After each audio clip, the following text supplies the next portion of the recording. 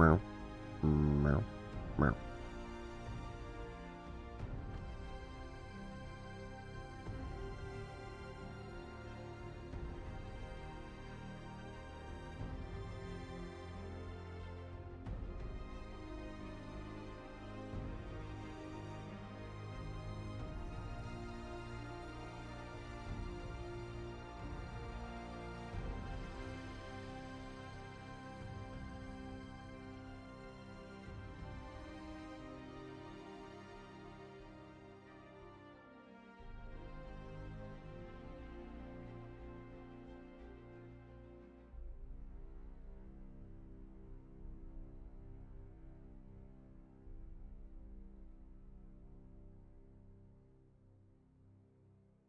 Good morning, Psycho. How are you today?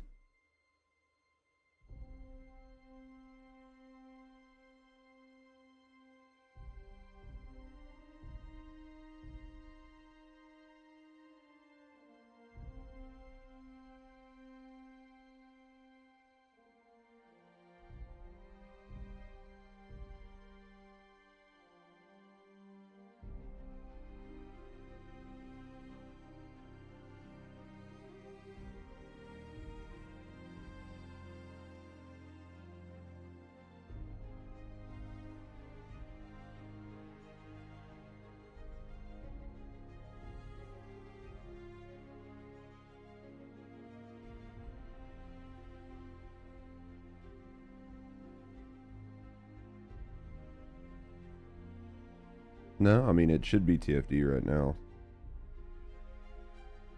Be TFD for a little bit.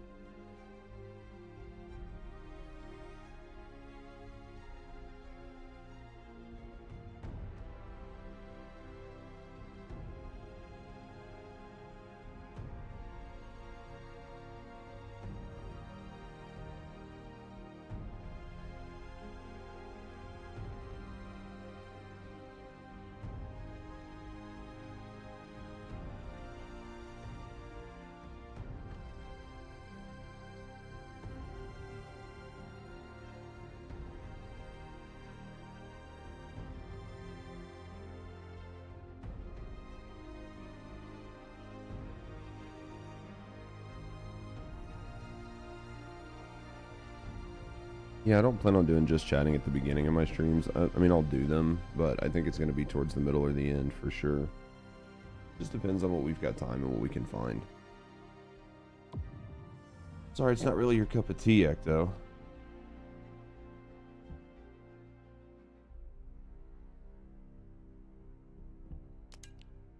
Let me get some coffee, chat. I'll be right back.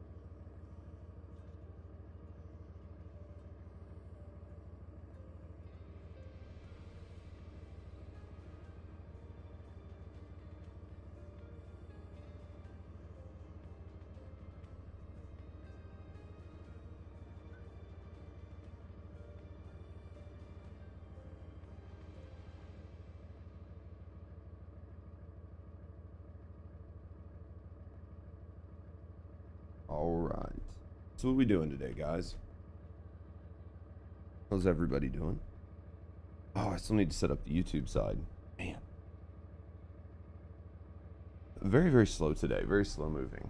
Very, very, very, very slow moving today. Let's go ahead and we'll set up the YouTube side while we're sitting here. Go here. Grab this. All right. Put that there. Thumbnail.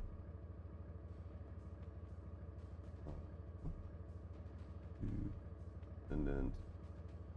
Thumbnails. Season 3. Fair for a Sunday, dude. Fair for a Sunday is not bad. Anything planned for today, Achilles, or is it just a nice, or Atlas? Either way.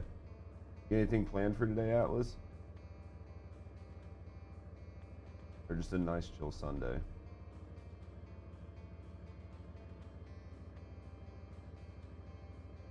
Let's go here. Down here.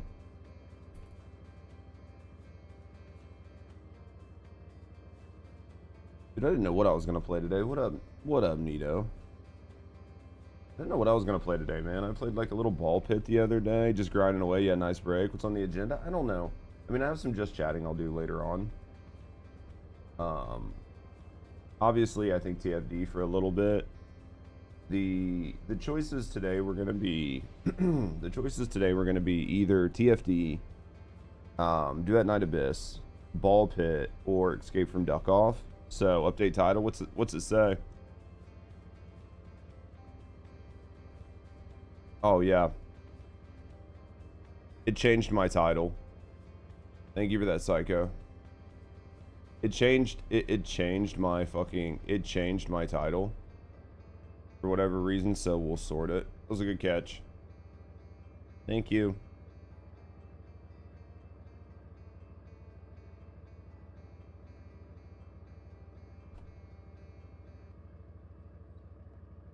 Yeah. So what had happened, right? So what had happened was returning player completely lost. That's definitely gonna happen. When did you stop playing? What up, Andreas? Yeah, so what had happened there, Psycho, was I didn't I have a program. Well, here I'll just show you guys what had happened there. I'll show you guys how that happened, just for conversation's sake, right? Yo, what up, Ecto? What up, Mark? So what had happened there, right? What up, Deep? So I use Restream. So like I send my stream to Restream, and then Restream breaks it off and sends it to other streams, right? So you can see here, like it sends it to my YouTube, and then this is my second Twitch channel. This is my main Twitch channel. This is where it sends it to Twitter, and then this is where it would send it to Kick if I turned it on. Okay. So I updated my titles here and I sent it out, but the problem was my the problem there was my like Twitch window. So like this window here, I had just left open, and these windows have a title and everything on them. So when I started my stream, this window didn't update, and I was like, oh yeah, I need to put drops in here. So I just typed in drops and hit update. Problem was, I had all of my stuff from last stream in it, so that is why it was all messed up, and that's why it makes more sense that Ecto was asking me what I was doing for the day. That's why it makes so much more sense. Adding 6 cats to fix Haley, get the 1 second molten, kill Yippee, not doing it, fucking lol. Yeah, well, everybody's saying they're using what, like the new like Ironheart guide or whatever, or the new like her new mod, I think is what everybody's using. What I can say to help you out a little bit as a new player to like make you feel a little bit less lost. Let me do this really quick. Switch accounts. YouTube Studio. Dude, this is what happens when you start when you get up a little late. Where is my where's my new player guide?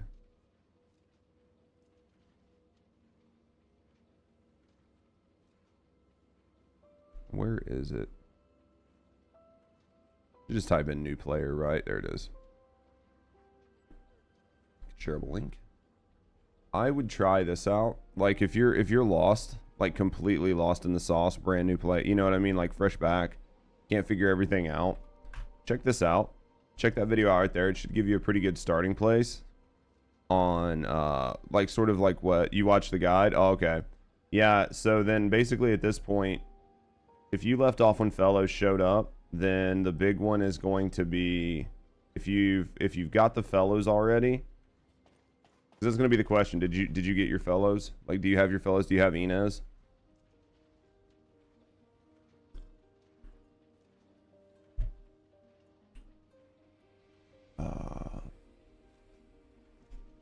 What up, Newt? Annex 6 Catch, yeah. Sometimes if you leave Twitch open on iPad, later comes the stream titles. You know, the stream's been off for hours, yeah. Haley's a lot of fun. I like Harris too, dude. I haven't even, I mean, like, I barely got her. You've got one fellow. Do you have Harris? Or not Harris. Do you have Inez? Inez is going to be the determining factor in the Shepherd, yeah.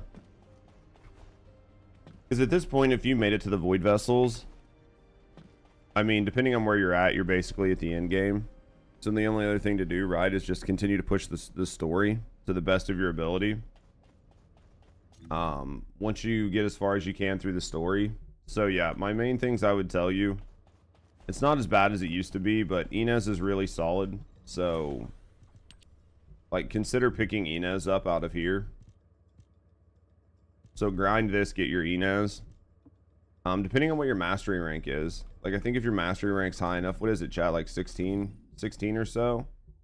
You can do the Sigma sector. From here, you can grind out Serena. She's also a very good Descendant. She's, like, probably the best Descendant in the game.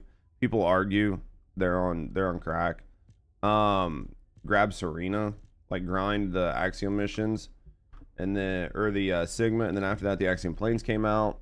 You're gonna get Nell from out here, so work on that. I mean, at this point, you're far enough in the game where you're just picking the new areas and running them. So, the main thing you're gonna want to do is just try to get as high as your mastery rank as you can.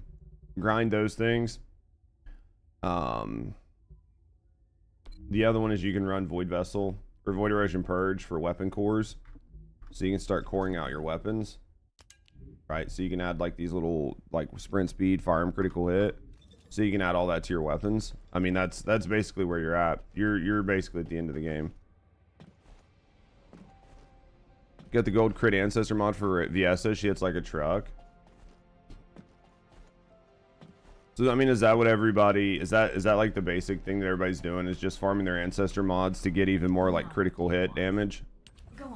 And then just putting a second critical hit damage on all their crit hit Descendants? Is that basically what it is? Who's the best mobbing character? It depends. Right now, Alt Bunny's in a really good spot, especially with the new mods. So yeah. So is that basically what it is, chat? Right now, it's just everybody. I mean, that's all you have left to do, right? Is just start getting the ancestor mods and putting them on people without crashing, dude. That's a positive.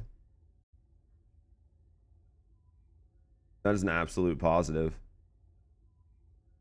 What roles are you guys getting? Like, are you rolling these out for anything specific? These just dropped like 3 days ago. They're like a red mod. They're basically a transcendent mod you can put in any slot. They just have they do a bunch of additional damage or whatever. It just depends on how you want to build them. Well, that's what I mean, Lich. I think that like you could put them on. It's just gonna make you hit even harder, right? All right. I didn't even bother to try to figure out a build for her. What build are we running? Nobody's running red mods on her. So how do you obtain? You either, to get those types of mods. What just happened, Medley? Metally GG just raided with 20 Medley, views. man, what's up, brother? Thank you for the raid. How are you enjoying the new update, mate?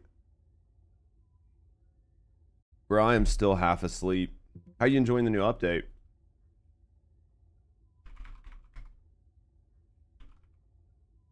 You think it's enough to keep you, it's okay? Yeah, that's kind of, I think that's what I'm gonna figure, but the Halo with cold tier is like S tier, yeah.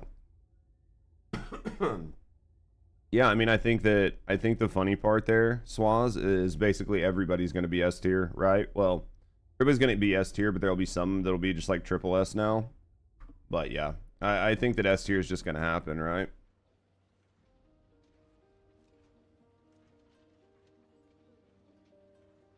What up, Swaz? Kyle's pretty broke with the ancestry. He's destroying Wallcrasher. I mean, I imagine about everybody is, right? If you feel like it. Also, YouTube's not like putting through on my other channel, which is fine. It's updated on fan of overall. Typical cop out since they won't nerf overpowered mechanics. Yeah, I think that's kind of the problem, right? It's like right now, they just won't nerf anything that's overpowered. They're just making anything more overpowered. Memory leak issue. The longer you play, the worse it gets. Only short play sessions. Do ouch. You're going to be B tier only. There's not going to be any B tier for you to play. But definitely not required. Those ancestor mods we already hit like a truck. Morning, Judge. How you doing, Scott? I don't know why my chat was working perfectly fine and then it just like stopped. How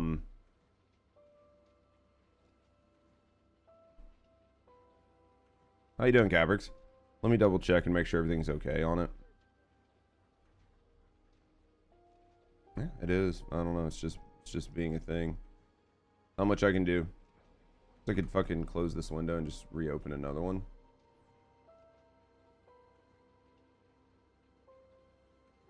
The ancestor mods are like good, like one of the few good things they did, right? Yeah, I mean, I think the ancestor mods are fine. I'll maintain what I've said. I'll maintain what I said since before they showed up. I mean, like, they're nice. They're probably gonna be like a lot of fun and everything else, but it's like a level that we just didn't need, right? Like, we didn't need the ancestor mods, so are not great for some descendants. You need to be very lucky to get something good. I could see that though. The ancestor, you can really optimize your builds to your style. I mean, are people really optimizing to their style, or are they just taking what's already broken and breaking it more? I mean, that's the honest question. Because, and the reason I say that is because unlike something like Warframe, you're pretty limited in what you can do in First Descendant. So what do I mean by that? So like on TFD, like see your range here, your maximum expandable range. Like I can only get this to 200 and then I'm done, right? But in Warframe, there's not really a max expandable range. So you could take something like a Riven and be like, well, the game only really lets you go to like, you can't Rivenserve for like weapons or whatever, but you get my idea, right? You could be like, well, I want to go, the max I could get before these mods dropped was like 300 in range, because that was the maximum range I could put on the character. It wasn't capped. But with these new mods, I can get their range up to like 600, 800, 1,000%. Right? And I think that they allow for a level of creativity, but they allow for a level of creativity within a very like regimented, like strict structure. Does that make sense to you guys? Because there's like guide rails set in place. So even somebody like Inez, right? Inez got her MP capped. Serena's HP's been capped forever. What up, Dubsta? So like a lot of these things are capped. So they're capped in a way that even if you add, like 300% to it, you're never going to gain anything more out of it, which is good in one sense because they're trying to keep things from being too broken.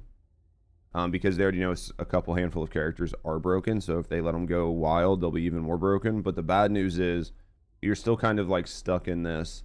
I either build critical hit or I build regular damage, right? Like ancestor mods are just to justify the trade system. I think so.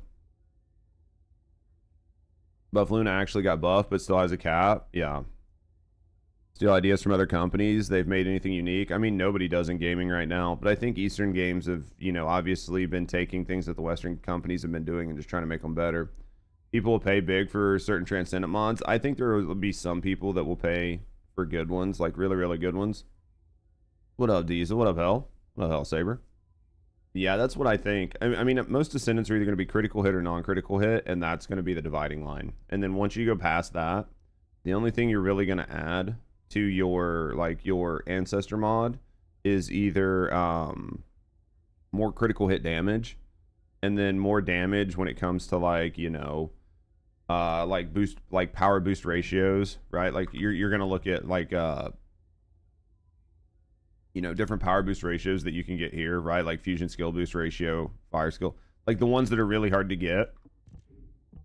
That's what people will be doing. They'll just be putting like boost ratios on, maybe skill power if they can get it, critical hit damage, and then they're going to be taking, you know, defense or HP or something like that off, and they're just going to be taking things that you're already doing and then just trying to crank the damage up on them more, or vice versa. You're going to take a descendant that's not a critical hit descendant and turn them into a critical hit descendant. So I get that there's like a level of customization, but I think the customization is, do you take a non-critical hit descendant and make it a critical hit descendant? And do you take a critical hit descendant and make it stronger? That's basically the only decision I can see with these ancestor mods. There might be some use cases for like putting like cost reduction or like max MP or something like that on there. But I think almost all of it is going to be just, how can I put more damage on these characters, right? The pool is still very shallow, Megan. Yeah. Yeah, and I think that if you guys are having fun, the negative perks are really bad. They drop that stat to 0 in some cases. I mean, I imagine they can be pretty painful. Well, especially because they have multipliers. So you have to look more. You have to pay attention to more than just what it says it's going to do, right? Because it will do more than it says, especially on some descendants where they have like a really heavy multiplier.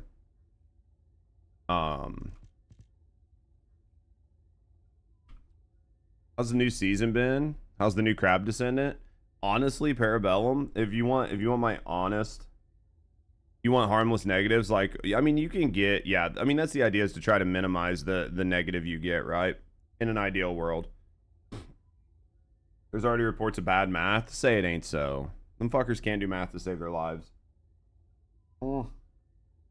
Parabellum, I'll tell you the truth. I've played very minimal of the season. I think I've played maybe... I think I've honestly played like 12 to 14 hours of the season. And I personally am already struggling to try to find a reason to keep playing for the month.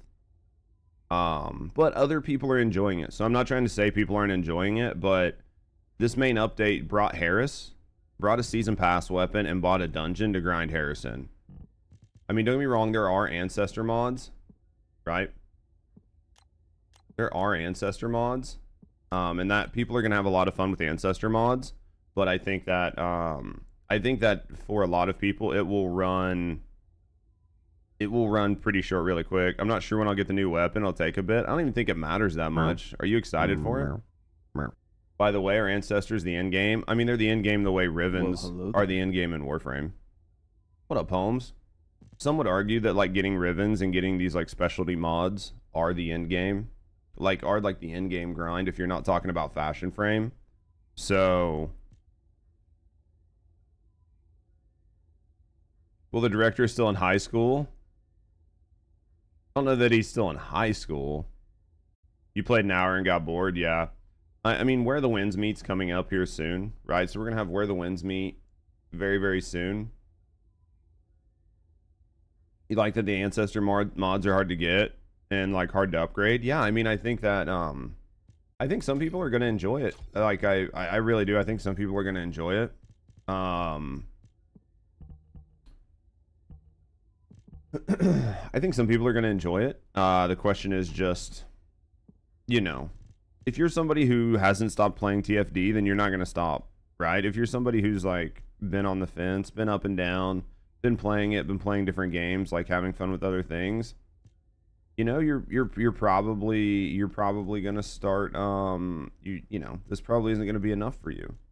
But if you're somebody that's new or fresh back and you're really enjoying it, then this is probably gonna be awesome, right? What do I have? I have range. I'm trying to remember what to even put on here. Only if you have free space, you're able to slot in. Most will make very little difference when looking at more meta side. Cups. I think that you'll either have to have a descendant who was already like basically had a throwaway mod on them. Oh, thank you for that, Poems. Or you're going to have to replace a mod with it, right? So you're going to have to replace, like, you wouldn't replace your critical hit mod, but you might replace another mod that was giving you, like, a bonus just for, like, better, larger, more added bonuses. It was not a huge amount of stuff to chase for the update. I mean, the update, basically the only thing that was added is ancestor mods, right? Like, that's basically it. I find it more fun not rushing the game. I've seen many blasting through and have everything and be left bored, and that's going to happen to a lot of people because a lot of people treat TFD, right? Like, a lot of people treat TFD like it's their job, and they're not content creators. So because they treat it like their job and they're not content creators,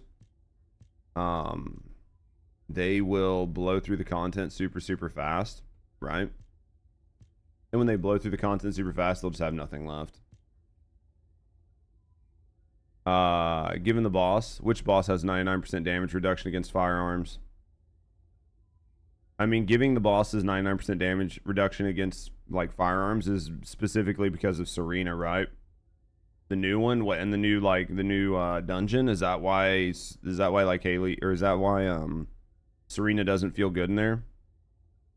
Yeah, this game is basically, I know it's not a gotcha game, Nito, but the game basically plays like a gotcha game where the idea isn't to sit down and play it non-stop, no life, right? Like, that's what up, Seeb? It's not really the best way to play this game.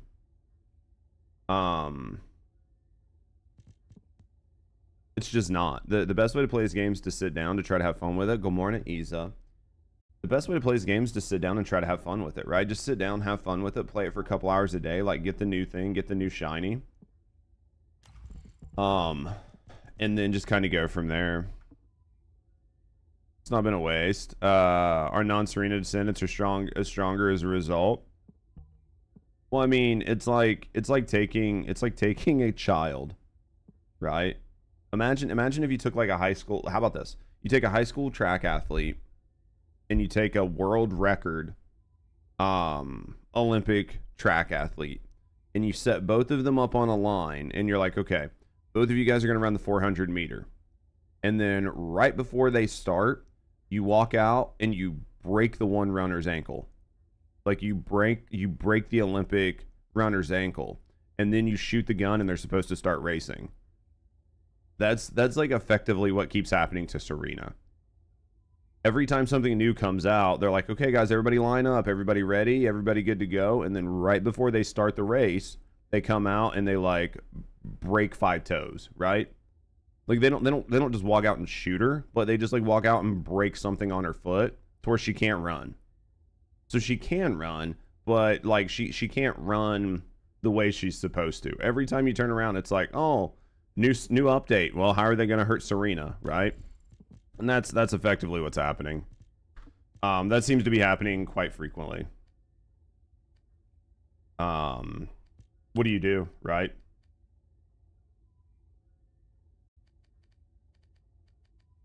Was this thing a crit sword?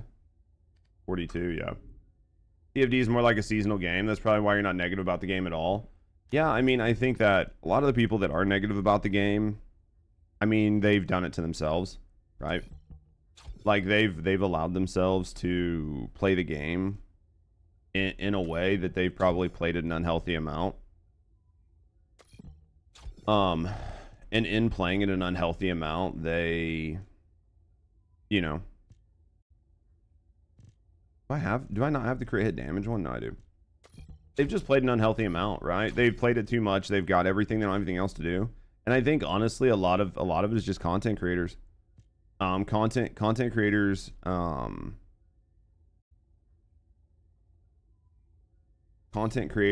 have kind of ruined gaming, right? Depends if you like to farm, you like to kill everything. The ancestor mods, what do you mean? At this point, they're better off nerfing Serena. I'm looking in the long run. I think they should have nerfed Serena a while back. The problem is, like, you've already changed so much of the sandbox that it's a huge problem. What's a good boss? That's what we were literally just talking about. Basically, the boss has, like, gun damage resistance, so the gun you're using isn't really going to matter that much. Just make sure you're bringing in something like Albion or basically any other gun that you would use on Serena. Last Dagger, just anything that's going to proc her for quite frequently. Because the way they've got that boss set up, you are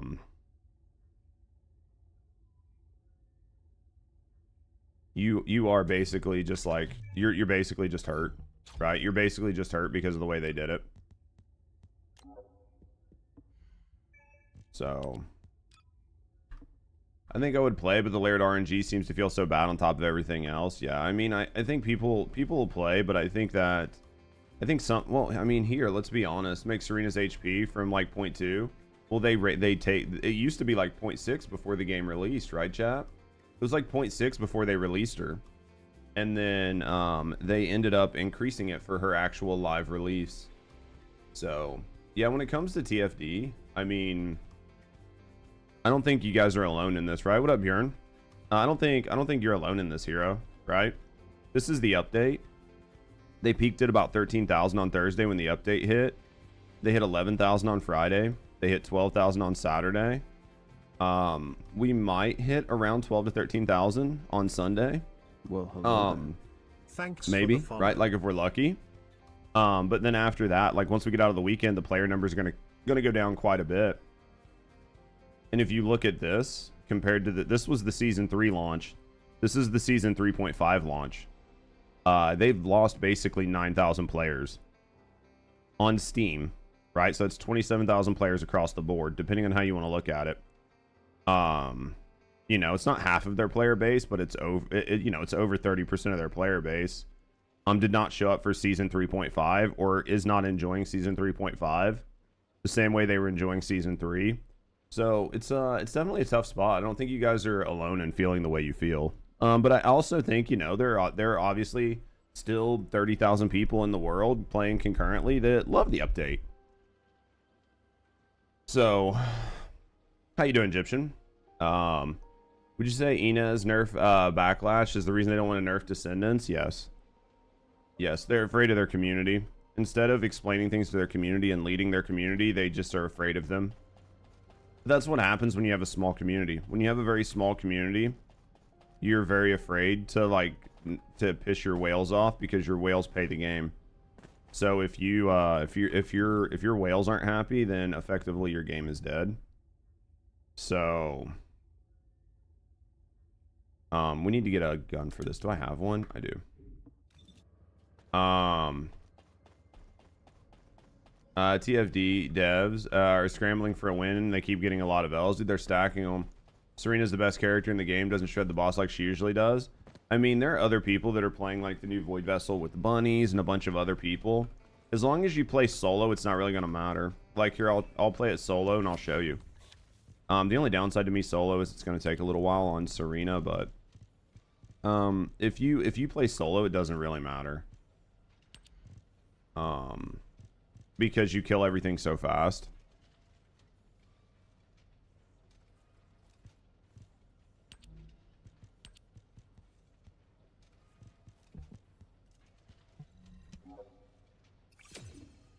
Took you 2.5 minutes into and I undid Inez. Yeah.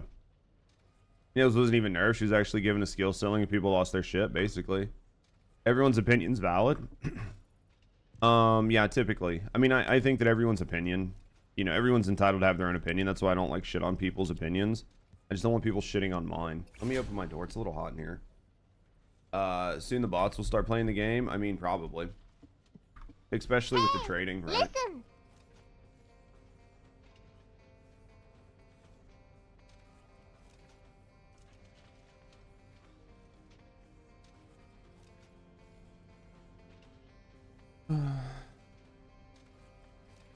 Ran out of lives, yeah.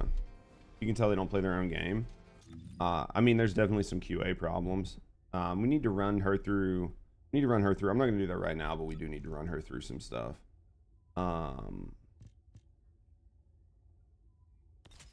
Let's do. We'll mess with it eventually.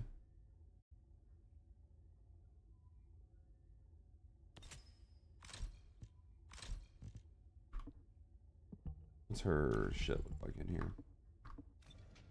I mean, it definitely feels rough, but pretty pathetic. Kind of know the general math. Well, I mean, I think that I get that, and I don't disagree with you, Joker. I think the flip side to that, right? Because people always give me shit. Like, a lot of people give me shit because they say I don't give the devs enough credit.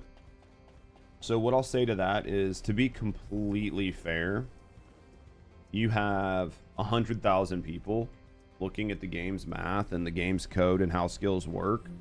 The developers didn't have 100,000 people doing it, right? So I think their QA is lackluster at best. That's being generous, right? It's lackluster at best.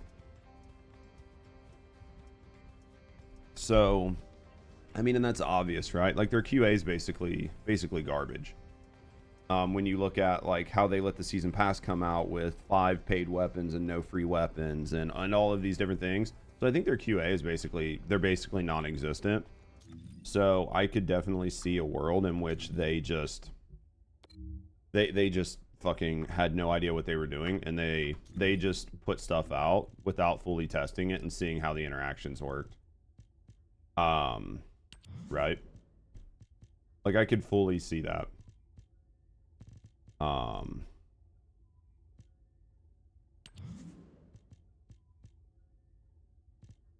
Like, they just don't even pay attention. You're being nice about it? No, I think so. Haley's doing 2 billion damage in the new dungeon. Harris is doing... Not sure if that's good enough. I mean, it's up to you if you think it's good enough.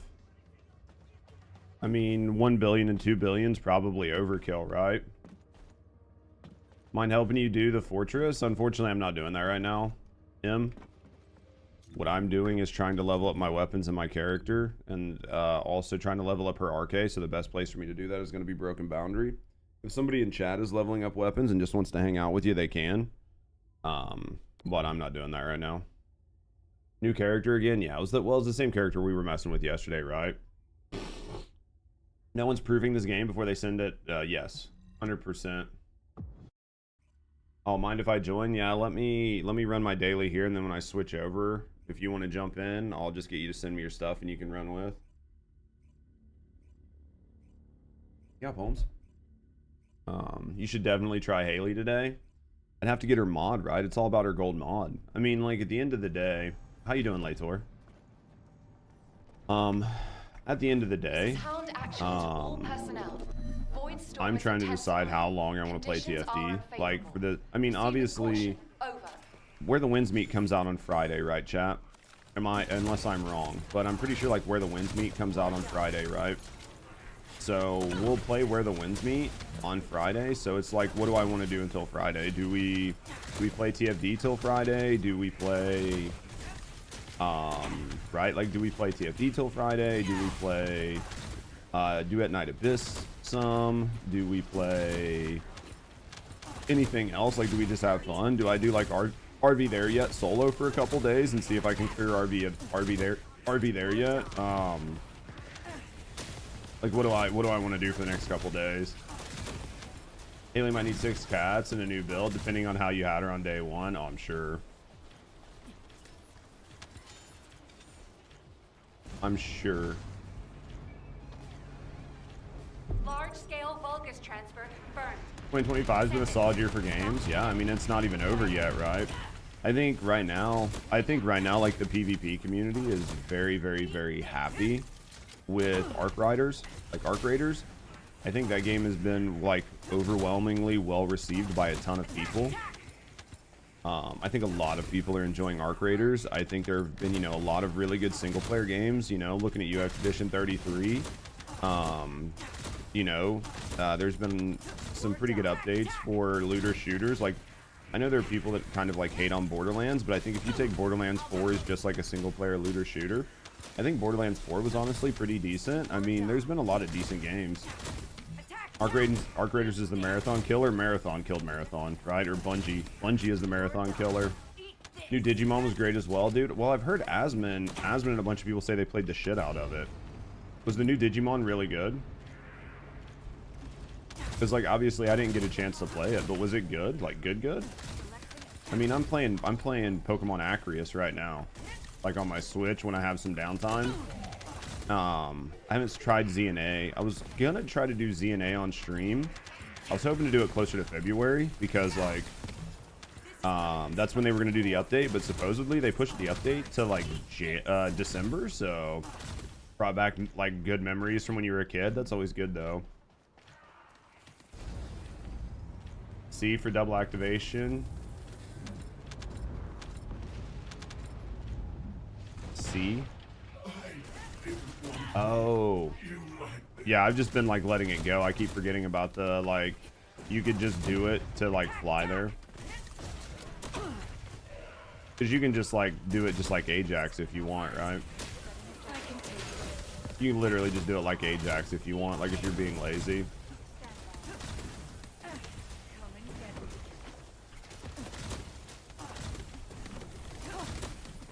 Dude, the Digimon games were a lot of fun. I loved it. It felt better than the new Pokemon. I mean, I think like Acrius. Honestly, I think Acrius doesn't really feel that good. I'm waiting for a new mainline game. Like, I don't think Acrius feels bad, but it just doesn't feel like Pokemon, right? It feels like Pokemon. Like, there's the familiarity that it's like Pokemon, but it doesn't feel like Pokemon, so. I mean, Joker, it's not only you, though. Like, the complaining about this game for a lot of us isn't like a hate on the game. Even though most people will perceive it as like a hate on the game, it's truly not a hate on the game. It's so much as it's just we want to see it do good. Is that Harris? Yeah, it's my bad Harris.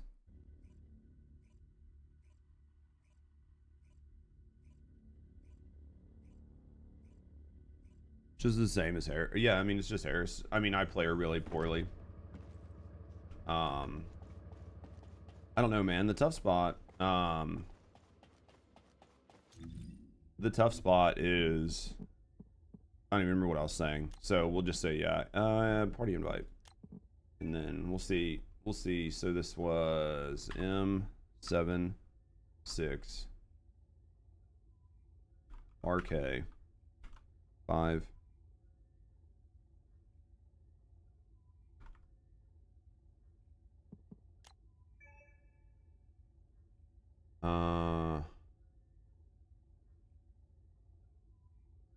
M7 1 less. If my keyboard would just work the way, like TFD. Yeah, TFD does this like weird stuff where like it just like turns off your keyboard randomly when you're trying to type. I don't understand why it does it. Nexon's gonna be pretty happy with Arc Raiders. Yeah, I mean Arc Raiders is killing it. Got a message that I was offline. Obviously I'm offline, Poems. Poems. Party invite. I'm obviously offline, Poems. It's obvious. Keyboard's a pain. Yeah, it just like randomly will disconnect it when you're trying to type. It's like really, really, really funny, and I don't understand why. I just like don't understand why it does it, so. Yeah, I don't know. It's just annoying as on console, dude. That's just really, really, really frustrating, but I don't know. Yeah, it's been a good year. It's been a good year for gaming. So in 2026, I want to play more games.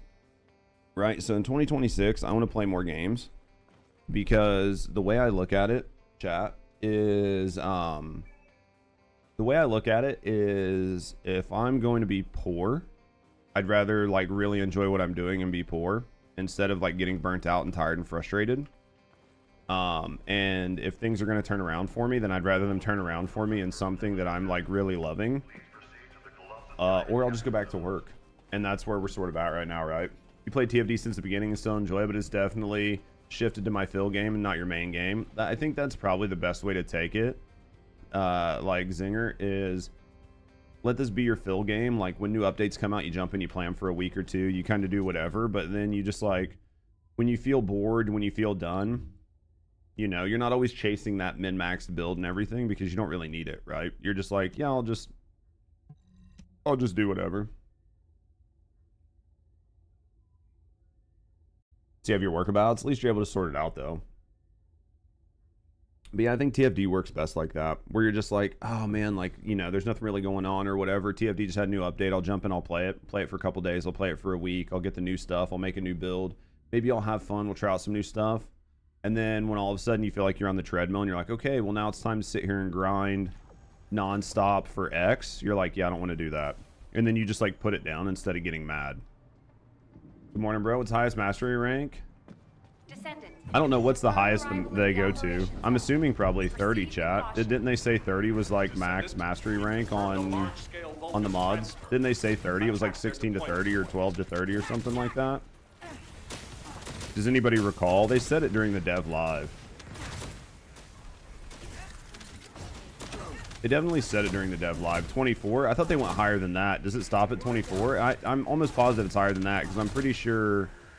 Actually, I know it's higher than that because we had Lad.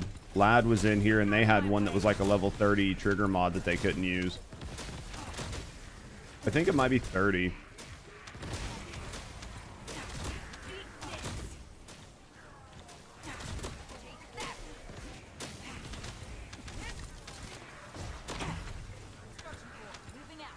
Freedom just to play whatever would be fun and great to see. Yeah.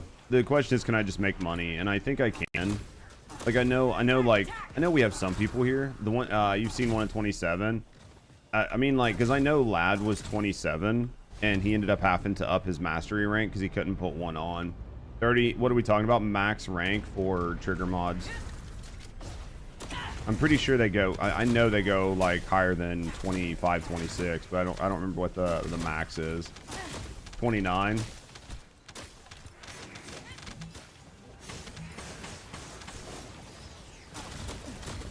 Yeah, I thought they went higher with red letters. Yeah, I think it just depends on what all you have, right? So Nell has Nell, so somebody has a Nell one. It's like 30. Yeah, so I would assume, like, to be safe, you're gonna have to get all the way to 30.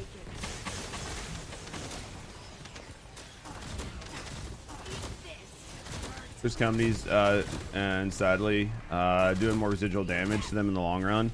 Well, I think to like some of that, Joker, the problem is that a lot of companies are just looking at it like, they're just gonna milk as much profits as they can out of a product, and then just make a new product. And the only time they'll go really crazy is if they have a banger, right? So like Arc Raiders is doing really well. So I think Nexon and whoever else worked with them, because Arc Raiders is doing well, is going to get a shitload of money injected into it. But if you have a game like TFD, which isn't really doing that great, like people argue with me and be like, Judge, it does so good. It's so high on the like game seller list and whatever. Like, stop with the copium. TFD is by all TFD is not doing great. It might be doing, right? But it's not doing great. If I was Nexon, I would be dumping a ton of money into Arc Raiders right now, and I would be like moving as many resources as I could to push as many updates and everything as fast as I could for that game to try to capitalize on the 300 concurrent players for as long as possible. And that would mean taking a game like TFD and putting less resources in it. It's okay. Because you guys can stop freaking out. You know what I mean? Like, why would you? You can get 300,000 people. You got a chance of getting 300,000 people to spend money, or you get a chance at fucking 6,000 people to spend money. Like, which one is going to net you more money, right? For a singular boost, the Ancestor mod is 113%. Yes. Yes, Granola. Many things will change in a bit. What do you mean, Hangy? This game is surviving. I'm not saying it's surviving. It's not thriving, right? But if I was a developer looking to spend a shitload of money to maximize my returns, and I owned this and Arc Raiders, I would be putting as much money in Arc Raiders as I could. 10 years younger? Operation completed. Do I look 10 years younger right now? Do I really? I don't know. Oh, I trimmed my beard. I trimmed my beard. Embark is independent. Yeah, but Nexon's the publisher, right? That's like saying Magnum and Nexon. People confuse like publishers with developers, but there is still a level of overlap, right? There's still a level of overlap. How old am I? 40. Yeah, I trimmed my beard.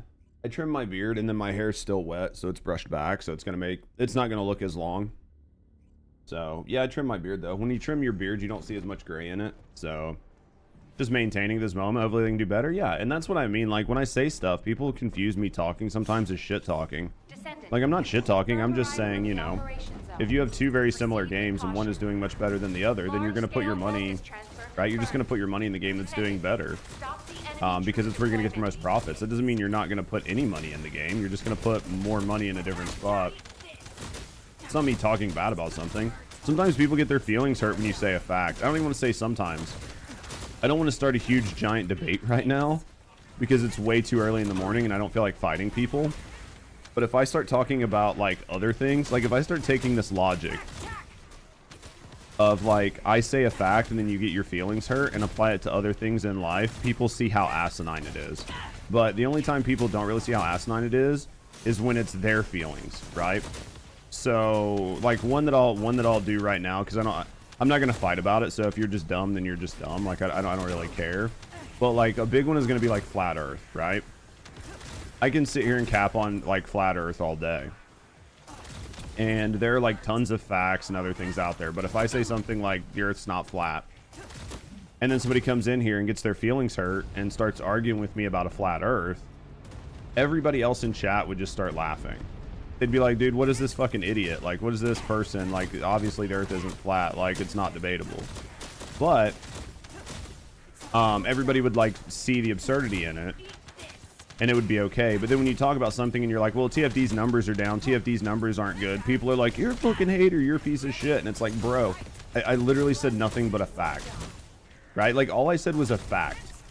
And then because I said a fact and it hurt, like, for whatever reason, it hurt your view on something, now I'm a bastard. And it's like, I'm not even, in this sense, I'm not even actively attacking people. We're just talking about things in a very fact of the matter, like, way sometimes. And people get their feelings so fucking hurt. We become soft spineless bitches. No, I mean, I think that there are a lot of people who are soft spineless bitches. I do think it's kind of like correcting some Joker, which is like really makes me happy. Like, you can have a sort of a debate, or you can just say things and people, I think a lot of it is like an age thing. We talked about it. I've talked about it numerous times. I think some of it's an age thing and a generation thing. Like, I think if you're from my generation, we were sort of told when we were growing up that, like, just to allow everybody to exist, include everybody. And what ended up happening is that got to like an extreme level to where you just let everything go, even if you thought it was dumb or retarded. And it got to the point where things just became inexcusable, that you're supposed to be able to, like, you're supposed to allow certain things that are just really, really, really dumb to have the same, like, merit and weight as, like, other more factual things. And I think people just got tired of it. So, I mean, it was definitely our generation's fault that it got here, but that means it's our generation's, like, you know what I mean? It's up to our generation to fix it. 3K's Iron TFD, but even, it ain't doing good. Exactly. Exactly, Matt. Like, and that's not like being mean, right? Explain the horizon, Judge. No. I'm not debunking flat Earth right now. Triggers require 1 cat, or 10 cats, 1 activator. Yep. That is true, Atlas. Sorry, if somebody asked, I just missed it. But yeah, basically, in order to put a trigger mod on your character, yeah, you have to have 10 catalysts on it.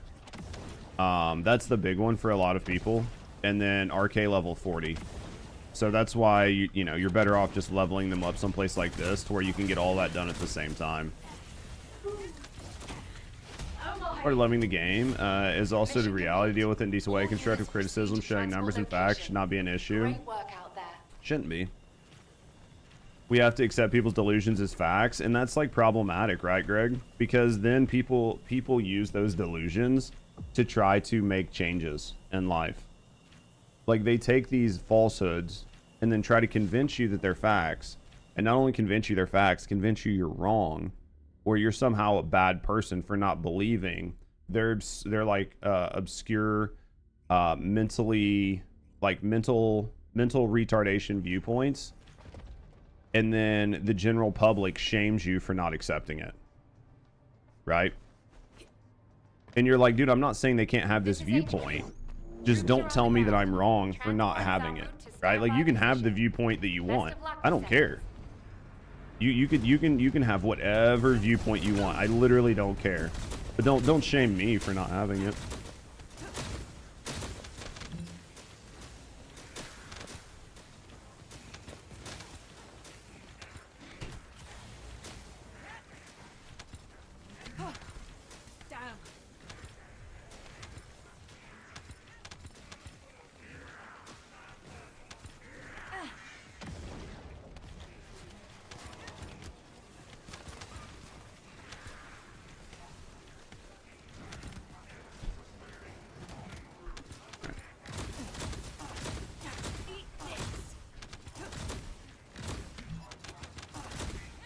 Alright guys, I gotta try to be more quiet.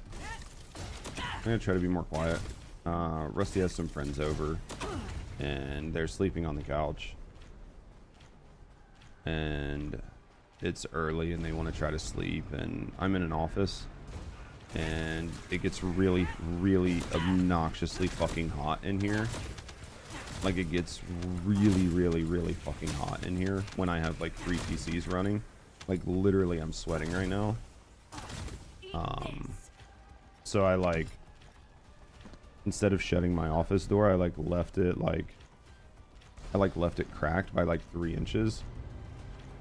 But my voice is like really, really, really loud. Like, I don't know if you guys know this, but my voice is like very deep and very like gravelly, and it carries like really, really, really far.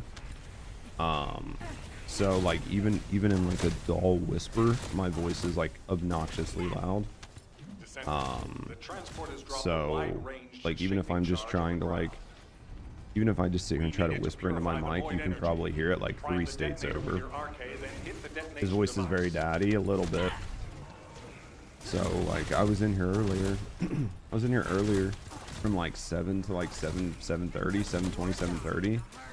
And I was like sweating my fucking nuts off, right? Like literally sweating my nuts off. And I was like, I'll just open my door back up for just a little bit. And then it was obviously enough to like wake Emily up, and she just texted me and she was like, could you like maybe shut your door again? And I'm like, yeah, I mean I can. It's just going to impact my PC's performance because TFD runs like shit, right? Because the big issue is just TFD runs like shit. So because it runs like shit, like it pushes your PC to the max. Used to run 3 PCs when I'm in the basement apartment, kept the window open in the winter. Did not get cold in there. Just room just from like systems, yeah. Yeah. And then this room's like not a huge room, like it's not, it's like a living room, it's like a bedroom with 3 PCs in it. But then you know, it's not because we've got like bookshelves and other things in here, so there's like not a lot to really like absorb the heat, right? It just like sits here and swelters. So yeah. So I'll do the best I can. I'll do the best I can. You guys just have to deal with it. But yeah. Yeah, it wouldn't be that bad if I was playing other, like something else, but dude, TFD just like, I don't know about you guys, but TFD just like works my PC out. Does the sun come in? No. Fortunately, the sun won't hit the room until the afternoon. That's why I like go blind in the evenings, right? Like after a certain point. So like good news, right? Like good news is I don't have to worry about like being, like getting sun heat as well, but yeah. What up, Desperado? How you doing, mate? Oh my. Mission complete. Transport inbound. But yeah, I'd See you soon. Yeah, I don't even know what to put on this character, honestly. I'm probably putting all the wrong stuff on her. Doesn't really matter. How you liking Harris? She's okay. I don't think she's anything like really, really, really crazy. But like right now, the point is the biggest issue right now is you almost need to have a character fully maxed out. Winter starts in Toronto. You got 1 snow. Was it a pretty snow though?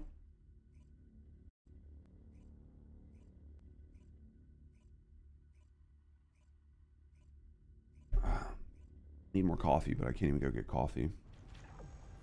What's winter? Right?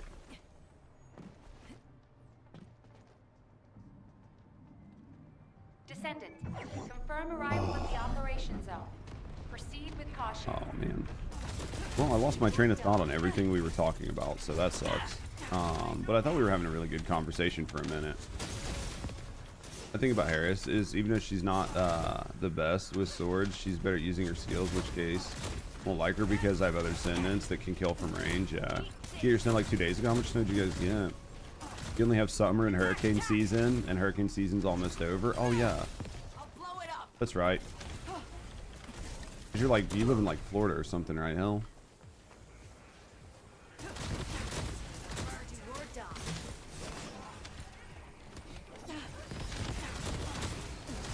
Forgot about that. Need to get your Arche Tuning? Yeah, I got room for one more. If you want to come in, Desperado, just know that I'm not, obviously I'm not like, I'm not hard pressed doing anything. I'm just trying to have fun, you know? I'm not, I think I'm sort of, I don't want to say I'm done like sweating TFD, but I don't know how much I care about sweating TFD anymore. Like, I just want to kind of play the game and have fun. If I'm not having fun, I'm not going to play it, right? South Florida, true hell. Dude, the humidity down there is just fucking terrible though, isn't it? We've detected signs of life inside a nearby Arche receptor.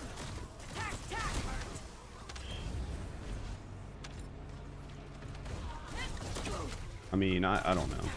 Always, yeah. I don't know, man. I mean, I'm not opposed to South Florida. South Florida is like Gooner Central though, right? Like, the only time you really like South Florida is if you're somebody that likes to go to the beach and just goon out, right?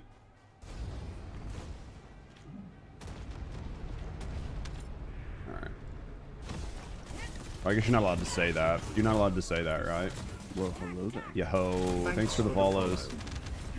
We do keep them anonymous. So if you're hanging out, chilling, and relaxing, guys, no, I appreciate you. Once we get to know me in the community, have a good night. Anyway, thanks for the follows. You've lived here for 54 years. I'm over the beach. Well, like, I had family at Hell that was from Florida, and they love to come to Indiana for our our parks, right? So for our like national parks, because they like to come up here and see like the trees and shit like that. Because they didn't really have anything like that in Florida, right? Like Florida is like all swamp and everything else. So like to come up here and see, you know, like trees, non-swamps, stuff like that. So like, but then I'd talk to them about the beach and they'd be like, yeah, we don't really go to the beach anymore. But then when you come up here, like nobody goes to national parks because like we live by, like we see trees all the time, right?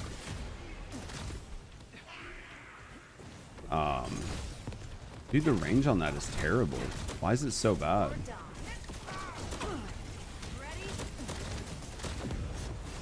Range on that is so bad. 54 years young, man. I feel you. Oh man, I'm so quiet right now. I hate that I feel like I can't talk. Not a big fan.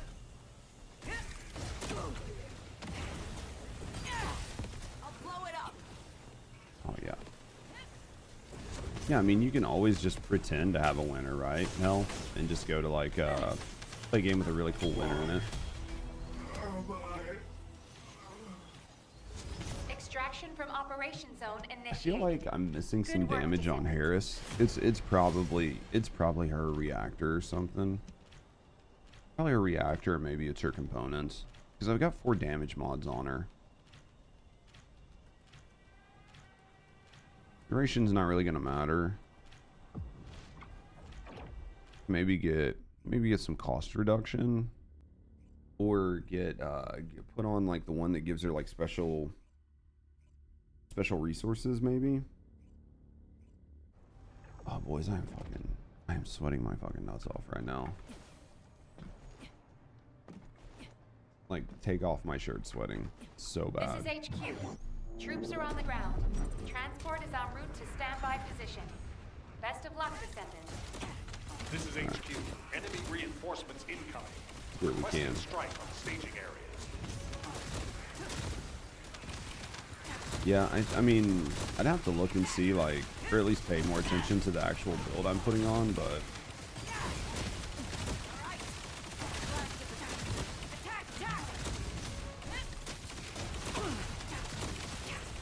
put some duration to keep this up longer, but it doesn't really matter. Like the cooldown on it versus the Dura doesn't really matter, so.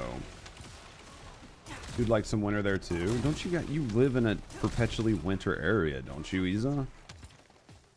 Like you're Viking, right? Like isn't it always winter? It's like winter or spring. That is like the two options for Vikings. We have 11 degree and rain, so it never actually gets cold enough to like snow for you guys. Well, Isa's like Viking.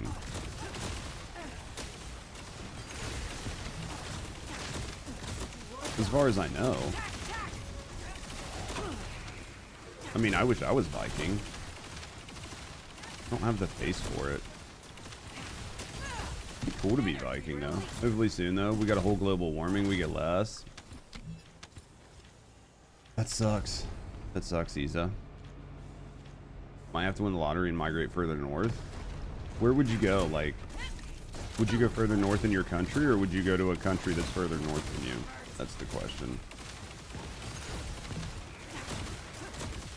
Nothing like butter pecan coffee and some fishing. Somebody playing a little bit of Duet Night Abyss. Iceland 100%. Really? I've heard Iceland's nice though. For farther north, and Norway also works. Yeah. I've heard Iceland is really, really nice though. Global cooling is a myth. Right. I mean, I don't think there's a debate. There's not a debate on if the globe is getting warmer. There's a debate on like how there's a conversation that could maybe be had about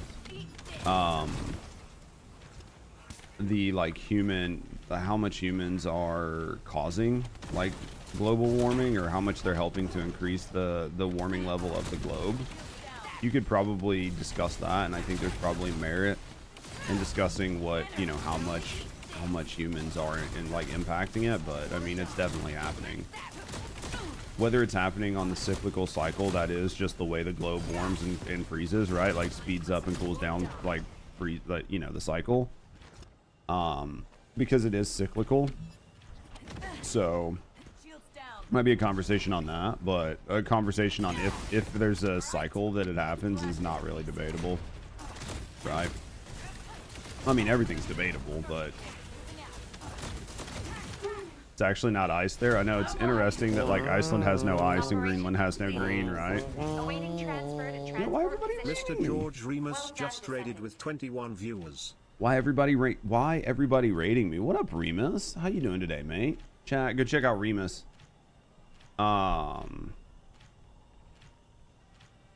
Isa or Psycho, either one of you guys want to do the shout out, like the Twitch shout out for me? Got rated, dude. We'll take it. How was your grind, Remus? How you liking the new update? Sorry, you came in while we were talking about moving further north. Hurricanes were created to stabilize weather.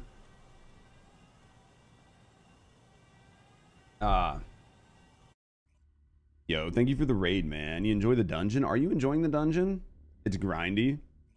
It is a bit grindy. Which part what are you thinking is the most grindy? Just trying to get good, like, good ancestor mods or whatever, and the content keeps coming back. The mats, yeah. Good news is it's like not as bad as the swords were though, right? Like on the positive, it's at least maybe a little bit less grindy than the swords, but they've definitely like embraced the grind, right? Took a sec, had to figure it out. It's okay. That's why I let you guys do it, because I was like I could do it because I did the one earlier, but thank you guys. Click on that link and go check out Remus. Remus is a great TFD streamer. Another fun, awesome TFD streamer. I don't play as much TFD as I used to, so if TFD is your thing and only TFD is your thing, then you're definitely going to want to check out Remus, and you can check out Remus when he's playing TFD when I am not. Also in Valheim, try not to die. Did they have another new update, or are you guys just like Valheim addicts again? Thanks, man. Nah, man, I appreciate you. I appreciate you bringing your awesome community in. I know that I am not a like only TFD streamer anymore, and because of that, you know, some people just only want to watch TFD, right? Get 100 mats in one run if you're lucky. You got it twice. Oh man, that's definitely luck though, right? So yeah, so you're overall, what do you think? And Remus, if you got a raid and run, man, trust me, like I know what it's like. Like you're ending your stream, you're trying to find somebody to raid, and then you're trying to get the fuck off. But if you're not raiding and running, what are your overall view on the update? Do you think it's enough to get everybody by until December when Eugen shows up? Do you think it's just a fun amount for right now? Like overall thoughts?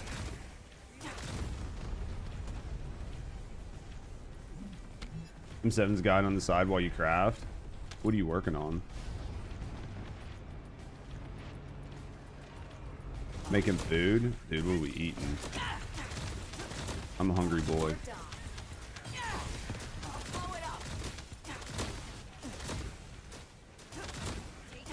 I was talking about it before. I mean, I think it's a fun update. I don't think it's like a crazy biggest update, but I think it's fun if you're enjoying the game. So you can make Gil come next expansion. So you're just like pre-prepping. Hopefully peanut butter and jelly. Dude, I love me a good PB&J. Crunchy or non-crunchy? That's the question. That decides if I have to unfollow your channel or not.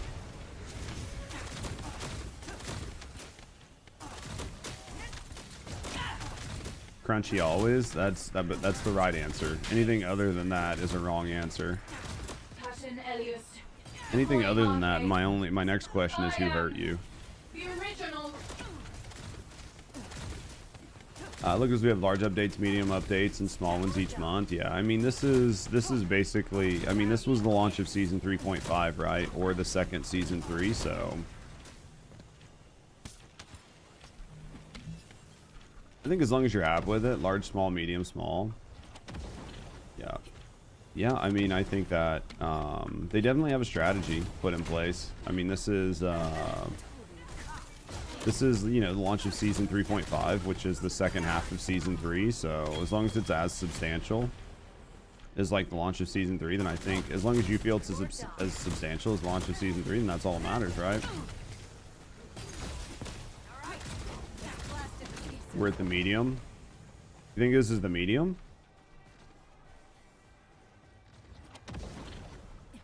Use 2 weapon serums on the Hypernova. You hope the sword's good. They say it's the best. They say it's the best sword that's like currently in the game. I probably have sword serums laying. I probably have weapon serums laying around, and I just don't even know that I have them.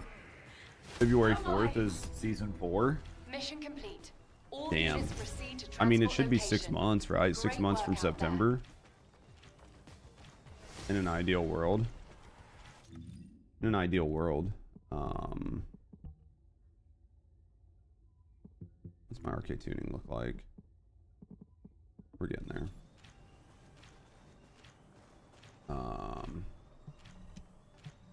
I think if season 3 is the minimum for a season update, it'll be alright. Yeah, I think it'll be fine then. I think as long as you guys are enjoying it. I mean, yeah, this sword, like, this sword's not terrible.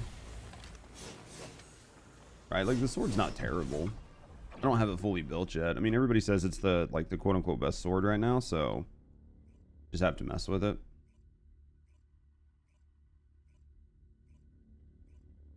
Dude, the windows are like, I don't want to say they're popping, but I can hear the windows breathing because it's so hot in the room. And the outside air is so cold that you can hear like the windows like giving. You know what I mean? Because of the difference in the temperatures. Troops are on the ground. There are only 3 swords. Yeah, you can still have a best, right? It's the best of the 3. That wasn't supposed to happen. That's not what I wanted. How would I feel about them going forward, holding smaller updates, making bigger substantial updates? Me personally, I think that I'm not a big fan. I am not a fan of drip-fed content. And the reason I'm not a fan of drip-fed content is because there are going to be people that argue with me, and that's fine. Like, people can argue with me all they want. I mean, I can show you right now why I'm not a fan of drip-fed content. Why I'm not a fan of drip-fed content right now is because of this, right? Season 3, there was 22,000 people. Season 3.5, there's 13,000. So from season 3 to like this was like, what is this, in August? This was like September. This is basically October, and then this is November. Arche life signs detected inside All of the a content that was structure. played in October and all of the content that was played in September, a lot of players never played this content. But if they would have had all of this content plus this content plus this content, they might have all played it and stuck around for a little while and enjoyed it. They wouldn't have stuck around forever. They would have been like, you know, I had a lot of fun playing Season 3 when Season 3 came out in August. So when Season 3.5 comes out, I know it's going to be chocked full of like stuff to do for like 4 to 6 weeks. And I'll play it. And you would have had, in my view, there's a chance that you could have had more people that showed up for Season 3.5. It's sort of like a catch-22. The downside is games like this. That's not good. The downside to games like this is because they're free, like front-loading a bunch of content isn't helpful. So if you front-load a lot of content for games like this, you have people not showing up, right? And you need people to show up because you need them to spend money in your cash shop. So this isn't the same thing as like a game where you spend a bunch of money and then you just get the game, you get the content, you get the season, and then, you know, that's it. So for games like this, they need you to like log in every month. So games like this will always prefer drip feeding content because they prefer to try to get as many people logging in as many days as they can, because that's more chances for people to spend money in their cash shop. So I'm not a big fan. And I'm not saying I don't want games like live service games to have things to do month on month, like month after month. But I think where you really do that is you do things like gacha games do, where they do like in-game events that are like actually decent events. They get people wanting to play the game. They don't just constantly release new cosmetics every, you know what I mean? They don't just constantly release new like cash shop cosmetics and stuff all the time in the same way. And they don't drip feed in a bunch of content, so I could be wrong. Should you try to get an ultimate or one of the new Descendants? I would get like ultimate. The only time I'd worry about an ultimate is if it is an ultimate version of a Descendant that you already want to play. So like if you personally want to try like Glay, then I would tell you to go ahead and get ultimate Glay. But right now, the difference between like Freyna, so like if you like Freyna and you want to play Freyna, then ultimate Freyna would be a better investment of your resources than regular Freyna. That is the best way to say it. Freyna's not bad. There's some content that she's going to struggle in a little bit, but for the most part, like ultimate Freyna is going to clear 98.6% of the content. And then with like the new ancestor mods, when you get to that point, you can probably make her clear 100% of the content. No questions asked. You also like Serena's abilities. Serena's the best Descendant in the game. That's why they constantly nerf her through content. So Serena's really good. Serena's good. She's a lot of fun. Yeah, so it's a personal preference. What up, Tengu? Someone who just started Withering Waves, the amount of events you're trying to do, right? Like, so they have like all of these like fun events, right? And things to like try to make you play the game. And that is how they get you to log in, right? They don't drip feed content. They do it through events. Which Serena ability? Talking Divine Surge. I don't know. Some people really like her Booba Smash. I mean, I think people just like the idea of Serena and flying. Like, I know that people who've been playing the game for a while don't really like Serena, or they're kind of burnt out on her. But I think like a lot of new players like the idea of being able to fly above the battlefield, to use guns, to shoot down. So like Serena's really good. I mean, obviously Serena's good. The whole like Descendant scene is basically shook up now, because almost every Descendant's good if you add ancestor mods. How free to plays and they need for pools, they keep you in the game, right? And that is the difference between something like that, right, and then something like TFD, where it's like they're trying to do the drip fed content like Bungie did, but it's not the best. You can nearly unlock Serena. If you can nearly unlock Serena, I would focus on trying to get Serena. And then, I mean, Serena's good. She's a non-ultimate. Nell is really good. She's a non-ultimate. Harris isn't bad. if you are okay with, you know, playing a Descendant that's like a mix of a couple other Descendants. She's not necessarily bad. Haley just got an update and she's pretty decent right now. So yeah, I mean, non-alts. The way this game is set up, playing an ultimate or non-ultimate really doesn't matter.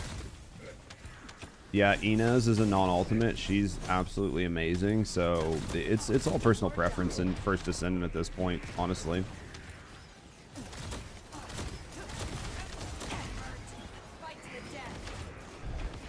You're trying to find Axiom. Serena's really good for Axiom. Whether you're using like the Albion or whether you're using the Restored Relic, like she's really good out there because she has a lot of HP. So Serena's really good out there because she has a lot of HP, so you don't have to worry about dying. And she has really good attack. The only downside with Serena is she's just kind of expensive to build because she needs like a handful of weapons, right? As compared to like some of the skill Descendants, like, you know, Inez and stuff, where you're just building into skills. Or like Viesa, like Ultimate Viesa, where you're just building into skills. But yeah. Nell's a great all-arounder. She can mob, she can boss. Nell can do Axiom Plains very, very well. Nell's great. Is it you or streamer's not funny anymore? I know, I'm sorry, man. I'm sorry I'm not funny. I try to be funny, but like right now I'm obviously not funny. Not you. I mean, I think that there's like this, it depends on who you're watching. What would you recommend to level up Serena fast? Do Axiom Plains. The reason you're gonna do, like, for not Axiom, do Sigma. I like doing Sigma because it gives you Arche Tuning at the same time. So you can do your Arche Tuning, you can do your character and everything all at the same time. I'd argue the newer non-ultimates are better than the ultimates, which is weird. Yeah. Let me like recap.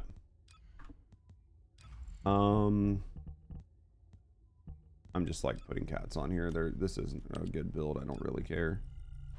Do you only get Arche? No, you get Arche from a lot of different places, but this is like an easy place where the content isn't overly hard. So you can do quite a bit all at the same time. What I would say about streamers, usually play Serena with Sacred Fire AoE because you don't like flying. Yeah, you can do a bunch of different stuff with her, right, Sage? You can just do Booba Smash if you really want. Which requires, yeah. Gun Serena's HP and guns. Yeah, I mean, like, Gun Serena is pretty easy. You just use her for and, like, profit. I would say, Prince, to your point about streamers, yo, I appreciate you, George. I would say to your point about streamers not being funny, there's like a whole level of people not understanding streaming and why people watch streaming. And then because of that, they sort of they don't make good content. So what do I mean by that? There are like a group of people who watch streamers and they watch like certain games and certain content because they want to see people who are just better than them. Like they want to see like how the best people in the world do things because they're trying to upskill themselves, right? They've like watched all the YouTube videos, they've watched all the content, but they're still just trying to get better. For sure. But I think people who spend a lot of time in streams, like a lot of times, like not, I think the sort of like the people who watch streamers to be like really good at like a game are people who are new to the space. Well, hello there. So people who are new to the streaming space maybe came in because they've like watched all the YouTube videos and there's nothing to watch, right? Then they're like really addicted to a game. And it's like maybe their first couple times on Twitch, maybe their first 3-6 months of Twitch. They're going to just try to watch people who are like really good at the game. But then what they're going to figure out is that people that are really good at the game aren't that much better than them. Right? But on YouTube, it's very easy to look like you're much better than people because everything's curated. But then when you go watch them live, you see that they mess up. They have a lot of issues. They run into the same issues you do. And then the other thing is it peels the veil back and you find out that people themselves aren't that smart. So it's not them that are like coming up with like the cool systems and strategies. It's their community. It's other people are like talking to them. They're like crowdsourcing and crowdfunding things. And it sort of like breaks the enigma of this person being like a god. And then that's when you really understand what happens in streaming. And what happens in streaming and what keeps people around long term is like you, your personality, and if you're fun and interesting to watch, and if you produce good content. But a lot of people don't figure that part out, right? Descendant. What up, DJ? A lot of people just don't ever figure that out, and they think that just having the biggest internet, like the biggest EP is what's going to get them the most viewers, and that's just not the way it works. And then on top of that, like everybody and their brother streams, and they don't understand how to stream, so they just make shitty content, and that's why you end up in a space, especially when you're dealing with like small games, small content, like small streamers. They've not figured that out, and that's why when you go watch like a big that's a real answer, holy, yeah. And then when you like go watch like a big mega streamer, they actually are fun and interesting and entertaining because they've figured out what it takes to be fun, interesting, and entertaining. But your small streamers have no fucking idea what they're doing. And that's why it seems like it, is because the internet is so crowded right now that there are so many people streaming, and then with bots and everything else, it's really hard to actually tell who is a big streamer and who isn't, because everybody's botted. So you just have to sift through twice as much, or 3 or 4 or 5 times as much noise to actually find a good streamer.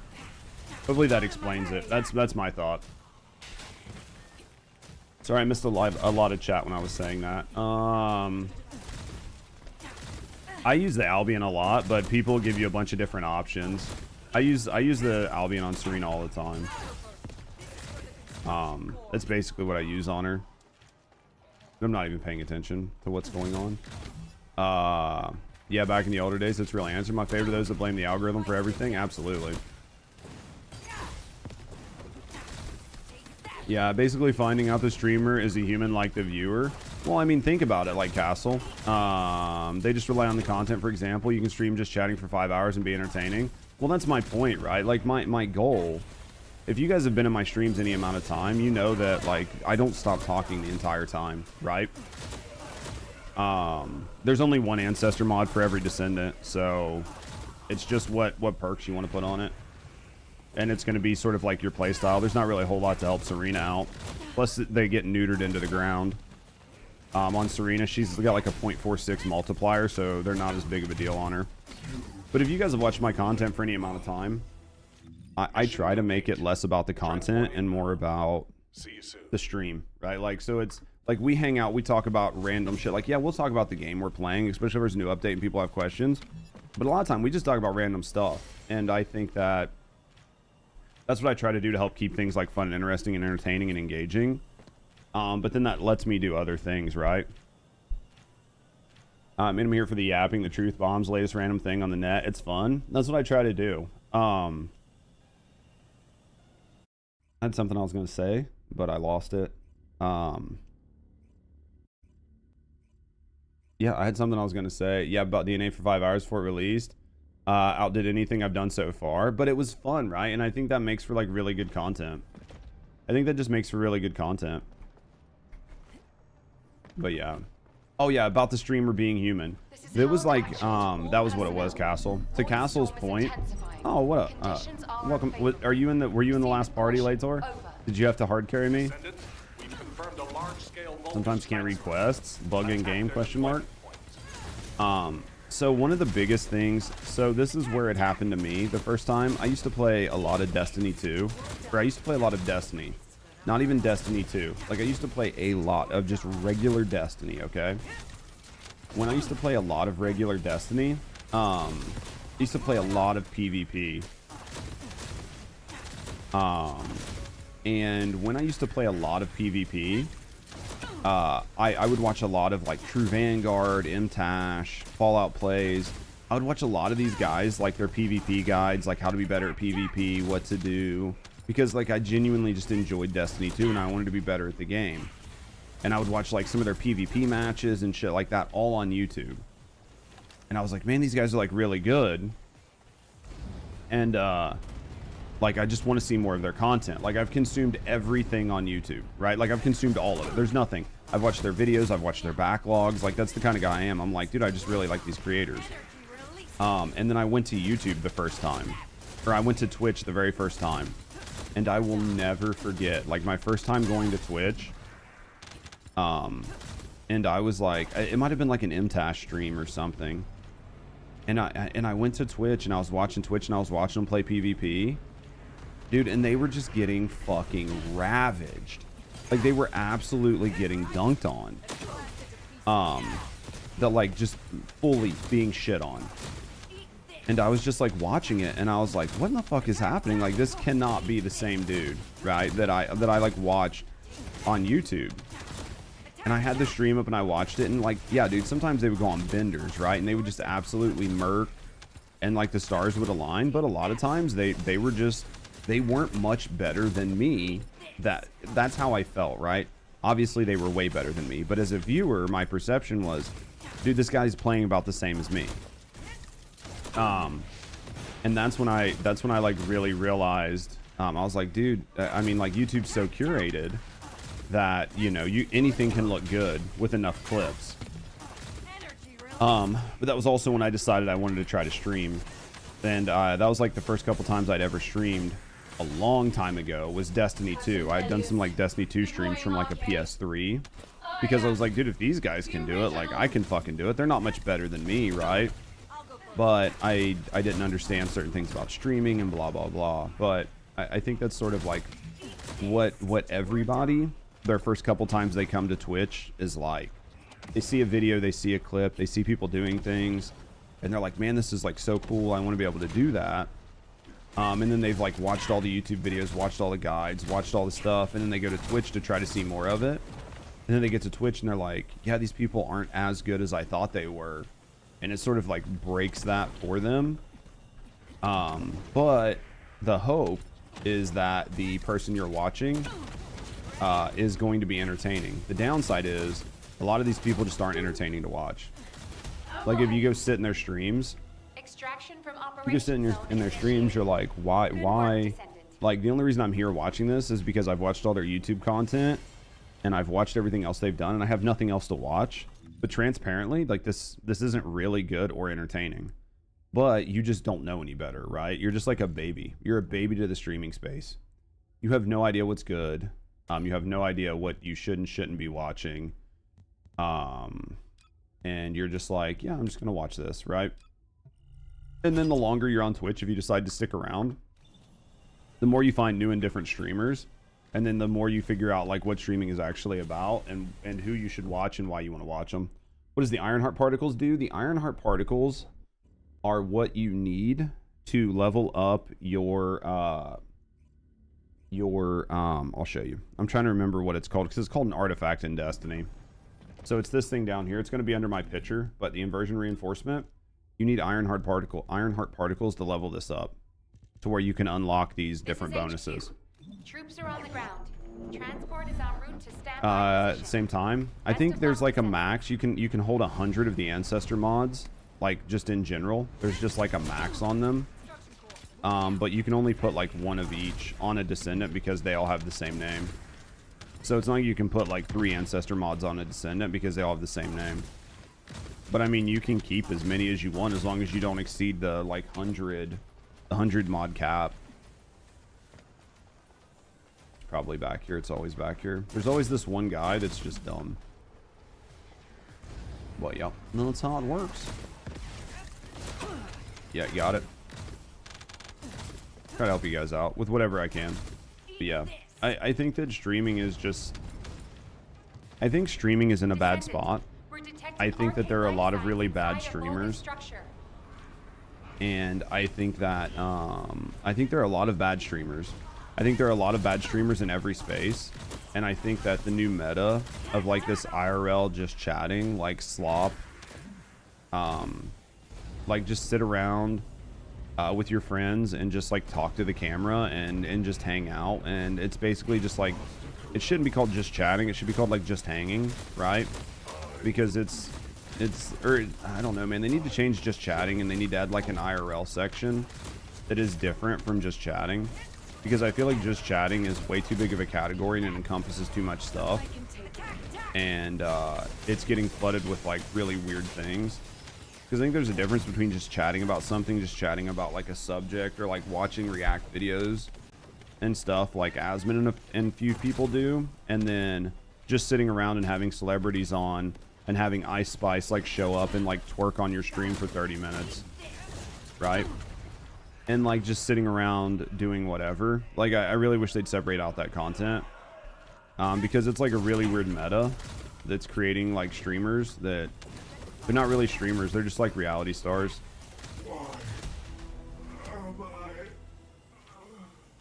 Do you think any of the Ancestor mods have enough power to make non-crit characters crit? I'm sure there are. I haven't seen them because I don't have that many and I haven't re-rolled that many.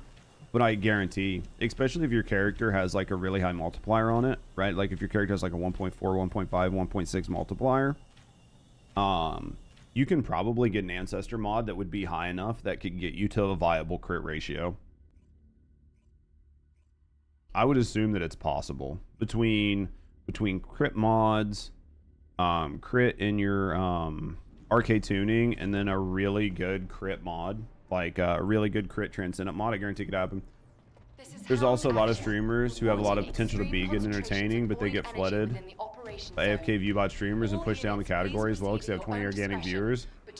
Absolutely. Where do you see the multiplier? Hit I, press W to go up, and then look at the substat here where it says synchronization value. This is your multiplier. I'll agree with that, Lator, and I think that's sort of like the byproduct of the era that we live in. It's always been the issue of being a small streamer, is the discoverability. Discoverability has always made it really hard for small streamers, but I think it's one of those like preparation meets opportunity, which is like the misnomer of luck. The difference between being a small streamer and being like a full-time streamer is you have a lot more opportunities to get opportunities, right? Like you're hyper prepared and you're just waiting to catch like a good raid, or for like the wrong people to leave the category, or the bots to disappear, or a good update or something to let your good content shine. Because like as soon as people see you, right? Like once people see you and truly see you, they will enjoy your content. But the downside is that used to be much easier to do when instead of 100,000 concurrent streams, there were 40,000 concurrent streams. And of those 40,000 concurrent streams, most of them were not view botted in a way that somebody with 100 views now looks like they have 1,000 views, or somebody with 1 viewer looks like they have 50 viewers, right? So there's a lot of negative sides. And if you talk to any large streamers, they will tell you that they believe that there are better people on the platform than them. It's just they've never been found. Streaming is becoming new TV sitcoms. Yeah, I mean, I think that, well, especially with how expensive TV is becoming for a lot of people, right? Like to get all the streaming services and shit. I think a lot of people are using services like YouTube and like Twitch to just replace TV. Like they can find their streamers that play like games. So if you're trying to find somebody that's like really funny, just laughs and jokes and memes all the time, you can find that creator, right? Gifted 5 subscriptions to the community. Chat. Put some W's in chat. If you guys don't mind, toss some W's in chat for Hotel Man for giving out those 5 subs to the community. And thank you for the support. Thank you for supporting me and thank you for supporting the channel. As soon as I kill this dude, I will give you some W's myself. Thank you very, very, very much for the support, friend. Thank you for supporting me and thank you for supporting the channel. It is a full-time job, as you know, and those subs go a long way to help keep me paying my bills. Thank you very, very, very much for the support, ma'am. How you doing, Hotel? Having a good day? Which those subs remind me, if any of you guys have an Amazon Prime just laying around, you've got your Prime sub. It's just laying there. For the follow. Might as well give it to me. Jeff Bezos doesn't need that money and it doesn't cost you anything. You've already paid for your Prime sub by having your Amazon membership. Might as well just drop that Prime sub here just to springboard off of what Hotel did. Hotel Man, thank you very, very, very much again for the 5 subs. Well done, Descendant. Thank you very, very, very much for the support, friend. Much appreciated. Kind of swamped with work, but getting some game time. Dude, how are you enjoying the game while you got some downtime? Do I have 31? And we're gonna keep going. Agree with this as well, but it's still just kind of demoralizing. We see and they get run over by botters. No, it happens to everybody. You think, I mean, it hurts across the board though. Like it hurts when you see a five viewer Andy getting wrecked by somebody that says they have 100 views, but then you go into their channel and only 2 people are chatting, 3 people are chatting, and you're like, does this person really have 100 people here, or do they have like 10 people here and they're botted? Right? Like it feels bad as a 5 viewer Andy, it feels bad as a 100 viewer Andy, and it feels bad as a 1,000 viewer Andy. I think that botting is like one of those things that feels bad across the board, right? I see people like Gothalion talk about it all the time. Like I see people like Goth talk about it all the time. Goth is a multi-thousand viewer channel, and he gets run over by people who have 5 and 6 and 7 and 10,000 viewers, and they really only have 200 people in their channel, right? Like it hurts everybody. The downside is that it's like so ubiquitous with streaming that at this point it's almost like if you're not doing it, you're hurting yourself, and that's what feels so bad. Is you're just like sitting there and you're like, dude, this fucking hurts, man. Like I can clearly visibly see people botting like 50, 100, 200, 300 views, 500, 1,000 views, and there's nothing you can do about it. And it hurts the entire ecosystem because it's also like lowering the value of like when it comes to get sponsorships. It's bad for the whole ecosystem. You're right though, TV. Oh yeah, back on the TV thing. TV is getting smaller. Proposed merger and Sky. YouTube's beating both of them. Yeah. And I think that's what's happening. Woodvillains, thank you for bringing me back on Mark. I think that what people are doing is they're swapping over and they're watching more YouTube. I don't think we're going to get back to the era of Let's Plays anytime soon, but I think people would much rather have a handful of YouTube channels they watch. So if they want to get their news, they pick like Asmin or Hassan, right? Yeah, like which way do you lean, left or right? If you lean right, you're probably going to watch Asmin. If you lean more left, you're going to watch Hassan. If you're in the center, you're probably going to watch both. You're going to watch some other news like station, right? Like, do you want entertainment? Okay, well, do you want to watch like some new game that just came out, some new story game, and watch somebody play this new story game and sit and enjoy it? Then you'll watch somebody that does playthroughs. Do you want them to talk the whole time, or do you want the show to kind of stand on its own merit, right? Like the game. If you just want to see the new game and you don't want somebody talking a whole lot, you'll watch a streamer that's like a little bit more quiet and enjoys the storyline. If you want somebody that's like laughing and joking, you'll find somebody to do that. Or you'll find a YouTube video, or you'll find a highlight reel. You want something that's like a little bit more real, a little bit more interactive, you'll watch a just chatting streamer. You'll watch somebody like a Kai or something like that, where it's like basically real world road rules again. And I think that's sort of what it is, because right now it's just not worth it to pay for all the different streaming services, right? Dude, I like how celebrities used to come on shows like Fresh Prince. Oh yeah, like the cameos were always great, right? Well done, Descendant. Not a fan of the swords, but I see value of the Hypernova. Yeah, I think Hypernova's fun. I actually need to do this because I'm tired of it. Not putting the right sword on when I come in, so. And the bots are on the list of old Twitch accounts. I have no idea how it works.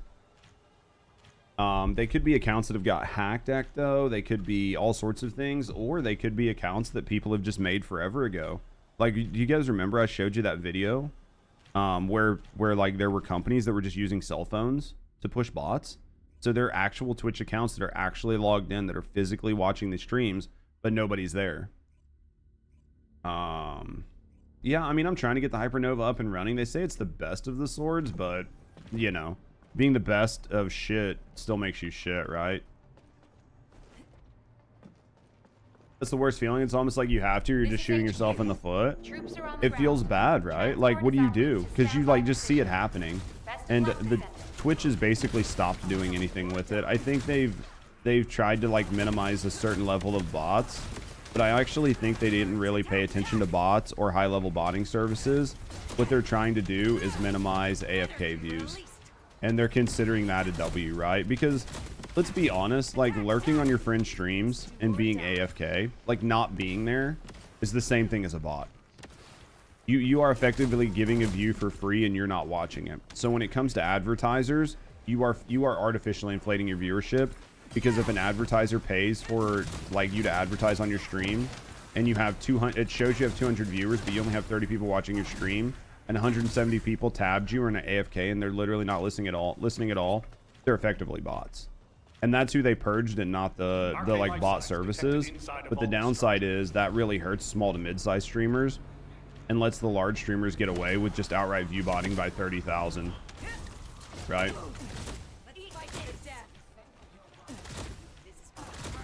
The perspective of small streamers. Oh yeah, absolutely. I mean, I'm a small streamer. I'm a small to mid-sized streamer. Yo. Thank you again, Hotel, for the fucking 5 gifted subs, man. Thank you for the support. Thank you for supporting me, and thank you for supporting the channel. How'd everyone find me? I mean, it's interesting how different people have found me. Like, I've had people, like, I've got people from my channel that have been here from different eras. Like, I've got people that have been here for years. Like, people that have been here from 2, 3, 4 years ago when I played different games. And they just found me, and they found the content. They found it fun and interesting. They found it entertaining. They found the conversations good, and I just got really lucky, right? I like to think if I can get you in the channel and get you hanging out for a couple streams, that you'll enjoy the content. I know not everybody will be here forever, but stuck around because he's chill and recently just started chatting because of DNA. Dude, we'll take that later. Psycho, and then believe you just stayed. I think that's exactly what happened. Used to love real world and road rules. I did when I was younger, but now that I'm older, I'm just like, Jesus Christ, dude, I don't want to watch a bunch of kids make bad decisions. Also, people who just listen without chatting. Oh yeah, I mean, there's like true actual lurkers, right? Like people who are just like, and we've had it happen before, and I've seen it where like I'll do a thing where I'm like, hey guys, you can spam emotes or whatever just to like do it just for fun while I'm like fucking around. And I'll get people who are like first time chatters that I've never seen before. I'll click on their name. They've been following the channel for like 6 months. Never chatted.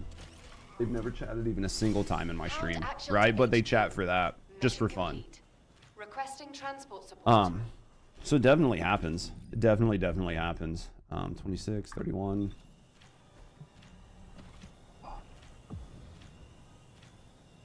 When I said hi and you said welcome to the channel, and that was what, 1 year later and you're still here? Yep, you even suffer through my just chatting when I do it, right? You found me from TFD. Yeah. I mean, I won't lie. Part of it was just feeling intimidated by bigger streamers of the category, and me just recently getting over it and just wanted to be more involved with DNA. Revere chatting in front of everyone. I think that's a big one. I think that bigger streamers, there's like this Troops are on the ground. many streamers treat streams like podcasts. Yeah, if you can find a good enough stream, right? I think that the hard part about that is finding a stream that isn't dead air. It isn't dead air or just a music sim, right? There are a lot of streams that are basically just a Spotify playlist. Like, they don't chat, they don't talk about anything, they don't really engage, they don't engage with their viewers. They might say 2 or 3 words here and there, and then they're just like absolutely quiet. And then you're like, okay, well, this is like interesting or whatever. But I mean, I treat streams like a podcast. I'm not gonna lie, the streamers that I watch, I very rarely talk, and I get what Lator's saying about being intimidated by larger streamers, or you just feel like you're either intimidated or you feel like they're not gonna talk to you. You're just like, dude, there's so many people in here that even if I message, they're not gonna talk to me. You don't like chatting, but you like listening to me, dude? I'll take that, Luffy. I mean, some people just don't like chatting in their game. Some people are like, dude, all I want to listen to is the game. That's why it's so hard. If it was like easy to do it one way or another, then you know what I mean? Like, everybody would do the same thing. In a couple months, it'll be like 4 years, probably. You've been here for fucking ever. You hate channels where the music's louder than the streamer? Yeah, definitely sound mix is important. Chat more, just have nothing negative to talk about, so just wait for build chat. No, I get it. And that's the thing, like some people jump in if they feel comfortable, and I think I try to make people feel pretty comfortable to where they know like I'm not gonna attack them. You chat too much? Never. Prime the detonator with your Arche, then hit the detonation device. And even your wife has to order. Oh yeah, I get that. I think if you find a good stream though, if you find a good streamer and a good community, you're never gonna feel like you'll feel okay to say hi in chat. And then the best is when you actually say hi in chat and you get like a decent interaction. Like, it doesn't have to be great, but just like a little bit of interaction, even if it's just, oh, like the streamer read my message, we talked about a couple things, and then he was off onto something else, and then I just could kind of like drop back into the shadows. I think that's where it gets really nice. Attack! Attack! Really good at chatting when I'm being chatty too. My issue sometimes I can't find something to talk about. As a streamer, my biggest, and you can ask like Hero and you can ask like Isa, like friends of mine that have been streaming for a long time. The biggest advice I've ever given to anybody, and anybody that's ever taken it will tell you that it was like some of the best advice that they've ever taken. Talk about everything. What will kill your stream more than anything is dead air. People will click into your stream, and if there's no talking, and they're sitting there for 30 seconds, a minute, 2 minutes, and it's just dead ass silence, people click the fuck out of your stream. Doesn't matter what the fuck you're talking about. Talk about the game. Talk about what you're doing in the game. Talk about what you ate for the day. Like literally, your dog walked in the room. Talk about your dog. I don't give a fuck what you talk about. Talk about something. Literally, do not stop talking. If you can pull that off, then you'll be okay. It literally doesn't matter what you talk about. You just want something. And over time, you will get better at finding things to talk about and like staying on topic and being able to use your chat, right? Being able to use your chat to like springboard off. What up, Mary, by the way? How you doing? Don't shock your dog. I mean, you can shock your dog if you really want to get a lot of conversation started online. If you want a lot of people talking, then shock your dog. Totally agree. Dead air makes move on to the next stream. Absolutely. Cat's the best for convos. Yeah. Drinking out of cups. Being a bitch.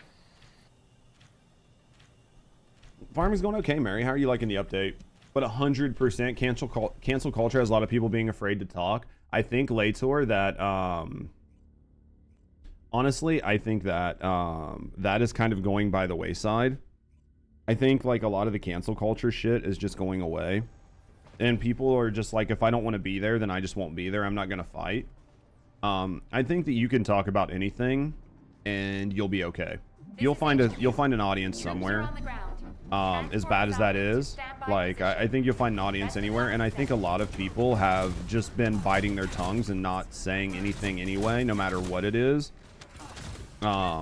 Because they were afraid of it, but now more and more people are just being normal human beings online. And we talked about it before, and I think I have a YouTube short coming out on my alt channel this month. But basically, people just want relatable people, even if they don't agree with you. Like, people don't always agree with you, but they just want somebody they feel's human. And you can tell when somebody's biting their tongue all the time, like when they're just afraid to say anything. And you're like, dude, I can tell you want to say something, but you're not saying it. Like, I don't even have to agree with you, but I just want you to be human, right? I want to say I really appreciate the fact you're not afraid to talk shop on the airways. Feels like you don't gatekeep advice. There's a level of gatekeeping that I do, right, Lator? Like, there's a level of gatekeeping I do when it comes to high-level strategy and some of the stuff I'm doing. But because I'm like less concerned with being like a big mega TFD streamer, because like, what's that matter? Like, I've been number 2 in the directory for a very long time, and it literally has netted me nothing. Like, it's not like, oh, because I was number 2 in the TFD directory, so because of that I bought like a new Ferrari and I was able to eat food. Like, dude, being number 2 in the directory made it to where I was still eating fucking ice soup. So what the fuck does it matter, right? Like, it literally didn't matter. Wally in 1 minute. We'll head out and do Wally after this. So, but yeah, like, it doesn't matter. So, like, I'll try to give people the best advice I can. I'm not going to give people advice that is going to, like, hurt me, but I'll give advice that'll help you. You know what I mean? I'm here since TFD. I'm not play all the other games that you're showcasing, but you're here for the chatter. Yo, and I appreciate that, Hotel. And I think that not everybody's going to play every game that I play. But I think that sometimes it's just fun to have things to talk about and have other games. And even if it's not a game you want to play yourself, you might watch it and be like, ah, man, I don't know. I wasn't going to play this game, but like, it actually looks pretty fun. And I don't think this is a no-life game, but for like 10 bucks or 20 bucks, I'm going to pick this up and play it for a couple days just for fun, right? We've had so many people do that. You want to try a new Descendant, but you really like Haley? Dude, a lot of people are really liking Haley right now. Good to get all the pieces for Harris. New gun, but those damn mats. Yeah, dude, the mats are going to kill you. Ukote outfit in Final Fantasy 13. I love it. Yeah, I get that. Extraction I from absolutely Operation understand that. I've taught you everything I know. I didn't teach you everything. Yep. Sort of thing. Yeah, there's like a point where you have to like hold things back. Well, yes and no. I think if you were to form a stream team with people and you were trying to elevate each other and bring people up, then you would absolutely need to share everything. Right? Well, hello. Like if you were follow. trying to like build a team of people and be like, okay guys, we're taking on Twitch, right? Like we're gonna push to the top. Like we're gonna start like really, we're gonna like only raid into each other. We're gonna form a solid team. We're gonna push to the very top of the directories. We're gonna raid together. We're gonna stream together. We're gonna game together. We're gonna build a mega fucking thing and then try to be like a number one, number two, number three streamer, right? Like take on AMP, take on OTK, take on all these like whatever. It's like if you were trying to do that, then there's a level of like you need to sit down and talk as an org and spill the beans. What's working, what's not working, how's this working, what's the best way to do this, what are you doing, what's your YouTube strategy, what's my YouTube strategy, what's your TikTok strategy, what's your YouTube short strategy, like how are you posting on Twitter, like what's getting you the most engagement, and you would share it all. And you would try to like snowball effort this up, but I think you need people that you trust, and that is very hard to do on the internet. It's very much easier to do when you're in like an IRL space, right? So like a lot of like the LA streamers all live in LA. Well, hello. A lot of the Austin streamers for the all live in follow. Austin. Like that's how they're able to like do a lot of this shit together. But when you're dealing with random people across the internet, it's much harder.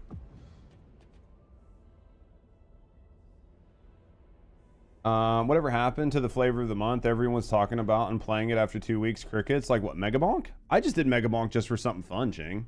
I had a lot of fun with Megabonk. I booted it up. It seemed like a fun game to pick up and play. It was like, what, $8 or some shit? I picked it up, I played it. I played the fuck out of it for like 2 weeks. I understood the game, made a couple guides on it to help people who didn't have the time in it. And then we went back to doing some other stuff. I mean, I think that's what's going to happen with games like that. What's your opinion? Content creator, YouTube, or streaming? YouTube. This is what I would say. If you ask me today, and you're like, I want to be a content creator. I want to do some content. Okay? And you were like, I want to start today. What would your like number one advice be to me? Or like, what would be like your big advice, right? The first thing I would say is, what do you want to do? Like, what kind of content do you make? Do you want to make? Really understand what your goal is as a content creator, okay? Once you've understood that, figure out how much time you have a week to devote to making content. So, like, you know, are you gonna have 20 hours a week, 10 hours a week, 5 hours a week? How much time are you gonna have? What up, Or? It's okay, baby, I missed you. How much time are you going to have a week to devote to content? And then from that, I would say that you're going to want to do a mix. Whip it out, Judge. Put it on the drawing board. Let me get out of here and I'll draw it for you guys. Okay? To get 1 million views. If you want to get 1 million views, then you better chase trends. Like if you just want to be somebody that gets 1 million views on something, you're going to need money. Because you're going to need to be able to sponsor that content to get it to go viral. And you're going to want to chase trends. That's going to be 100% like what you're doing. Don't just play one game would be the advice. I think it depends. Because there's a level of playing one game will give you notoriety. Because like what I would say about playing one game versus not playing one game is if it's like the difference of being a soda producer and making one soda. Does Wallcrasher has a chance to give you trigger mods as well as the new ancestor mods. I would say that playing one game, one genre or one type of game gives you the best chance of growth in the short term. So like understanding niches, understanding games is going to give you the best chance of growth early on. Being pure variety sucks because by the time somebody gets to know you, like somebody jumps in and they check out your content, and then like 2 or 3 days later you play something different, they haven't had time to get to know you. So because of that, they're still addicted to the game that they jumped in to watch you play, and they're not going to follow you move on. Wait, would you break? So here's what I would say. If you have time, this is how I would look at it. Understand what you're trying to do. Understand your niche, right? So like, understand your niche. I would say stick with 1 or 2 games.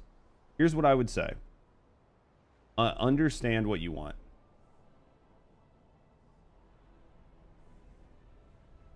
Understand what your goal is. What is your goal? Is your goal just to like grow an audience or to become a content creator? So understand what you want to do and then fill a need.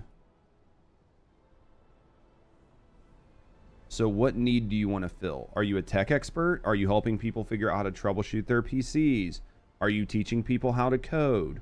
Are you providing commentary on the news? Are you just there for pure entertainment across the board? Are you talking about popular culture? What are you doing? That's why they have movie releases in theaters all over, not just one theater. So find your need. Or find a need, and then your goal is to fill that need. And then what you need to understand is top of the funnel. Okay? So there's top of the funnel, and then there's viewers. So you're going to want to make top of the funnel content. You're going to want to make content across the board, right? So your top of the funnel content is just trying to get name recognition. This content isn't really doing you very much other than getting people exposed to who you are. So this is like your YouTube shorts, your TikToks, stuff like that. This is just putting out a bunch of content in small snippets to get people aware of your name, your face, your brand name, and whatever. And then you're going to want to do like a mix of like live streams and long form. Like live streams and long form.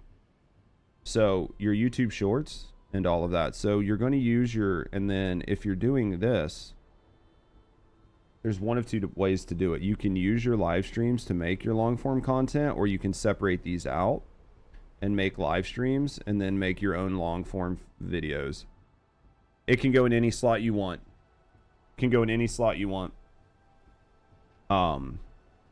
So like for me right now, for my just chatting, I'm using my live streams to get really good clips to make YouTube shorts and TikToks. And then I'm using my live streams to turn them into long form React videos. That way people can watch them when I'm not live, because once your live stream is over, this content is gone. It no longer exists. So this is probably the worst content you can make, because once it's done and you're not making any money off of it. At least a YouTube video that you made 2 years ago is still making you money, right? In theory, as long as it was a good YouTube video and it's still relevant and people find it funny. So then it's just trying to figure out how much time in a week you devote to each one of these things. And that is going to be a mix for you. Oh, can they? I didn't know that, Quan. I didn't even pay attention. Cheeks, what up, Markov? So at the end of the day, you need to figure out how much time you have out of the week. So do you have enough time to do 2x 3-hour live streams? Is that the best you can do? So that's 6 hours. So you have a week and you have 10 hours in your week, and 6 hours is going to be 2x 3 times live streams. Okay. Make sure you do them on the same days. So you're a Saturday. I was going to put a 6-7, but I don't feel like hearing people say anything about that. So you're going to do like Saturday. I don't want to do SS because that looks like something different. But Sat and Sun, right? So you stream every weekend, and that looks like sex, but yeah. But basically, you want to stream every Saturday and Sunday at the same time frame. So now you're setting yourself up to be findable. People know that every Saturday at noon to 3, you're live. And they know every Sunday from noon to 3, you're live. So people know where to find your content. So now you're making the same content. You're putting your product in one place. Now people can find it. Now you need to make sure it's the same product every time, so people know what they're getting and where it is, whether it's the same game, same type of game, just chat, whatever you're doing, right? You just want to be the same thing. And then the other 4 hours that you have left in that week, you should probably use for your top of the filter and your long form. So each one of those streams, these streams, ideally a 2x 3-hour stream. In an ideal world, you should be able to get 2x 10 to 20 minute long form. You should be able to get, in an ideal world, at the end of this stream, you should be able to get 2 YouTube videos out of it. And you should be able to get half a dozen YouTube shorts. And that is how you should approach your content. So you do 2x 3-hour streams. And then depending on what you're doing, right? So are you like making guides? Are you, I just win the yeah, I hate editing with a passion. It's not for everybody, but it helps. But yeah, so then you do this, and then that's what you do. And then in an ideal world, your Twitch stream, you're trying to fill some sort of need. And in doing that, you are finding a way to make content that is YouTube worthy. So hopefully for you guys that are aspiring content creators, this is what you need to do. Now, I don't do this perfectly because I am taking myself from being a content creator, but I was a First Descendant content creator, which meant all of my energy was getting good at First Descendant and then making offline videos, right? I don't make my videos online, so I spend all my time playing the game. And then as I play the game, thanks for this advice, I appreciate it. Yeah. So I took all the time to get good. So I spent my time streaming, not to make content, but to be able to facilitate me making content, right? So I grinded all the things, I got all the stuff, and then I got off stream, and then I would sit down and I would make my long form videos. I would make my guides and do all that. So streaming was a way for me to hang out with my community, but also for me to level up in the game so I could make the YouTube videos. Everything I've been doing, what up, Stormy, was to be able to make YouTube content, right? But the problem is First Descendant's so small that that's not really like a viable, tenable position long term. So then what I'm doing now is I'm doing this strategy where I'm, streaming for 6 hours. I'm doing 3 hours of that, 2 to 3 hours in just chatting. That's an L, just chatting. And then I'm trying to be able to take that 3 hours and turn it into, 1 to 2x YouTube videos. And then I'm taking that same content and trying to turn it into content here. And then I'm spending a couple hours a day gaming, which is just like my time to just hang out and stuff. So hopefully that makes sense for a lot of you guys that are wanting to make content and stream. So like let me pull up my other YouTube channel really quick, and then we'll get back to cooking. I mean, I need to go get fucking coffee, but so like here's my second YouTube channel. Do you see all these videos? They all say scheduled. This is what I spent all day yesterday doing. See all this? From here up, these are all scheduled YouTube shorts that are scheduled to come out. So every one of these is a YouTube short that is scheduled to come out on my secondary channel. And it goes from November 9th all the way to November 29th. There are 20 days worth of YouTube shorts here. Now, are all of these going to be bangers? Are all of these going to net me 100,000 views? No. They're probably going to get stuck in like the 1,000, 2,000 view hell because they're not like hyper made YouTube content, like YouTube short content, but it is content nonetheless, right? And then video wise on my alternate channel, I have a video scheduled to come out on the 10th. I have a video scheduled to come out on the 12th, right? So I'm taking my content and making other content with it. And that's basically what I would advise you do. But like my alternate YouTube channel, I'm doing some stuff that you probably shouldn't do because I'm casting a really wide net with it. Probably a wider net than I should, but... Are you going on a month vacation? No, man. I fucking wish. But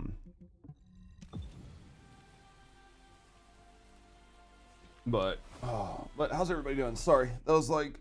I know everybody's here to watch First Descendant, or here for drops, or you're just bots. But for my content creator, like aspiring content creator friends... Hopefully that helps that helps. So, I mean, there are some streamers, like there are some content creators that are just streamers, and all they do is stream. They don't do YouTube. They don't do whatever. They're very successful. This stretch brought to you by our community. You know what I mean? Like they're successful, but doing that is much harder. It always helps. Judge, thank you for taking the time again to say things. Just, yep. W shirt. Do what I can. So I just want to try to help you guys out. Like, if you guys want to try to do this, that's the best advice I can give you, is just really try to understand what you're doing and don't hyperfixate. Like, don't hyperfixate on just being a Twitch streamer, because what'll happen, and this happens to everybody, this happens to everybody. You'll start streaming, you'll start doing everything I said, you'll start seeing growth, you'll start to grow in a directory, people will get to know you. And then what'll happen is, as you see your numbers go up on Twitch, you'll start ignoring everything else. You'll 100% hyperfixation's your superpower. Yeah. What'll happen is you will start to neglect the other stuff because you'll see the growth on Twitch. And you'll start growing, and then whatever game or whatever you're doing will start to do worse, and you'll start to see a decline. And then you'll go, oh, fuck, dude. And then you'll be like, I haven't been uploading as much on YouTube. And then you'll go back. And then it's like, you have to start over. Because what ends up happening is people left your channel. People like leave your channel, your YouTube channel, because you're not posting. So you need to like stay constant on it. Lator, man, thank you very, very, very much. Chat, can I get some W's? Is there a faster way to get Veil Dust except for Sigma Sector? I think if it drops in Sigma, it's like the only place to get it, right? Jinwoo? Does somebody know? Like, if I'm wrong, just tell me, chat. But seriously, Lator, thank you very, very, very much for the 5 gifted. And thank you for the support. Thank you for supporting me, and thank you for supporting the channel. Because like typically, if you're trying to get something that drops in an area, the only place they have it dropping is in that one area. Because you need 78 for Serena, then you're gonna have to get it from here. You hate to get gift and run. Thank you for the talk. I wish I could stick around longer in chat. Just super glad. No, man, I appreciate it. Thank you for the 5 gifted, Lator. I definitely appreciate it. Absolutely appreciate it, and thank you for the 5 gifted. Yeah, if it's the stuff for Serena and it drops here, then this is gonna be the only place to get it. You're just gonna have to sit here and grind. You need food though. For the dog. Oh, you need food like just in general, Lator? Yeah, I need to fucking eat too, yeah. Let me look after this and we'll see. For my fat belly, dude, I feel that. Arche receptor. Confirming. It'll drop from the will be from the elites that have the purple icon. Thank you, Markov. That's why we pay Markov all that money. High risk's better, right? Yeah, I mean, for me, I run high risk. As long as you can do it. I mean, you're going to have a better player population in high risk. Transparently, so yeah. Markov's full of good info. That's why we pay him all that money and let him listen to Taylor Swift while he's in the stream. That's why we only make fun of him a little bit for the Taylor Swift obsession and not a lot of it. Because he's full of other good info. Even if he has an issue. Yo, thanks for the follows. Yo, Fresh, man. Thank you for the 7 stream watch streak, brother. I appreciate you. Feed him Taylor Swift. He feeds us information. Dude, one of these days, I'll get some Taylor Swift bath water and I'll send it to him. One day. I need to fucking actually pay attention to a build.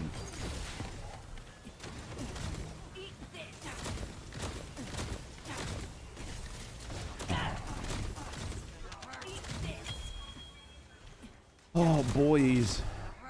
It's still early, isn't it? Fuck, we've only been live for 2 hours. I don't even think... Do you think we'll even get her capped today? Why am I still doing this? Do you think we get her capped today? Man, I do miss some Midnight Duet Abyss, though. You didn't watch the Barbie movie earlier? Are you lying to me? I feel like you're lying to me for no reason. Barbie movie's not bad. I'm gonna die in that. Barbie movie's not bad. It's not great, but it's not bad. Ken's an idiot.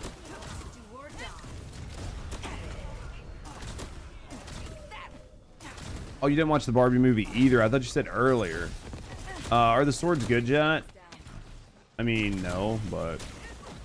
I mean, I think there's a use case for the Hypernova. Like, there's a use case in certain areas for them, but...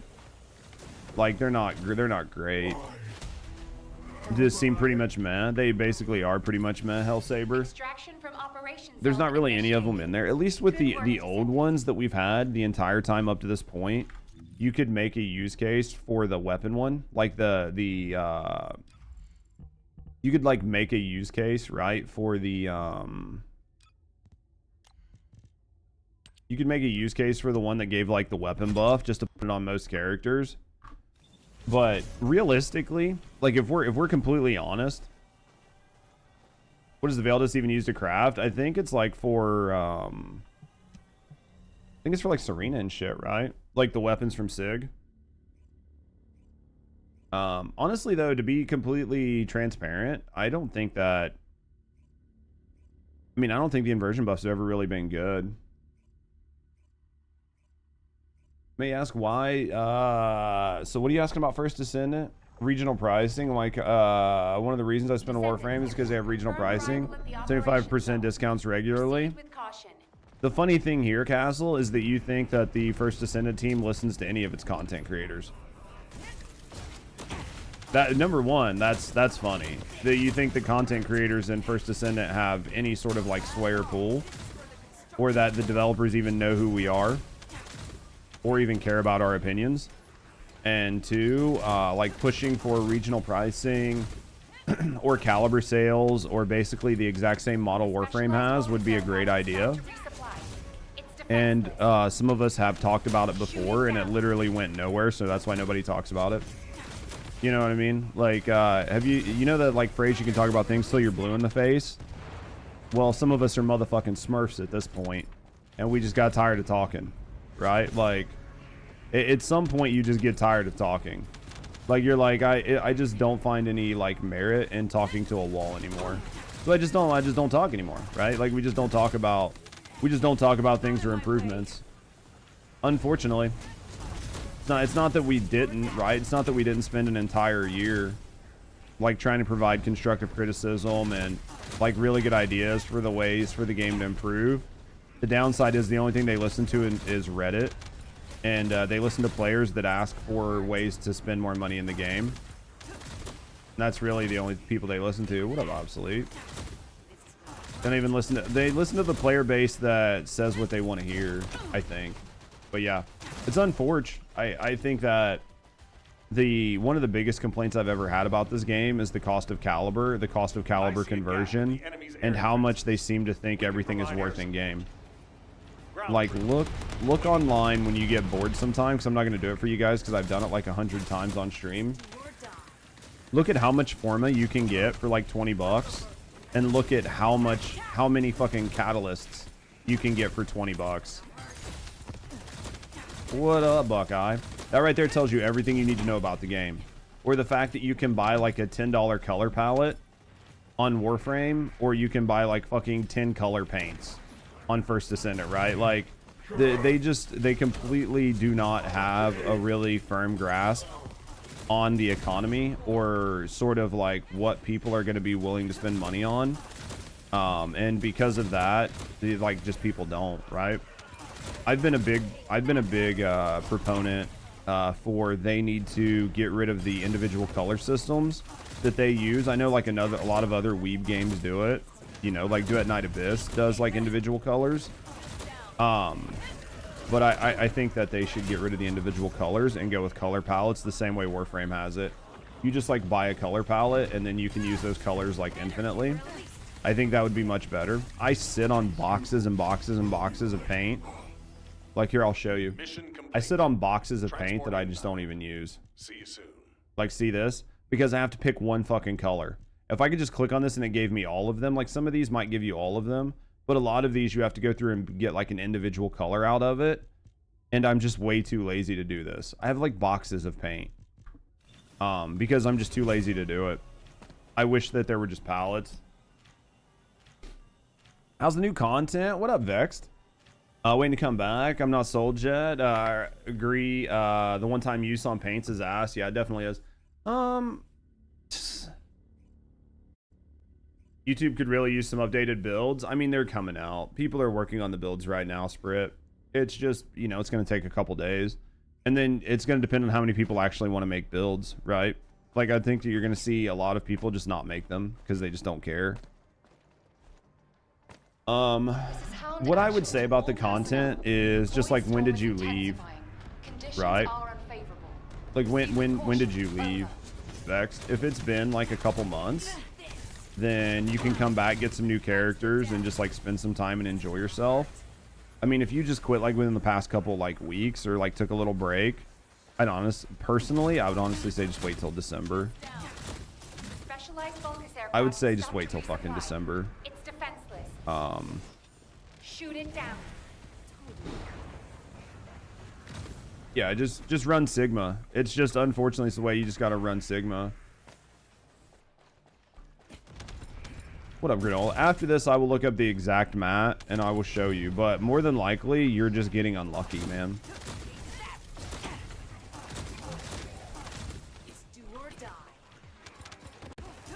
Yep, 100% done. Taking a big break. Yeah, OG. I think that we talked about it earlier. I think this is more of like a seasonal game and not a play everyday game. So for a lot of people that have been no-lifing the game, hoping that it was going to become one thing or another, I just don't think it's going to become those things that you were thinking it's going to be. And I think it's definitely a game that you just play whenever you feel, right? Like you're bored, you burn out, you're done with other games, and you're looking for like a game to toss in to play for a week, a couple weeks. It's free, it doesn't cost you anything. You can log in, you can grind the new thing, maybe put a build on something and then walk away. I think that's sort of like the level TFD's gotten to. Yeah. Yeah, I mean, there will be builds that are put online, right? There will be builds that'll get put online that people will update, so it will happen. 25%, 1 to 3. Yeah, Markov's data mined a lot of this stuff, so if Markov's saying that's what it is, then that's what it is. I trust him. There's also RNG on elites and everything else, so yeah, it just might take you a little while. Been playing since release, done eating egg 100 different ways. Come on, 1,000 different ways. Are you sure you don't want to try it 1,001? Back to Sigma. I gotta have something to do, Cheating Bear. I don't know how long we're gonna play TFD today, but I mean, we're probably not gonna be in it all day. I got other shit I want to do. I got some YouTube videos I want to check out. I think Where the Winds Meet is gonna take a chunk of the player base. I mean, I'm gonna play Where the Winds Meet. Where the Winds Meet comes out on Friday, we're playing it. I don't know if I'll play TFD all the way up until next Friday or not. I might just put in a couple more days to do at Night Abyss and then switch over. I don't know. You just run Sigma, keep an eye out for elites, grab the purple drops when you see them. Yeah, who's better, Nell or Harris? Probably Nell. I don't know. I don't have Harris fully built. I would say probably Nell, though. More than likely. It's fair enough. A lot of players will spend price to make sense of currency. There's no way it's going to be $200 for a package. Warframe. Yeah, no, I agree, Castle. I agree, and I think the pricing is like one of the big issues that TFD's always had, on top of other stuff. Sensor with plus consumable drop rate helps. Yeah, I hate that. I run Abyss with Bunny and beat. Yeah, picks up. Yeah. But yeah. Yeah, I do. She seems like cool melee. Yeah, I mean, she's like super. I mean, she's Kyle. If you've ever played Kyle, she's literally Kyle. So, I mean, like, she's got a couple things that make her not Kyle, but she's effectively playing Kyle. The dog has issues. I don't know why they've got the pickup times and the dismantle times set so high on the dog. The dog is just like a waste, right? It's better than nothing, but it's done really poor. The dog is an absolute waste. It's done in such a way that doesn't make sense, and I don't understand how they even fucked it up, but it should be a loot vacuum, yeah, but the idea is to make the dog slow enough that you consider buying more inventory slots, right? Were you in the game? Killing me. Give me a second. Let me go grab some coffee. See how many people my booming voice woke up. Probably all of them. Be right back, guys.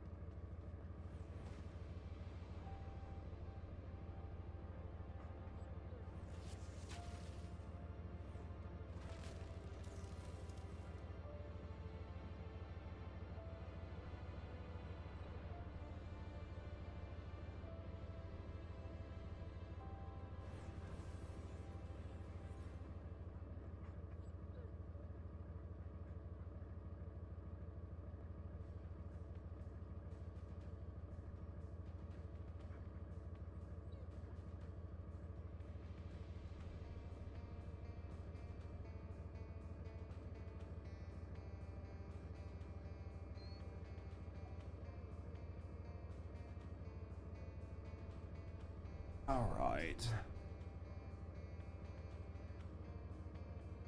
Yeah, I mean, a lot of these different... So typically what I would say is, in general, I'm just going to say this so you guys know this as just like a rule of thumb. I'm not really going to care because I don't know how many guides I'm going to make in TFD for the new content. I will say this one time as like just a courtesy for you guys, because you guys might not know. It is considered like very rude to talk about other creators in a different creator's channel unless that creator specifically names them. So it is very okay to like talk about how other content creators have things out or whatever, but you guys have to remember that if I hadn't made the changes to my channel that I'm making right now, I like Alyssa, he's a friend of mine, but like, you know, just let me show you this. Switch accounts. Switch accounts. This is, let me go to my channel, your channel. This is my YouTube channel, right? This is my YouTube channel. If I go to videos, right? Like First Descendant, First Descendant, First Descendant, First Descendant, First Descendant, First Descendant, First Descendant, First Descendant, First Descendant, First Descendant, First Descendant. Are we seeing a pattern here? Like First Descendant, First Descendant, First Descendant, First Descendant. So in like a typical world, if you're in one content creator's like channel, unless they're specifically talking about another content creator and name them, it's kind of considered rude to talk about other content creators, because while a lot of content creators are friends, we are still kind of like competing for some viewership. So to be fair, two things, Dave. One, I didn't specifically name Alyssa. I like Alyssa. And I didn't specifically name Alyssa as somebody's guides that you should go check out.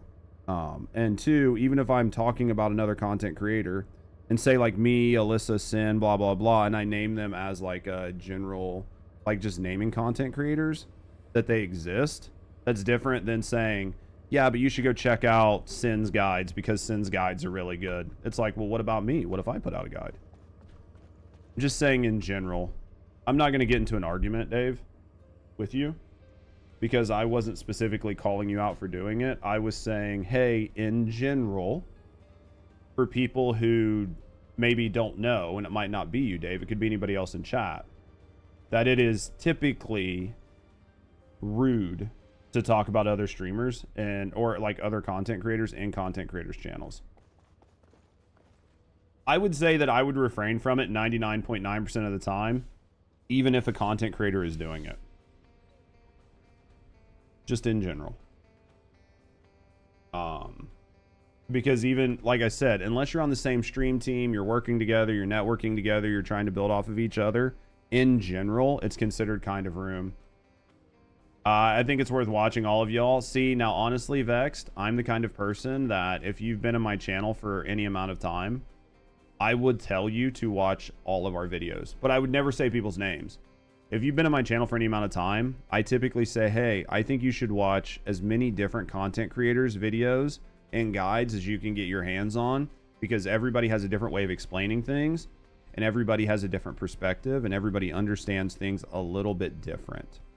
So while I might say things one way, and somebody else might say things another way, somebody else might say things another way, certain parts of those conversations might resonate with you, and you might be able to go, I really like the way this person does one thing, but I really like this person's play style. And you can mix and match and try to find things that work really well for you. So I'm definitely a big fan of saying, like, watch a bunch of different people's content if you're just hyper addicted to a game, right? Because there are different people do different things in different ways, and you could see a guide. Yeah, it's just showing support for everybody, right? It costs nothing to watch people's content. The other thing too is you might not have like the game skills or the wherewithal to make a certain build work.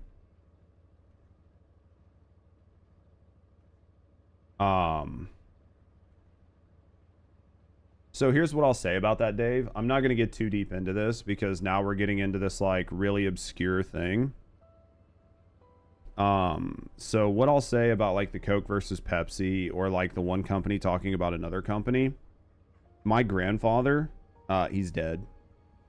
He was a millwright for Ford Motor Company for 40 years. And he retired from Ford in like the 90s, late 2000s.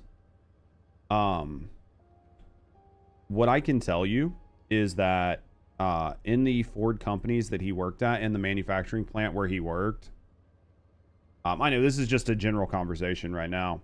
In the company where he worked,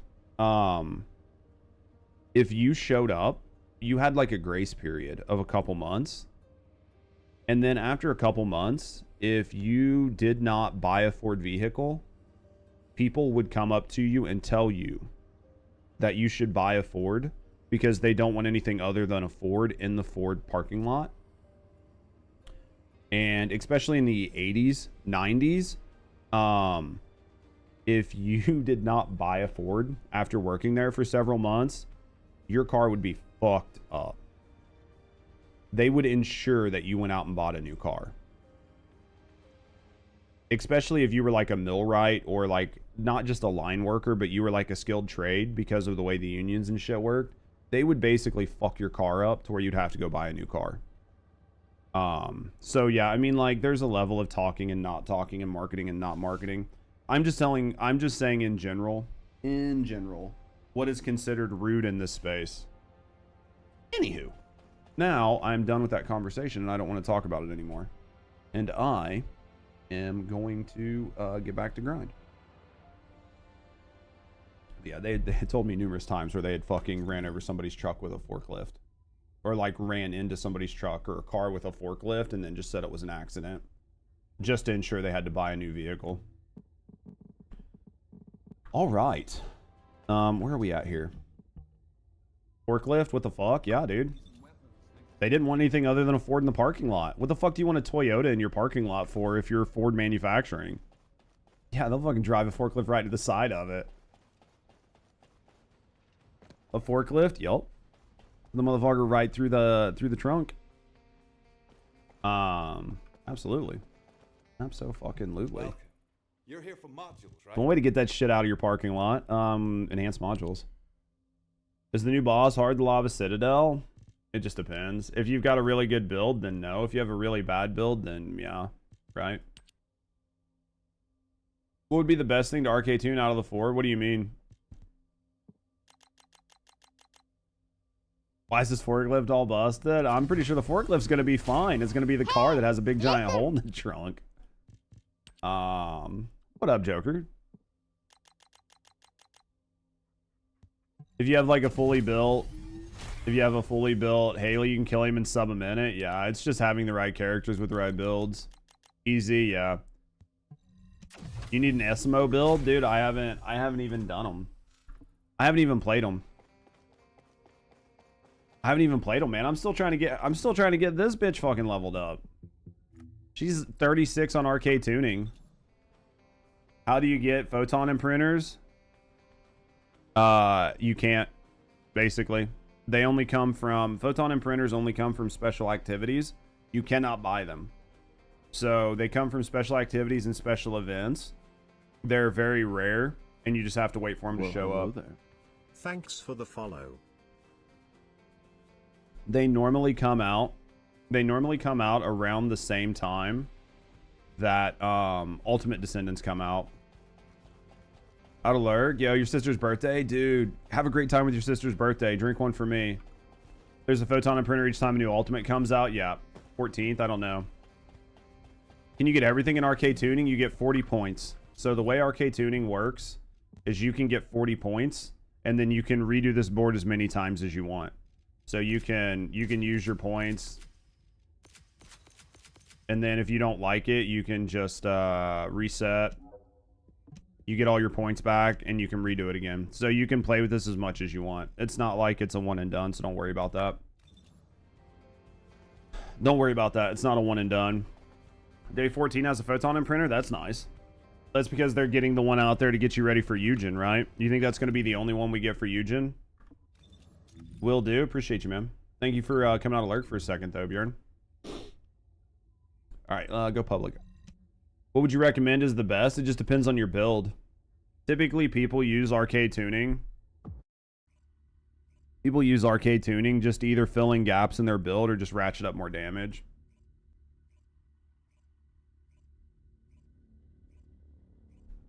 Do I think Ultimate Serena's coming out anytime soon? God, I fucking hope not. I don't think the game can deal with Ultimate Serena right now. That's a problem. This is HQ. Troops are on the ground. The game can't even deal with regular Serena right now. Either Imprint or Ultimate Ajax, yeah. Ultimate Haley's probably next. I mean, I think everybody wants Ultimate Haley next. I don't know who's the actual next Ultimate. After that, Keelan Reyes. Don't we still have some originals? Like, when's Kyle? It was around a year after we got Luna. We got Alt Luna, yeah. I'd say we're still a ways out from... we've got some, like, older Descendants that need to be, like, ultified first, I think. Who would Shadow be good on compared to Hyper? Or nobody? I mean, I think it's just... If you want to use swords, you just do it for fun. Alt Haley, yes, please. Can't wait for Eugen. I have a feeling he's going to be OP because they got to change his whole kit pretty much. Maybe. Maybe he'll be OP. I mean, that's all we need is more OP Descendants, right? Like, season, like, for December, that's all we need. She can be, like, better than regular one. Yeah, I mean, she would fucking cook, I would assume. Oh, Haley's ass gets bigger, dude. I think they're missing, right? I think they're throwing if they don't increase her, like, waist to hip ratio in her ultimate. Like, if she doesn't become thicker, I think they're throwing. I think that you should just embrace the meme and just make her, like, with, like, the fattest possible ass that you can physically fit on the character. Dropped a wide-ranged shaping charge on the ground. We need it to purify the void energy. She's thick enough? Fuck, she's nowhere near thick enough. You can always be thicker. You can always be thicker, dude. They'll keep her, like, arms and everything, and her face will still stay the same level as skinny. They'll just add, like, 5 sizes on her waistband for her ass. Biggest ass with childbearing hips, dude. She's fucking thick in the right spot, I'll give you that. You need her ass covering my screen. Basically, it's just cheeks with a gun. That's all anybody wants. Big old tits. No, I'm fine with her not having a big old rack, dude. Just give her the big ass. We'll call it good. Oh, literally 3 people were standing by that.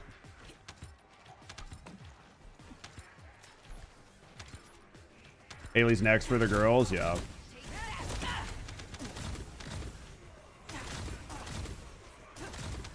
Don't usually gain weight in their face. Perfect, we take that.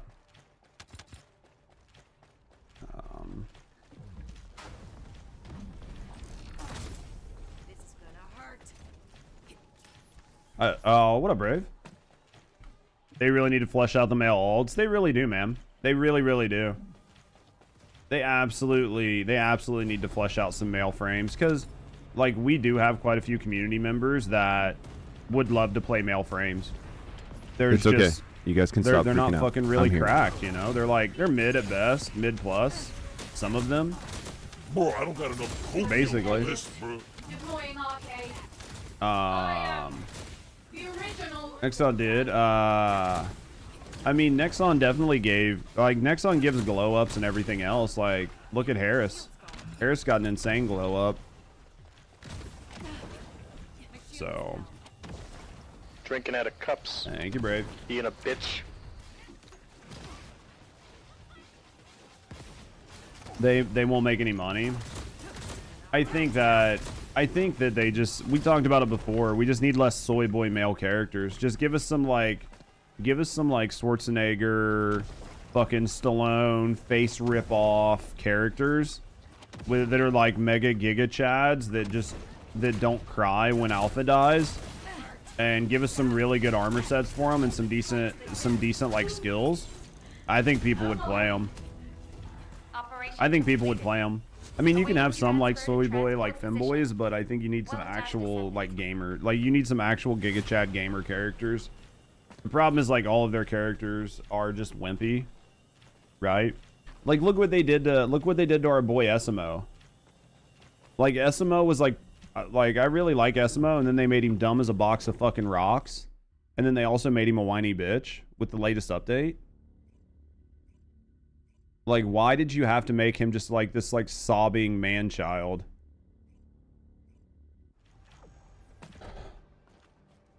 Now we're talking? Yeah. Like, just give me some real characters. Dude, yeah, well, we don't even talk about Final Fantasy XIV. Final Fantasy XIV brought me to tears numerous times. Final Fantasy XIV brought me to tears numerous times. DNA and like DNA and First Descendant didn't really do anything for me. I don't know, the end of the DNA series with like Phantasmo or whatever, that was like really cool. But yeah, Sad Smo is a weapon, dude. So sad. He's got to be the comic relief. Yeah, but I mean, I'm not saying that they don't need a character for comic relief. I need more male, like hyper aggressive male characters in a game about running around and killing aliens. Almost every character in this game I could see being a barista at Starbucks. Very few of them I could see, well, I don't even want to say a Gold's Gym anymore. Very few of them I could see as a bodybuilder. I was going to say I could see very few of them working at Gold's Gym, but I don't know about that anymore. It used to be Gold's Gym was like the bastion for like Schwarzenegger and bodybuilders, and then it became an interesting place. I'm not going to get too much into that, but yeah. Keelan's like the only one, man. Keelan still definitely has his Blade vibes, but they just don't put him in enough shit. Keelan is basically the only like one that we have left. SMO's Italian. Latin men are very emotional. Well, I want a non-stereotypical Latin male then. Right? Then just give me one that's non-stereotypical. Stallone wasn't emotional. And when you are, but even still, like, we talked about it a little bit. I actually really have very little issues with, like, male characters showing emotion in games. Because I think you can do it in a way that feels like, that feels genuine. And like, feels like a level of connection. I just don't feel that with, like, the characters they have, right? Because even, like, in Rocky movies and shit like that, like, you'll have some of these guys cry and stuff. But it doesn't feel like, it feels like a moment of vulnerability for a strong character, which makes a strong character feel relatable instead of just a bitch, instead of making a bitch character with muscles. Does that make sense? You can take a very strong character and by adding a level of emotion to them and showing a moment of like vulnerability or weakness, it actually makes the character look stronger. But it only does it if you do it the right way, because then it makes the character look stronger, because that moment of vulnerability or weakness, like, sort of shows why they fight or do what they do, which then shows where their strength comes from. And that's much better than just having like a whimpering character.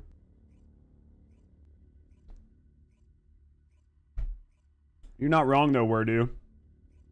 You're not wrong.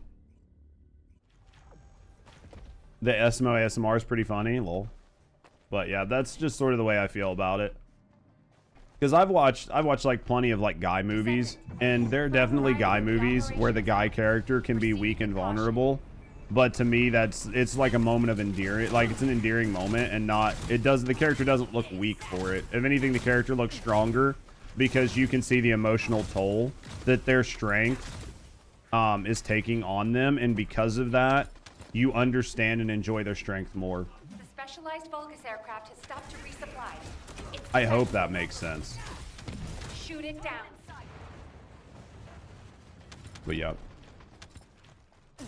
When a family member dies, I can see when a big man cries, you know, but if it's just your boss or something, I can't. It just doesn't make sense to me.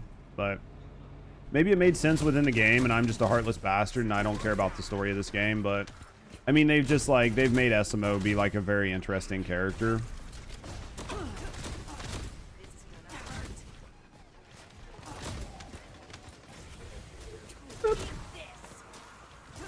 Only girl bosses.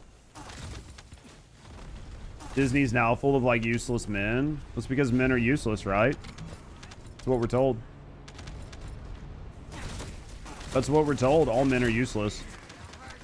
Wally and 8. Thank you. Being born with a penis is a disadvantage. A handshake. As you say, I just got a video that popped up. The most masculine handshake from Arnold Schwarzenegger. The fucking lol, though. It's because Google listens to the audio. Judge, I feel like everyone is sleeping on Harris, Supervisor Mod, when it comes to gun damage and being tanky. She's absolutely crazy with the fire rate build-up and multi-hit. Is she good? I mean, I literally haven't even built her. We're still just working on trying to build her, right? And we're not even putting a good build on her. I'm just trying to get her up and running, right? I mean, they might be. It's very easy. Because, like, what ends up happening, transparently, right? Transparently, Brave, and we all know this. What ends up happening is everybody waits for Biscuit to put out a video and for Biscuit to do math. And then once Biscuit puts out a video, then everybody just, like, takes Biscuit's video and ratchets it up to 11 about why Harris is good. Or, like, why the new Descendants are good. So... until Biscuit says it's good, most of the community is just gonna basically ignore the fact that the mod exists. Let's be honest. Because that's the way it works, because we don't have Vash. If Vash was here, then everybody would wait for Vash to say it. Speaking of Harris Reds, look it up in the library. Everyone's surprised how good she is, but yeah, people are gonna focus on skills. Yeah, for sure. Well, I mean, people are going to focus on skills, too, because the new, like, Transcendent mods and shit. Dude, it's so true. It is. I mean, if Vash was here, then everybody would be waiting for Vash. I mean, I can honestly say that I don't watch other content creators' videos. So, like, all of my builds were just shit that, like, we came up with on stream or that we, like, crowdsourced on stream. Or that I came up with. Like, I can honestly say that, and you can see that when you watch my builds. Because it's just, you can just tell. You can tell when somebody's build guide is hyper influenced by somebody else's or not. So yeah. Like, I literally don't care. Like, at this point, I literally don't care. So it's bad, but it's just the way I feel. I just figured this out on my own. Most are too lazy to try to test it. Absolutely. Or they just don't. There's a lack of understanding, Joker. I think there's a true lack of understanding of, like, how things work. So somebody needs somebody else to break it down so they can understand it. And then after that, they can tweak it. Because they don't understand well enough to understand things. They understand well enough to modify, right? So it's a difference between, like, being a coder, right? Like being a software engineer. And being able to write something from scratch. And being a team member on a software team where you can't write shit from scratch. But if somebody gives you a source code, you can modify the fuck out of it, right? Like you just can't write it from scratch. Your brain doesn't function that way. You don't have a base enough understanding of the material, or your brain just does not allow you to think in that way. But if somebody gives you a source code and then they ask you to modify it to make something really cool, You're like, dude, I can do that all day and I can do it faster than anybody else. But I need you to give me like the blueprint. Does that make sense? And I think there are a lot of people like that. And there's nothing wrong with that. Right? It's just the way people's brains work. Yeah, the new map. She's really fun. Yeah, I think that, I mean, she's definitely like a better version of Kyle, for sure. She's like a better version of Kyle with a nicer ass, so. Fair point, have the brain naturally works the way theory crafting is one you can or can't do. Yeah. Right? And then like some people are just like, some people just want to play what feels good. So like, you know, I've always gotten shit from my builds because people are like, Judge makes like couch dad builds or whatever. Like, I don't give a fuck. Dude, I make builds that I play with, that I have fun with, that work with my play style, and that get the job done, right? As long as all of those things are achieved, then I'm happy. And then, you know, some people just want min-max builds and everything else, right? So if you time her too right, you just can't die because of like the iframes. After Haley, VS is gonna need some work. Well, basically they just made Haley, they like took some of what Haley's kit was, or VS's kit was, and put it in Haley, right? You're definitely a modifier, and I don't think there's anything wrong with that. And that's why I say that, like, as a viewer, you should watch a bunch of different videos, because just because somebody says something is the best doesn't mean it's the best for you, right? You prefer to play balanced setups? Yeah, I just want something that's going to allow me to do whatever. I don't want to have to change shit all the time, because this game feels bad to change things in, right? Because of the way, like, the presets work and everything else, it feels like the goal here, well, the goal here is to get you to spend money, right? So they're not going to make it super easy for you to save 10 or 20 or 30 presets and just be able to hit a button and swap it out, right? So because of that, I mean, if it was super easy to like hit a button and save a bunch of different presets, a bunch of different skills, a bunch of different setups, I have, you know what I mean? Like I have this reactor on for this build, and I have this reactor on for this build, and I have these components on for this build with this reactor, and I have these 4 or 5 or 6 or 7 or 8 or 10 different builds. And all I have to do is sit down and set them up, but then I can just go in and click on them and swap. Then I would be more inclined to do that. But because of the way the game's set up, you don't have enough preset slots to do that for all the different descendants. So it's like, well, if I have to go in and set up every different descendant every time I want to use it, then I just can't be bothered to care, right? And that's the way I've always been with this game. I make like 1 or 2 builds that I really like, and then I stay with it. Wally and 2. All right, I'll Wally after this. Thanks for the reminder again. You just can't. I wish you could, but you can't. And I get why they're doing it, right? Like, their goal is to get you to spend money. And I can't bitch, because like, this is a game. You're like, you know what I mean? Like, they want to make money. Like, what am I going to get mad at them for like wanting to make money? But in the same sense, it just gives you a situation where the game doesn't feel good, right? Like Destiny 2, it felt terrible, but Destiny 2 also had Dim, and Dim fixed it. So while Destiny 2 had no native way to do it, they never bitched that Dim allowed you to save 100 presets, right? Dim let you save 100 presets. So once you had everything, you didn't even have to have it on you. It would just pull it out of your, vault. It would do all of these things. So Dim at least lets you do it. But like the First Descendant, I don't have any place where I can save 10 different setups for Serena. Listen. But Brave on? Oh, dude, I don't even... Look, dude, I'm not even... Look at the set I'm using on her right now. Like, I'm not even putting a good set on her. You know what I mean? Like, I should probably switch a bunch of stuff out. Like, I don't even really care. Yeah, Dim will even do it for you, right? I don't even have a set on her right now. I'm literally just, like, dog shit leveling her.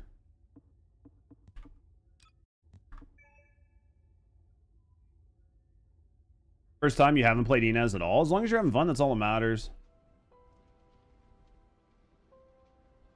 You can stand and die as Red Zone and take the hits, dude. So she's like a solid brick-ass tank.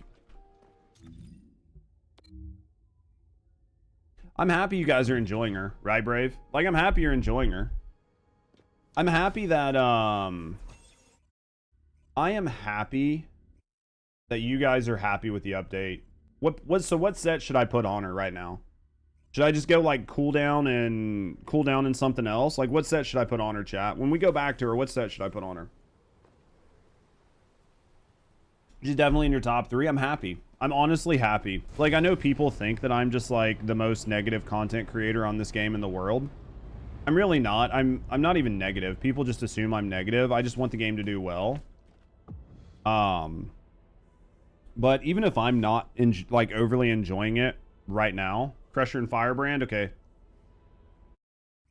Even if I'm not overly enjoying it right now, I still want you guys to have fun, right? Hey, Poppy. What up, amateur?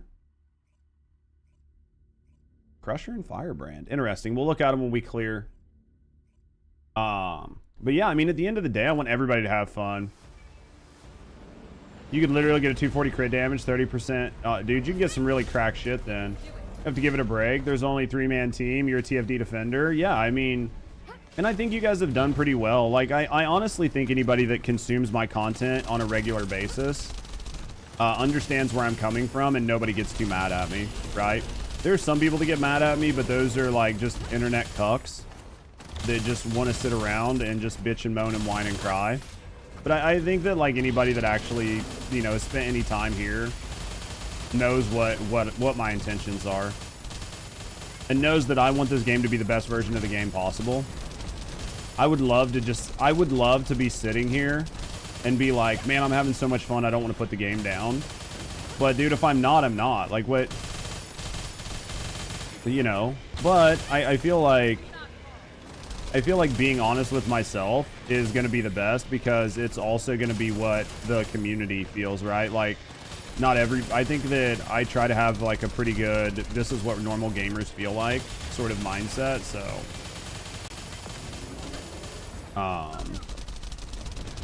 Cal's the best in-game GOAT. You think so? You also get minus 54% HP. Just imagine if you need HP. Why do you need HP, Wordu? Just like don't die. Like, come on. Who gives a shit? Just stop eating ass, Wordu. I know it's addicting, but just like stop. Right?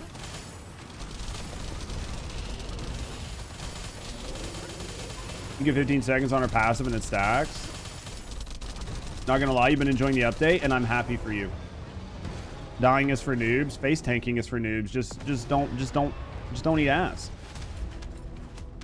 Finally got a useful ancestor roll. For who? Sill. See, guys, that's how you do it. You see what Sill did there? See what Sill did?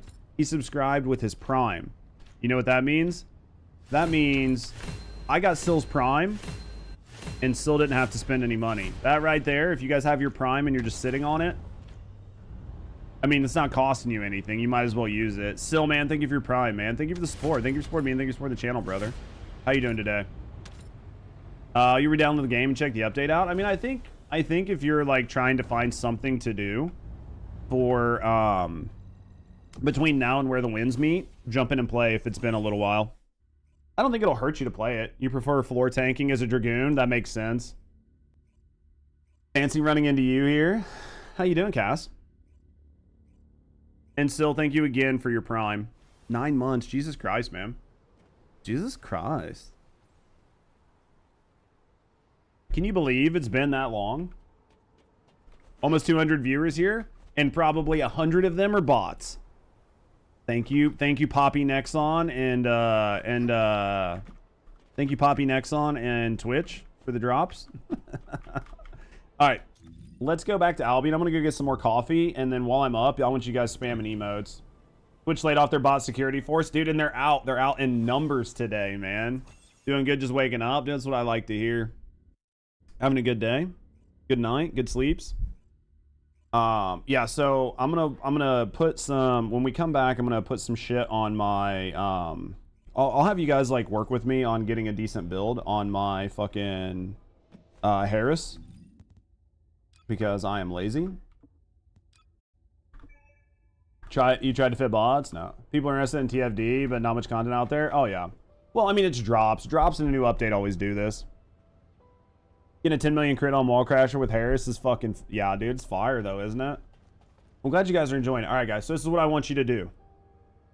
I got ads starting in 20 seconds, so I'm going to say this really quick. I'm getting ready to go get some coffee. While I'm up, I want you guys spamming emotes in my chat. I don't give a shit whose emotes they are. I don't care where you got them from. You spend a lot of money for your emotes. Spam emotes while I'm gone, just for fun and just to get it out of your system. And then when I come back, we'll go back to chatting. But guys, start spamming emotes.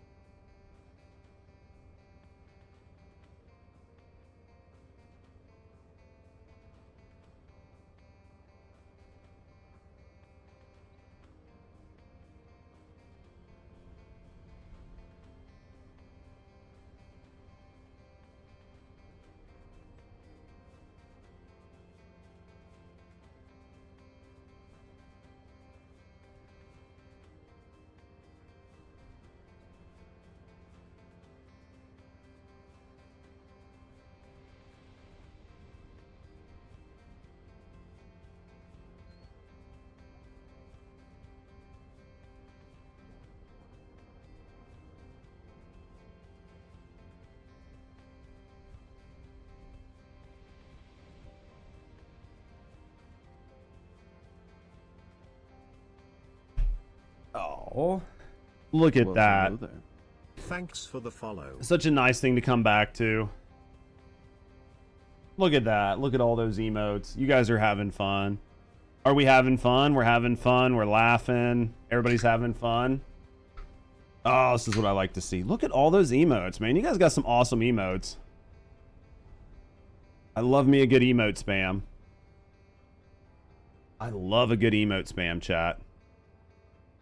Unfortunately, we have ads, so... But realistically, I mean... Looking good. Looking good.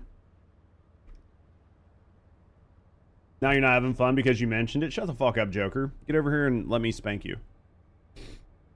Oh, man, that's a lot of really good emotes, man. You guys got some good ones. I saw Hunt do some swiping. I saw the skins. I know Hunt did his swiping. You want to get spanked too? Can I just line you guys up? Can I just line you guys up? Just find out everybody that wants them and we'll just line everybody up. Trunks, man. Chat.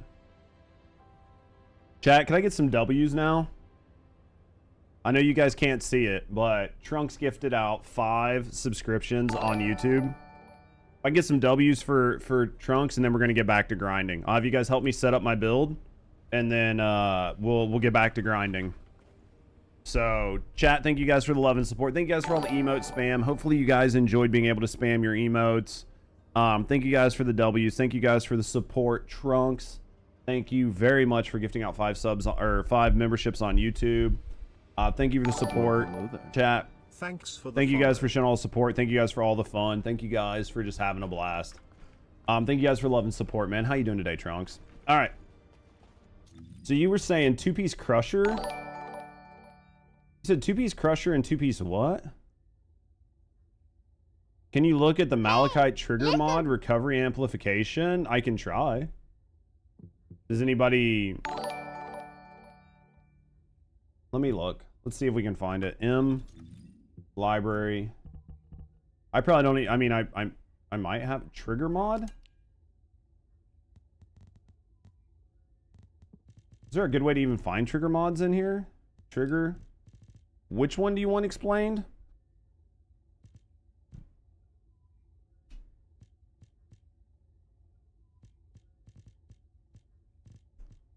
Recovery amp. Are you sure it's a trigger mod? Mutated cell, okay. Firebrand, okay. Let me put that on. Chat, you guys are gonna have to explain this for me, right? Recovery amp. Let me see if we can find it. When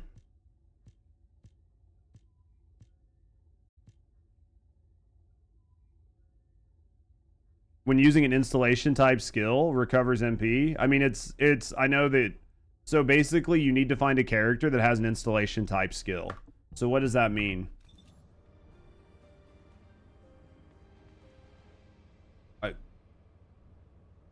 Oh, I thought I just did the right one. Recovery.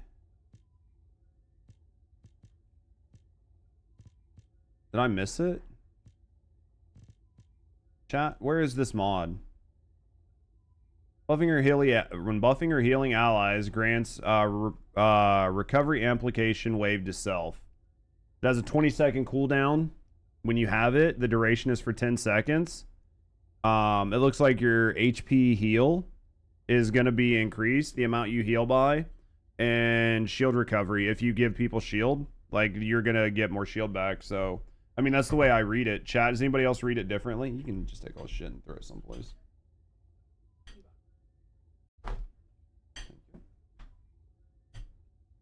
That's the way I read it. Do you guys read it different? What up, Larry? Nell's Great Deeps. Yeah, Nell's doing really good. Do we need to whip out the drawing board? I don't think we needed to.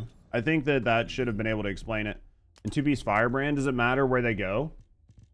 Like, am I fine just to leave these two down here? Guess I could look. Two-piece firebrand, range and duration. Range and duration? Really? You just doing the Dura for her 3? Because, like, I'm basically capped on range, right? HP recovery self. There you go. Chat's explaining it.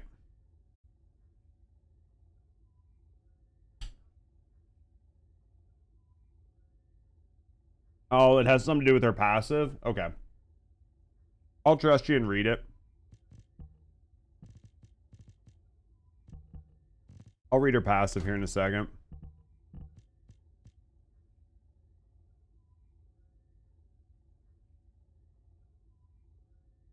I'll read her passive here in a second. Because it stacks, let me read it. What up, Damon? Let's go read it really quick.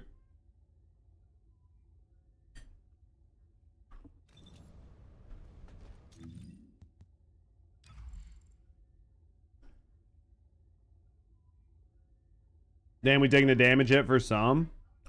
That's why I'm just seeing what's going on. I'm just seeing what's going on here.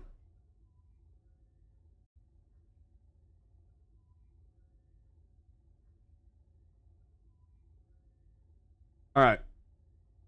So for her passive, grants. 20%,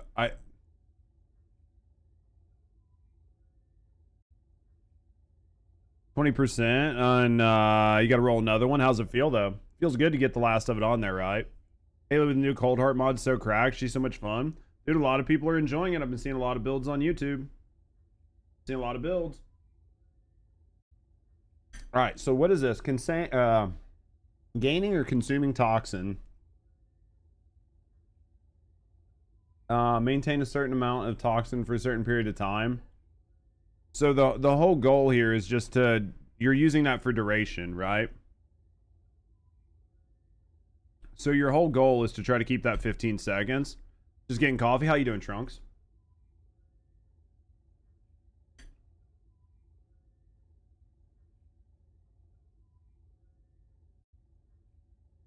So what you're saying here is you're using this to try to get your best condition and maintain it, right? Yeah, it's exactly what you're trying, Ghost Bullet. You're getting it. You're picking up what they're putting down. Did you like the new story? Unfortunately, the new story didn't resonate with me, but I think it was because of just like some of the weird, quirky things. I'm not too big into the story, but if you liked it, I'm happy. I'm not here to yuck yums. So in this world, you're adding duration to her build them. Right? Because your goal is to try to stack that out, right? So you're gonna add like a little bit of an R there to try to get that. Did that not take 12 seconds? No, think of it as you want to drain her resources and get it back quickly because it stacks.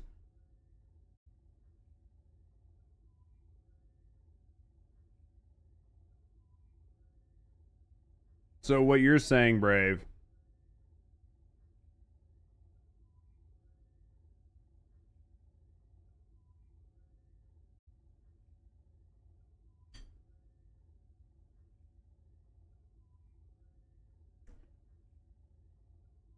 You're trying to get all 3 of the like toxin conditions at the same time is what you're trying to do.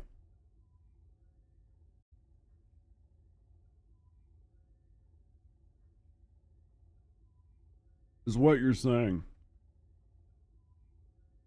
So you're wanting to just instantly like fill her bar and get all 3 of these at the same time, which is going to give you the duration up, the damage, the max HP, and then the skill power. You just want them all as soon as you drain. Basically, you're just wanting to get them all back up. This is what you're doing with it. And I still haven't even put a fucking build on her. I don't even know that I care. We'll get around to it. For some reason, every Asian Online gore takes so long. Not sure if TFD is the same. I mean, the TFD story, they basically minimized it. They went through and like basically took the whole story out of the game. Well, they took the campaign out. I don't know if they took the story out, but yeah.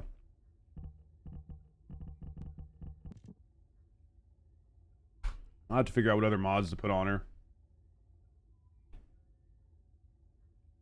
Since the buffs last, it does jerry rig. I can't remember. I think it used to be you wanted your 2 to be last. I'm pretty sure, but that could have, the rotation on that could have changed. You wanted your 2 to be the last one, right? You would do like 3-4-2 or something like that in your rotation, and then fire on your 2s. It's been a little bit. It's been like a month and a half, 2 months.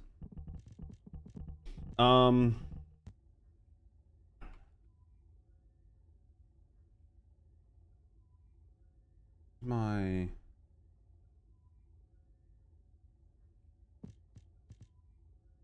her supervisor mod, yeah, I don't know if I feel like putting her supervisor mod on. I'll have to look at her. We'll mess with her. Like right now I'm just trying to level her up. I'll deal with shit later. We'll actually like put a build on her. It's rough, with it being a C in the middle. Yeah. Let's go back. Let's look. I'm actually, let me go to mods. Have I got any decent ones? Just hit random buttons with Luna? I mean, you can do that. You can do that. Who's this for? I've got 2 for Viessa that I could re-roll. Sharon, 3 chefs, quartermaster, arch resolution, hope. Yeah, basically I got pretty unlucky with these. Pretty unlucky. All right. Ready to go back at it. Oh, yeah. My inversion reinforcement. So good. All right. All right, let's go. Oh, I need to recat her.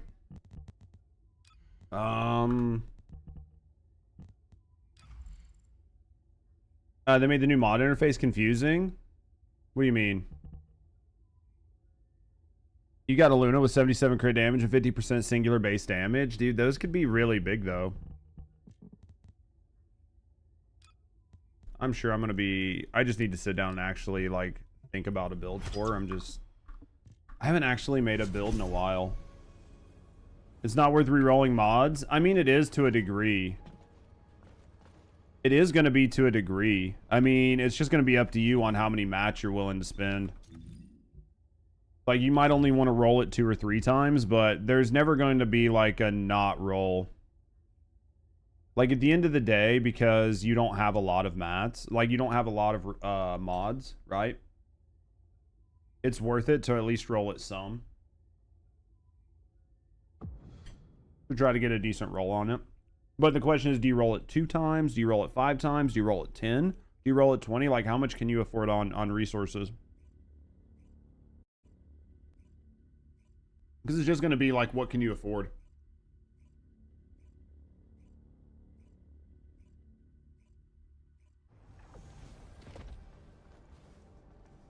And that's I mean, that's going to be the important part. It's just what can you afford? 10 times to try to get defense and health. Yeah, I mean, it's at a certain point, it's just going to be too expensive. But am I over DNA? I mean, I'm not over DNA. I think DNA is still a lot of fun. I mean, there's just a new update for TFD that we decided we would check out.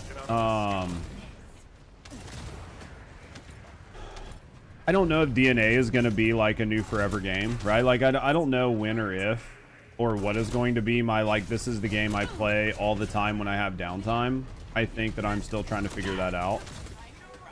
I think I'm still trying to figure that out. Because I know a lot of people are happy and a lot of people are having fun and they're back to TFD for right now. But like, if you look up the numbers online, like as a not like for somebody like me, right, who like this is my job, I have to pay attention to like numbers and statistics and get rid of like my feels. And number and statistic wise, like TFD's not like cooking I see a gap in the as much as people want it We can provide air support. to be. It's just not. So like you have to pay attention to what you're doing. What's up, Judge? Long time no see. How you doing, Pub Dab? So yeah, I don't know exactly where or what I want to do, but I mean I have a pretty good idea of certain things that I want to try, right? And some of those are different. Like obviously we're gonna spend more time in just chatting, so yeah. Hope the new green gun's good. I mean, the hard part is just like, I imagine the new green gun's probably gonna be decent, but the problem is it's going to be good in certain, it's gonna be, it's gonna be tough to talk about. 11K online isn't like great for the update. I mean, not if you're a content creator. If you're a gamer, it's fine, man. Going for date night? Where are you guys going? Anything good? Like as a content creator, those aren't good numbers. As a gamer, I mean, as long as the world feels fun and alive and you're not like waiting for, you know what I mean? Like waiting for matches, then it's perfectly fine. New gun's kind of meh. Well, I think the new gun, you really need really tanky enemies for it to be useful. If it's anything that's not super tanky, you're just going to kill it.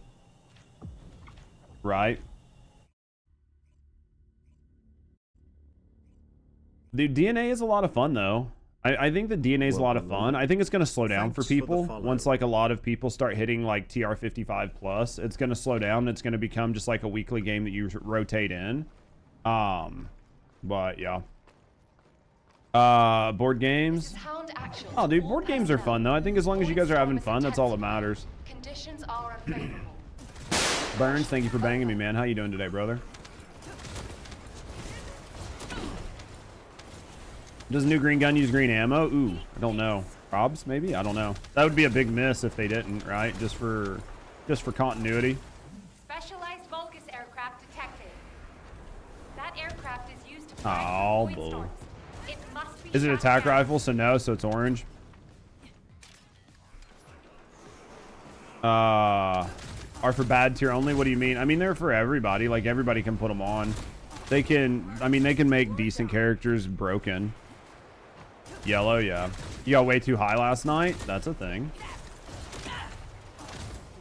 Have you thought about just not getting way too high and just getting a moderate level of high?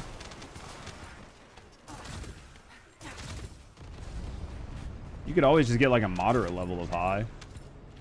They've added more power, basically. Basically, that's all they did, was they just add more power to Descendants that I mean, some Descendants maybe needed it, some didn't, but everybody got the mods, so yeah. Yeah, like maybe a footstool, not a ladder. Dude, he was fucking on the 3rd floor of the building. Maybe next time tie yourself down. Dude, then he's gonna have all sorts of other problems. I need an anime game with no gacha, character creation, no gender locks, not men. Oh, dude, you're asking for a lot. DNA has a lot of that. They just have gender locks, but they don't have like it's a no gacha. So I mean, it's partially there, but definitely gender locks. No character creation. I mean, you can swap the gender on the MC, but like who really cares? Nobody plays the MCs anyway, so. I mean, isn't that maybe where the wins meet?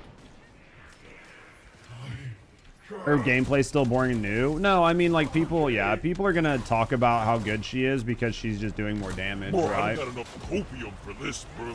Like, everybody's just happy because she's doing more damage, but from what I understand, like, with some of the changes, from what they showed off during the dev live stream, they basically just made her, like, another version of, Viessa, so... You love VMC and Genshin? I didn't play Genshin that much, so I have really no opinion on it. Did you try out? Did you try out Do at Night Abyss, Brave?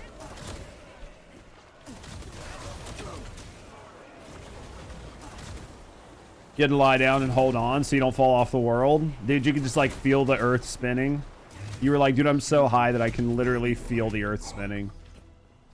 That is an insane level of being high. That is how you know you might be too high.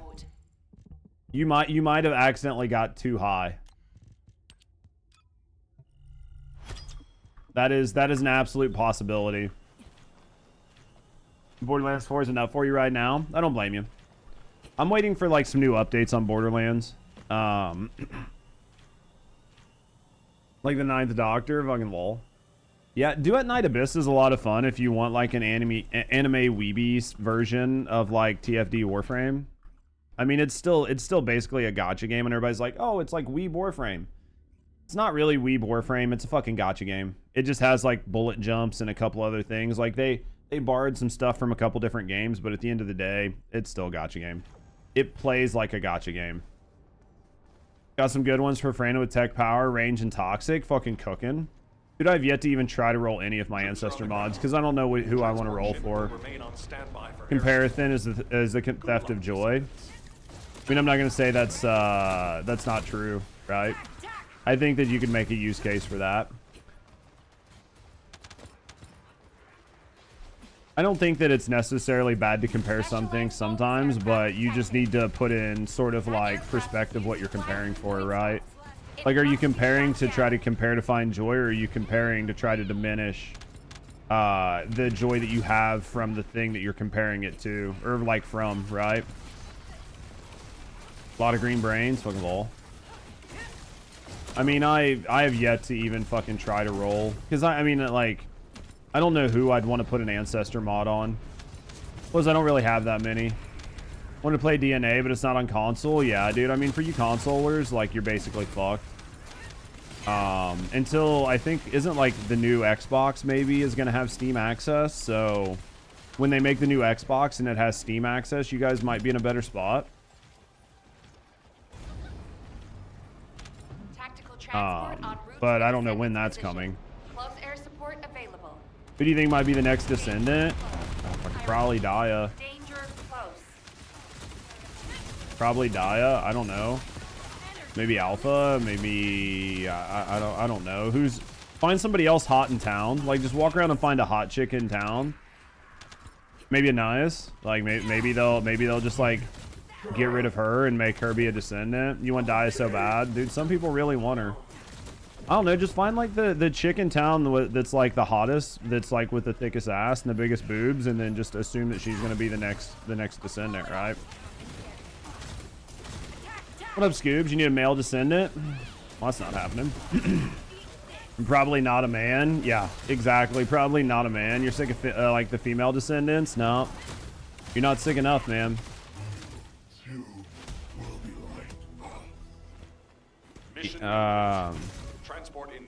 I see it in my brain now to make room for the Ancestor mod to either up what I already have or to put on what's lacking in a build. Yeah, I mean, I think the Ancestor mods are going to be fun. I think that it's going to be sort of like a positive and a negative, because I think most of the content creators for this game are very hardcore. So I think a lot of like updated builds are going to have Ancestor mods on them, which is going to make it really hard in some cases for like people to get the builds, but yeah. You think it's gonna be 17? I don't know, man. I'm still trying to decide if I even want to make any build guides for TFD for anybody right now. Still trying to decide if I want to. Because there's like a level of I feel like something's wrong.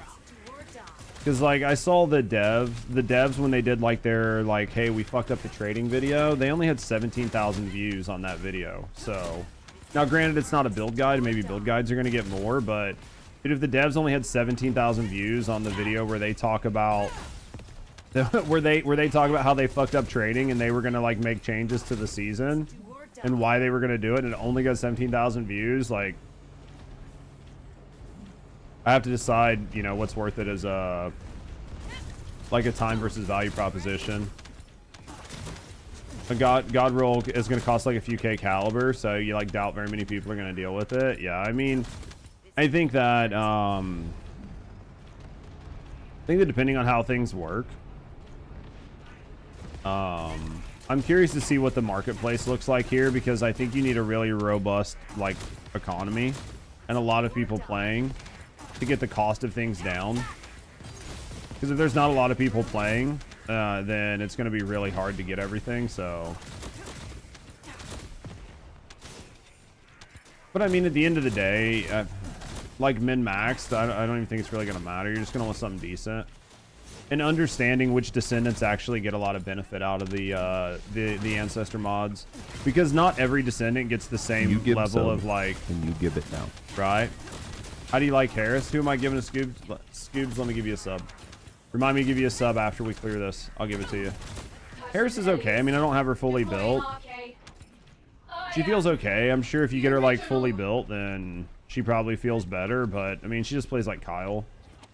Her play style is like fine, whatever. Like it's not my favorite, but I don't know. What do you think, Mal? That's the question. I gotta give Scoobs a sub here in a second.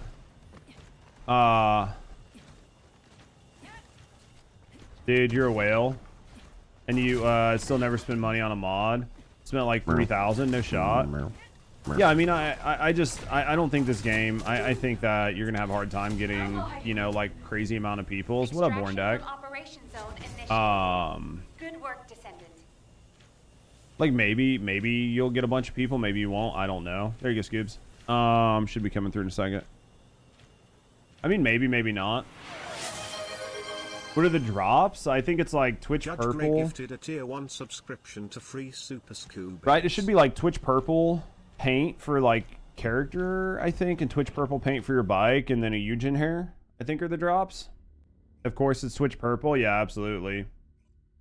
Yeah, it's a bike. Yeah, bike paint and Eugen makeup. There you go.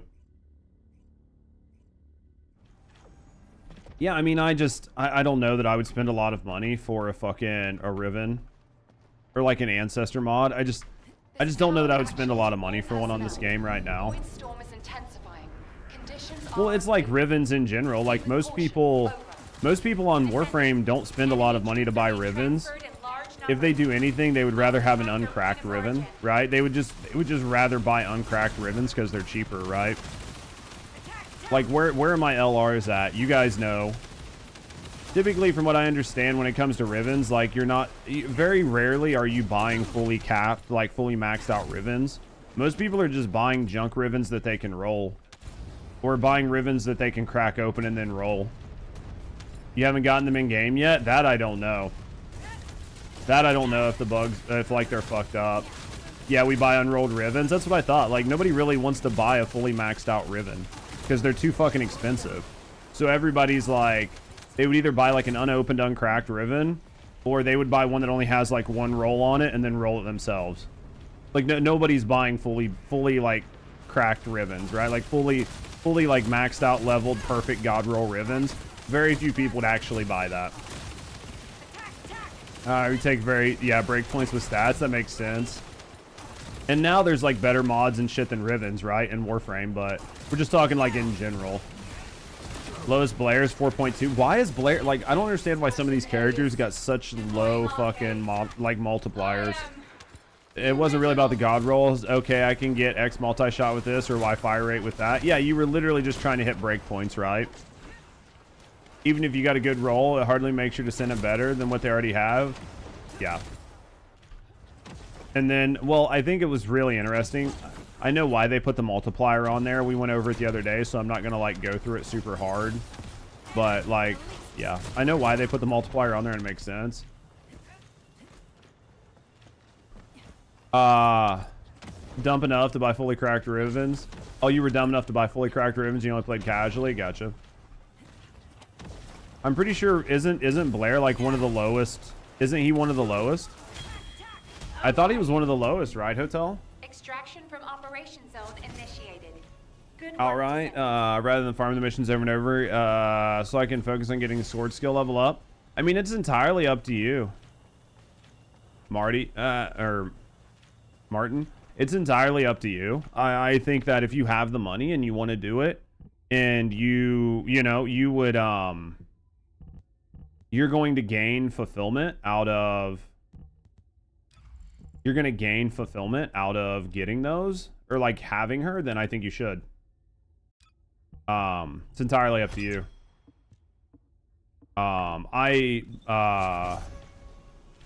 Blair has a 921. Who has the lowest? Who has the lowest? Kyle. Okay. Said the wrong one then. Kyle is 0.42.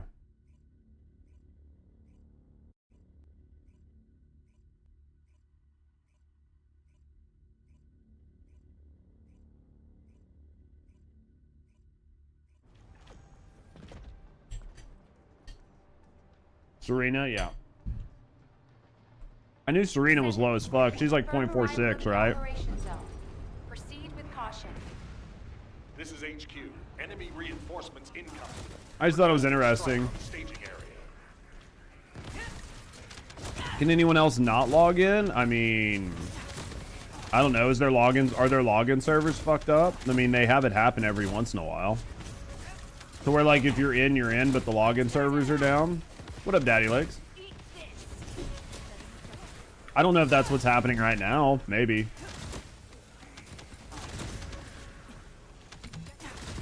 But I need to sit down and actually like finish her build. I'll just get chat to give me a really quick rough build, and then we'll go from there. I can modify it later.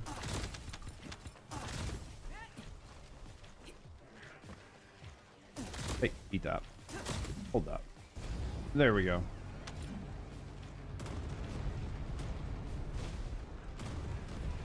Because I don't really care that much. I just want to have fun and play. I just want to have fun and play, chat. Can I just have fun and play a game?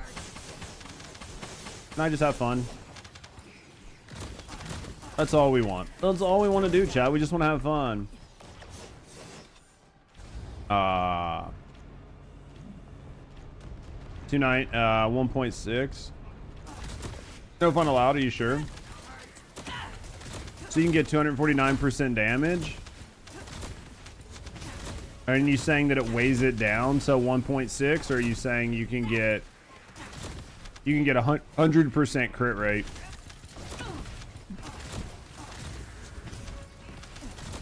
You can play the games and have fun? I don't know, it depends on it.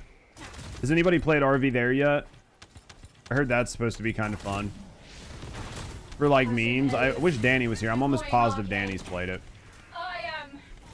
Almost positive Danny's played it. I don't know. I'm kind of ready for where the winds meet. I'm hoping that it's going to be good and not like an absolute shit show. We'll have to hope, right? I can hope. Well, like one can hope. One can hope, yes? I was trying to play Escape from Duckov the other day, but I only got about 45 minutes in it. I need a bigger backpack to enjoy that game. Eat that, eat that, eat that.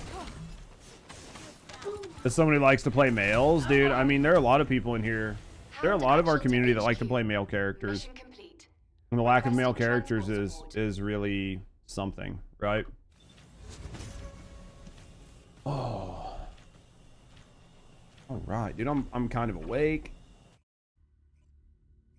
I'm awake, kind of feeling pretty good. Trying to have a good day, have a good time.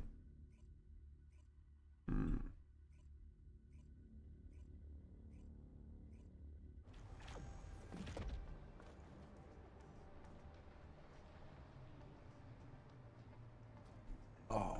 This is Hound Actual. Reporting extreme concentrations of void energy within On half of the characters, you can get as much crit rate and damage from one ancestor mod as the 4 mods combined. Holy shit. Unlike those that like have really crazy multipliers. I'm assuming that you'll be able to take certain non-crit characters and just make them crit. I mean, It's interesting for sure. It was an interesting decision. Thanks for the follow. I mean, there's only so much you can say about it, but it was definitely an interesting decision for them to go that route, but there's always this one retard, man. I don't know where he goes in the beginning or how he gets so stuck, but man, there's just the one retard.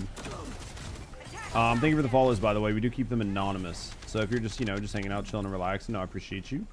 Let's speak up, get to know me in the community. Have a good night. Anyway, thanks for the follows. All right, let's cook. Arche receptor, confirming signs of life. All right, there's that. I mean, to be fair, I could be doing more damage if I was actually using my gun, but you main SMO, but oh, Tarn Storm, yeah. Even the new mods are worth less because of dumb values put on Descendants to make those other mods useless. Yeah. Well, I think that we talked about it before, Storm. The reason they did that is because I don't think they wanted to create individual pools for individual mods for like a plethora of reasons. One, just for coding and like a bunch of other things. So they just decided to make one set of pools that would give a shitload of, you know, whatever their stat window was. But the problem is on certain Descendants, it would be absolutely broken. So the only offset to that was effectively to be able to give the modifier, like the cuck modifier on your character. That way you just get less out of it. It was the only viable way to do it. I'm not necessarily saying that it was a bad idea. It's just they did it and they didn't explain, like, you know, common sense would dictate why they did it. But for some people, it would just be better if they just outright said why they did it. Because it is going to give them the ability to balance characters on the fly.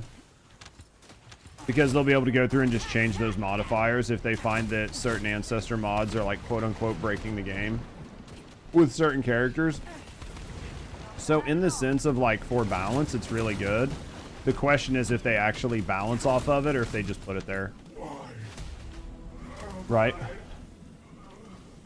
Because people will feel where things will feel really bad. This is where things will feel really bad, and why I think they'll be very. They will not use them at all.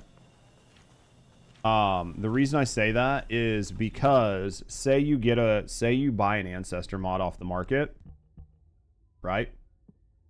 And say you get an ancestor mod, you like one. There's an ancestor mod you want to get, and effectively you spend like multi-thousand caliber on it, and then all of a sudden the next day you log in and your character went from having like a 1.25 modifier to a 0.8 modifier, and your mod is effectively like worthless even though it's still super good. People would have a fucking aneurysm.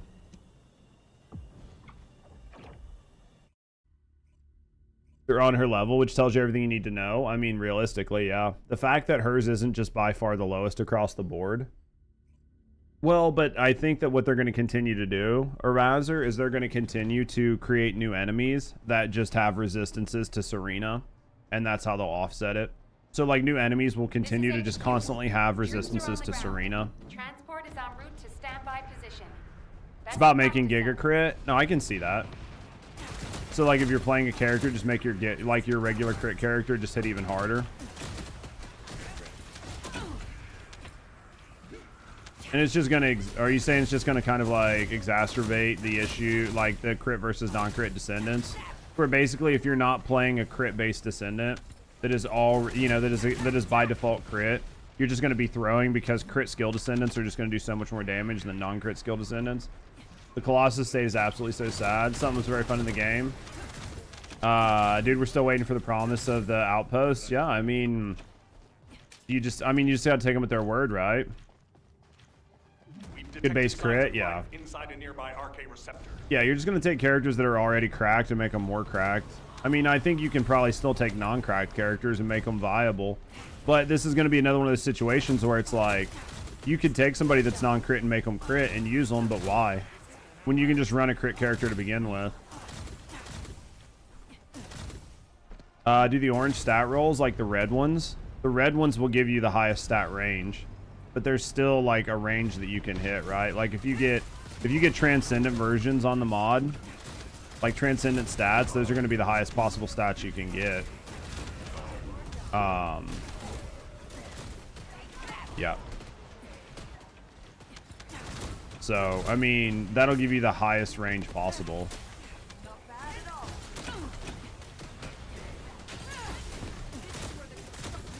So, yep. Get your dumb ass back here.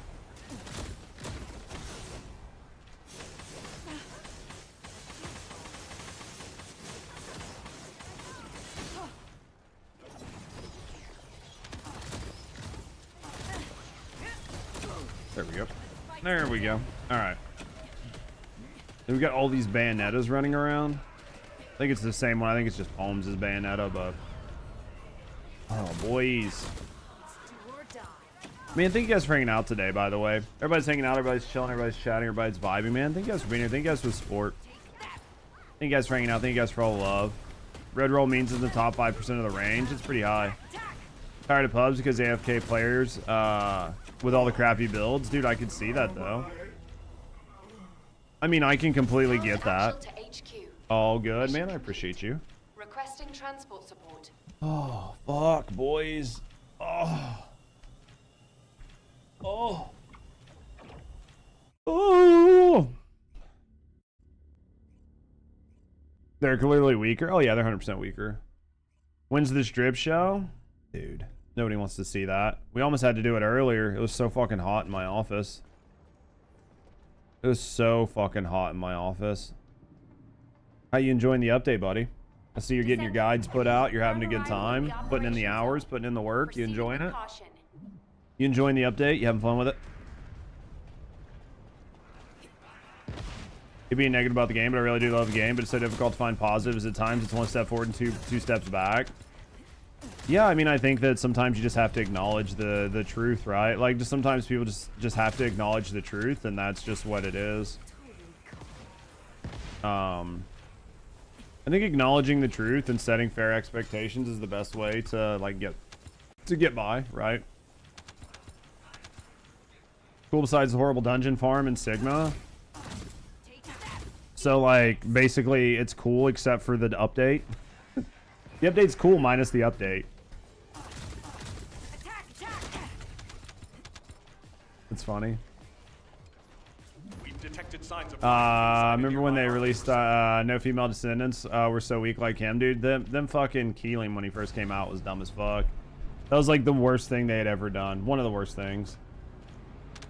Yeah, man. I mean, I'm happy you're enjoying at least like some of the build crafting and the farming for new mods and like redoing the builds and enjoying the ancestor mod chase and the rerolls and stuff. Like I'm happy you're enjoying it. Right? Like, I'm happy that you're having fun with it.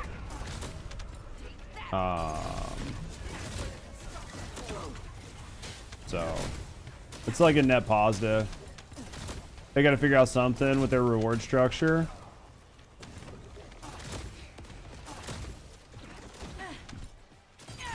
I'm just smiling. I'm just smiling. Maybe they'll figure something out. Maybe season 4, maybe season 5, maybe season 30. You know, they just need another 6 months, right? On DNA, you can fart and get something good. Like DNA just feels so much better in so many different ways. I mean, at the end of the day, just give them more time. Just give them more time, right? That's what the community says. What's DNA? Do at Night Abyss. Just do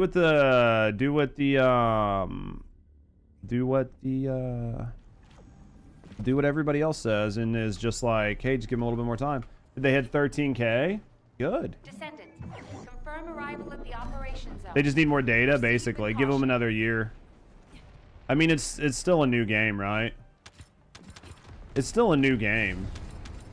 Dude, I'm happy they hit 13K today. They needed to. They needed Sunday to be better than Thursday. If Sunday wouldn't have been better than Thursday, that would have been really bad.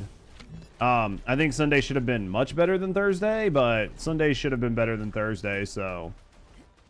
you got some data they can have? dude.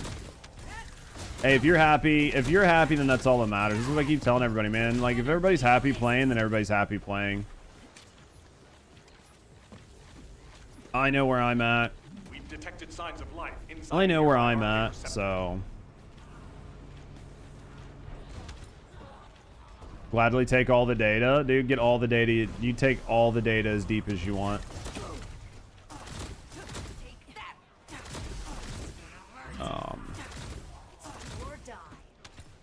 This is a 1 week a month, if that. Yeah, as this isn't a full-time game. This is just a part-time game. This is a part-time game if you're lucky. Toxic, you fucking nerd. Do I have any mods that can shout toxic out for me? If not, I'll do it. Toxic, man, were you playing Arc Raiders? Gonna wait for Ultimate Eugen? Yeah. Yeah, I mean, I think that this game is basically just like, it's basically like a gacha style. Chat, can I get some W's for that raid as well? I would appreciate it. I'll get you Toxic.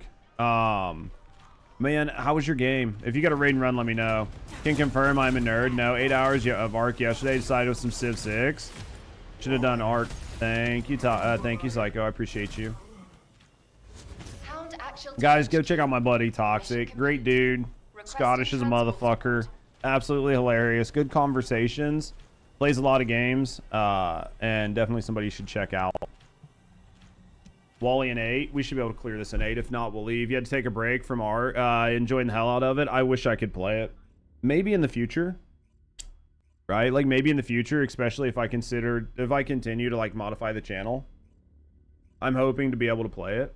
Well, I don't know that I'm hoping to be able to play Arc Raiders, but I'm hoping to be able to play things like Arc Raiders when they come out.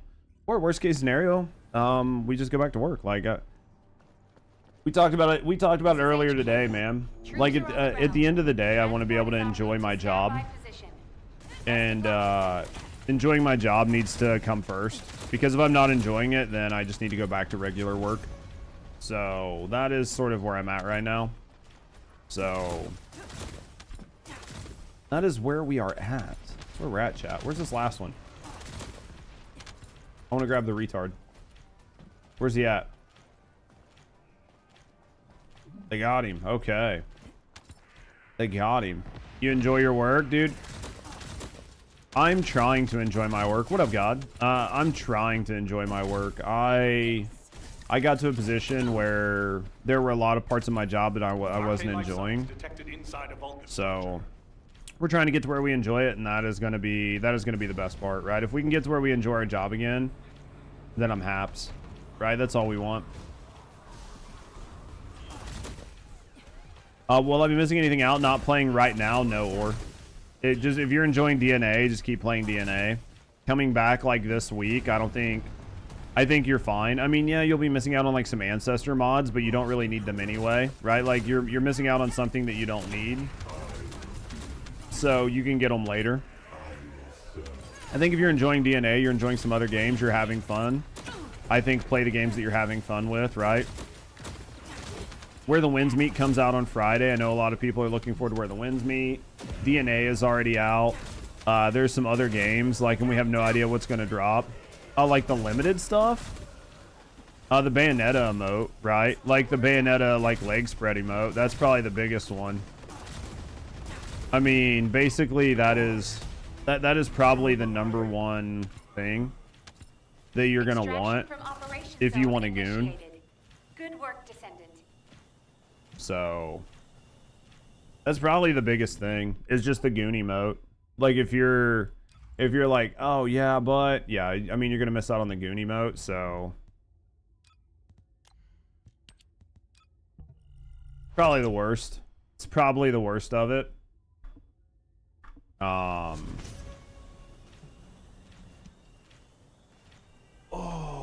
fuck, boys. Oh, Drinking out of cups. Being a bitch. Oh, Wally. Let's go to Wally. I'll take us out and we'll go do Wally. But I think that's probably it, honestly, or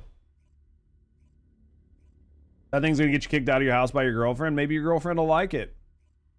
Maybe your girlfriend will like it. Maybe you show it to your girlfriend and she's gonna be like, this is awesome. My man is very cultured. How am I doing? I'm here, man. It's been a lot. I didn't get very much sleep last night. Kind of tired. Kind of tired. I've been really busy. Like, I didn't really take much time off Saturday. I basically sat at my computer and worked on shit all day. Just like Ben, just kind of really tired. Show it to your girlfriend, tell her to take notes. Just point at it and be like, can you do this? Yeah, I mean,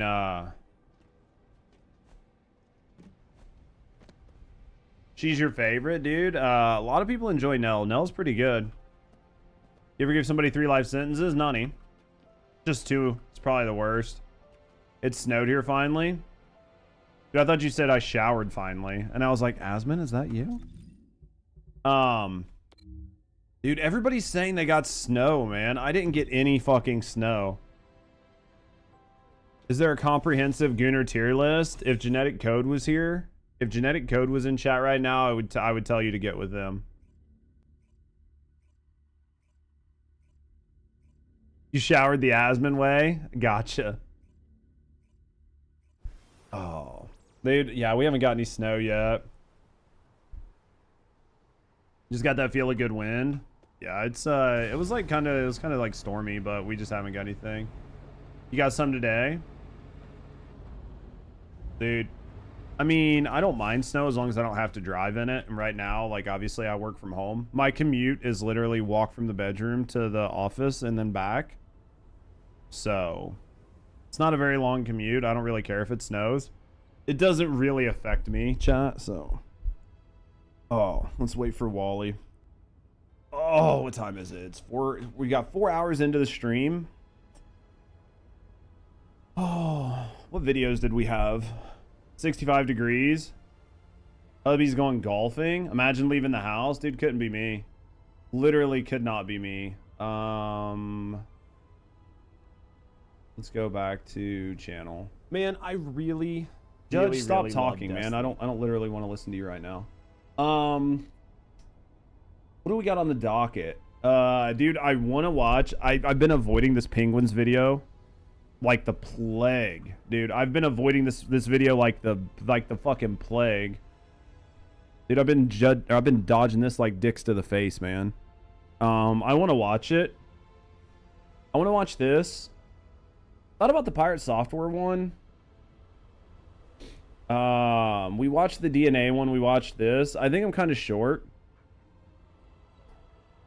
Kind of short on stuff. Yeah, we definitely gonna watch the Pirate Software one today. You feel like the Pirate Software one? It's like a couple weeks old, yeah. I definitely am gonna watch this one. I don't know how many videos I'll watch today. I wanted to watch this, but I think this is just too much controversial, whatever you want to say. Yeah, I think, yeah, Charlie tells it how it is. I think this is going to be really good. Well, it's even like this background NPC one. It's kind of old. It's like a couple weeks old, but hard part's just trying to find something good. So, background NPC, she's got a newer video. I'm pretty sure I watched the newest one. Our Friendship Games the Future. I saw that she had the Friendship Games the Future one.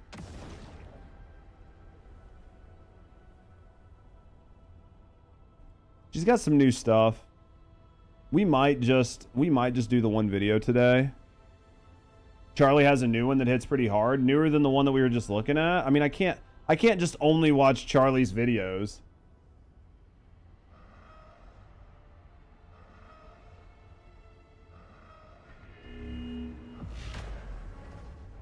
I wonder what happened. I mean, I can't only watch Charlie's videos. I'd love to only watch Charlie's videos. The blue shirt one. Give me the TLDR. It's on your recommended, yeah. I mean, I feel like I covered the Nina drama, so your handsome face happened. I love you, Terea. Which one should we watch? Should we watch like the newest Charlie video, or should we watch the... Maybe we watch the newest Charlie video and just see what it is. Because I saw some shit on Twitter about some dude like... I don't know, man. Maybe we watch whatever. I don't know what happened. Maybe we watch the new Charlie video. I don't know. Maybe we watch that. Good morning, Torreya. How are you? Hardest part's just trying to find good videos to watch. Guy does terrible things, and Judge barely slaps his wrist. That sounds pretty standard. He was white, so that checks. He was white, probably rich.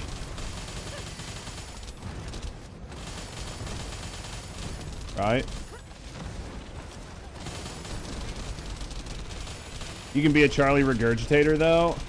Man, I feel like there's a level. Like I definitely feel like you can watch certain people's videos, but I feel like if you're only watching one person's videos, it makes it really, really, really hard to defend your channel. Like obviously I'm just some small little I'm some fucking minnow in a pond, right? Like Charlie will never fucking care. But if you actually start to get to a certain size, then somebody like Charlie would actually care. It's sad the new Void boss takes longer to kill than Wally now. I mean, depending. I think I don't know, man. I think that you can... Dude, I keep getting fucking the same goddamn trigger mods, man. Literally. I mean, they're for Serena. I mean, it's not terrible, but... Alright. I mean, I think Charlie has a good conversation, but I don't always agree with him. I agree with him on most things, but you don't have that one. What, the one for Serena? I have like 5 of them. Yeah, I think maybe we watch the Charlie video. Is there anything else out? Like, is there anything else? Where the Winds Meet comes out. I'm on that for a while. Yeah, I'm playing Where the Winds Meet when it comes out on Friday. Like, no questions asked. Chat, is there anything else I should watch? I get a lot of Blair. Is there any other video I should check out today? Because if not, we'll watch the new Charlie video. I think there was some stuff on Twitter, but... Your skills wreck FPS? Really? We can watch the Charlie video. And then I'll just use... I'll use tonight to try to find some other videos to watch for tomorrow. We might just do Charlie. Let me use the bathroom, and then we're not going to switch over right now. We'll keep playing TFD for a little bit longer if I'm only going to watch one video. All right, give me a second, guys. Let me go. I need to use the bathroom really quick, and then let me use the bathroom. And then when we get back, we'll grind for a little bit. I need to go pee. I need to get something to drink. Give me a second, guys. Give me a few minutes. I'll be right back. Be right back.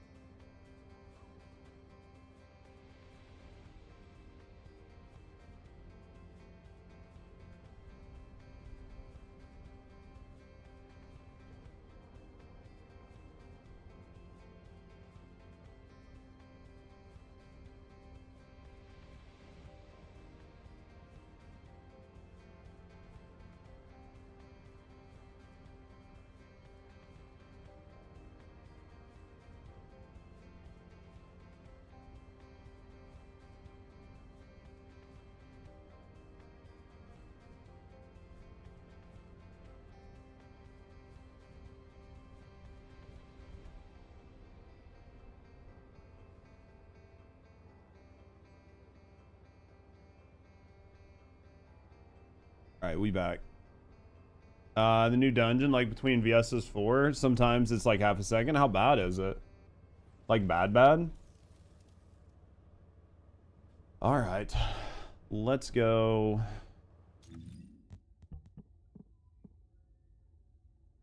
We'll go grind for a little bit further. We'll go grind a little bit longer, right? We'll go grind a little bit longer. Yeah, because I don't think, like, if I go to my Descendant mods. Yeah, see, I've got like 3 or 4 hopes resolves. Nothing like click and then clack, dude. That feels so bad though when shit's unresponsive. Hers looks like the only female that has darker skin tone. I mean, she should, right? I mean, a lot of it's just the lighting because it's night. Like her skin's definitely a lot lighter than what it used to be, but she's definitely like darker.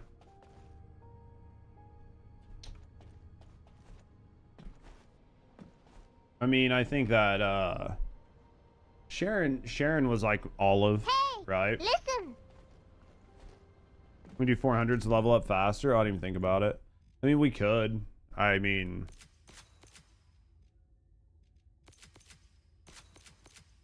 I'll put an actual build on her later.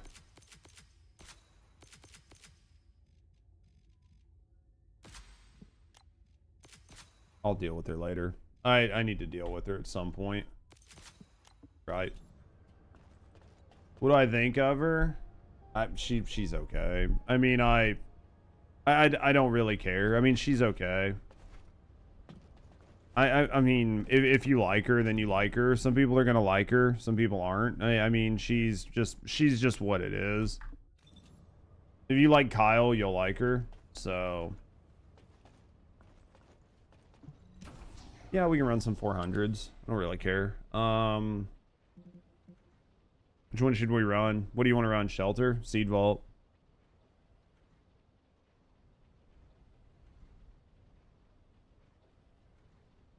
Trying to enjoy this update is so real. I mean, I mean, it's the truth though.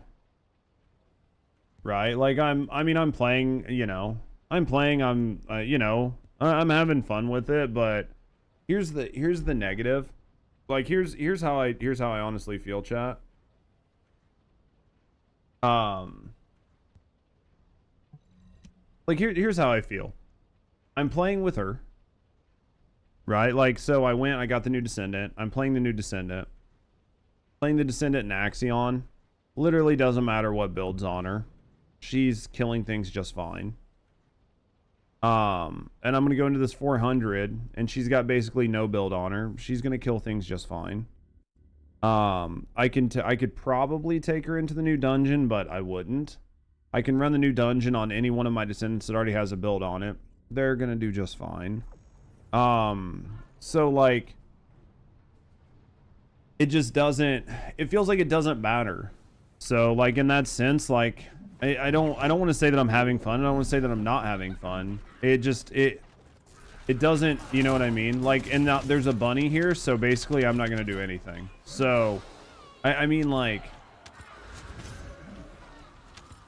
meh, you know, like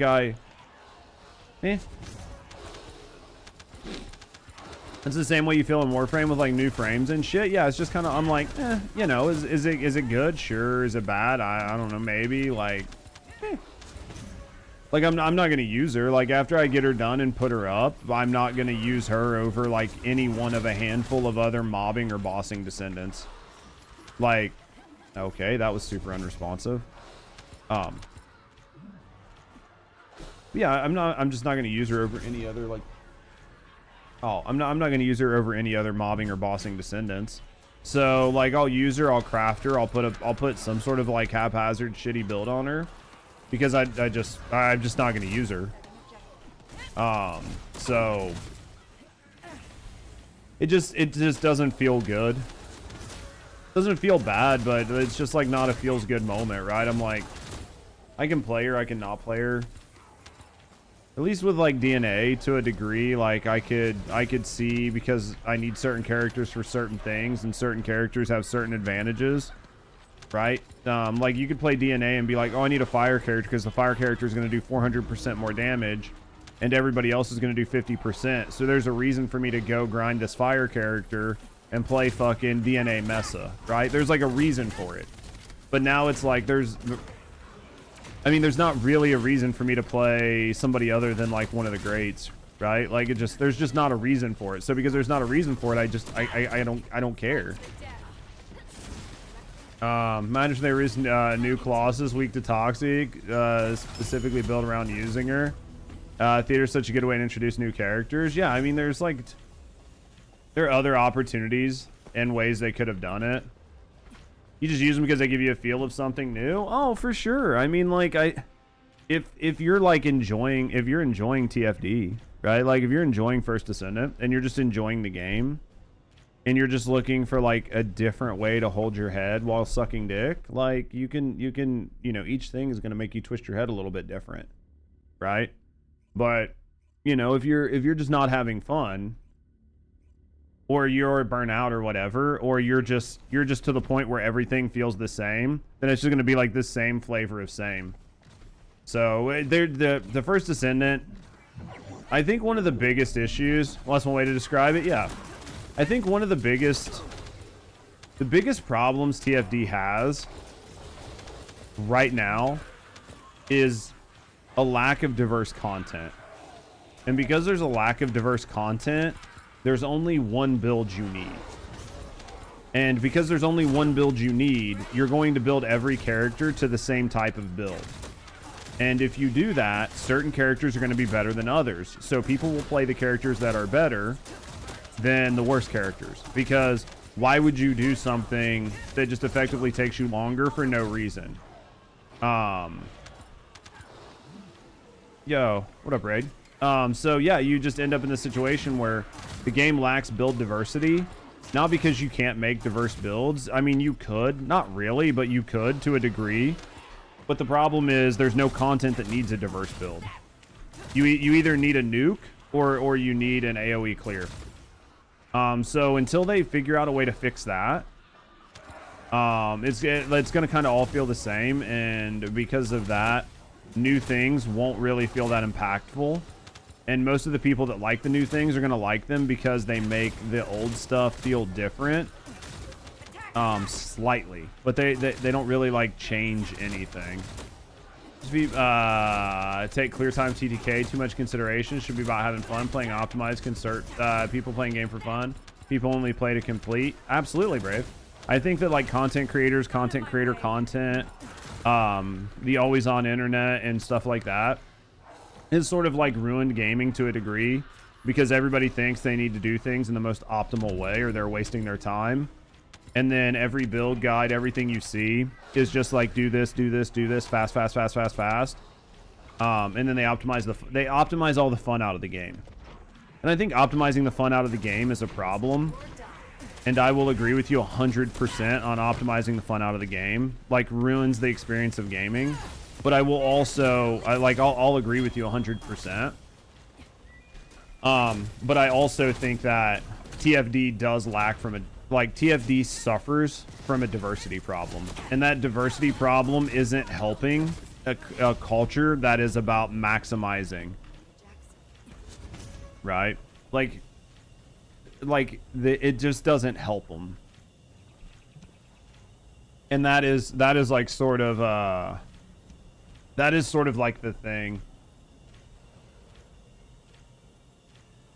So nowhere to power creep to? Yeah, I mean, like, there's definitely a level of everything is so fucking strong that power creep doesn't matter and builds don't matter in 99.98% of the game.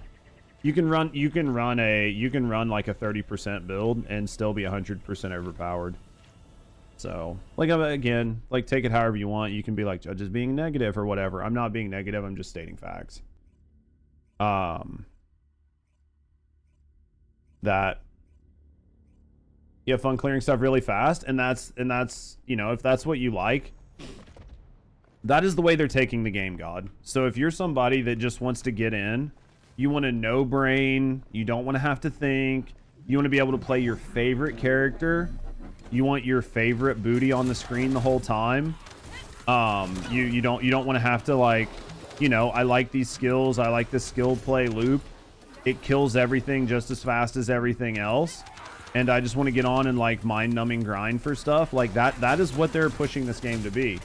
I'm not saying there's anything wrong with that game. I'm not saying there's anything wrong with that style of game, right? I don't think there's anything wrong with that style of game, but for a lot of people, that wasn't the game they signed up for. So that's why you have so many people that are just like not happy with certain things, is because it's just not the game they signed up for. I'm not saying there's not a market for that type of game. Because there absolutely is a market for that type of game. And that's just what they're moving this game to. And I think that, you know, that's fine. It's not sustainable. It doesn't draw new people. Yeah, I mean, I can see problems with the game model. But, you know, if that's what they're trying to do, then that's what they're trying to do. And if people are having fun with it, people are having fun with it. That's what Warframe does, and it's worked for 5+ years. Warframe is very... I have, like, such a love-hate for people comparing Warframe or like, Destiny or, like, World of Warcraft with, like, games that are currently out. I have such a love-hate with it. Because I feel like they're basically uncomparable, but I understand why the comparisons happen. Right? Like, I completely understand why the comparisons happen, and I can understand where the logic would dictate that the comparison is a fair and valid comparison. But I think that there are a lot of things that get taken for granted when these comparisons happen, or when people talk about a game like Warframe, Destiny 2, World of Warcraft. I think there's like a level of like just omission that happens when these games get included in these conversations. Not for like not like anybody's like dumb or retarded or doing it like try to make a nefarious point, because I get the logic behind it, but I just don't think that I think they're very hard to make the comparisons on.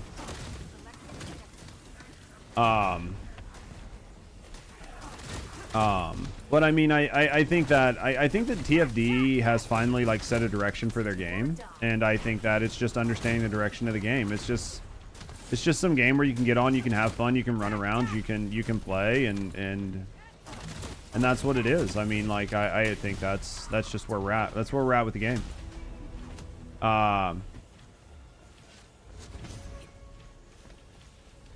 They're incomparable because you've never played a game that feels like Warframe in movement.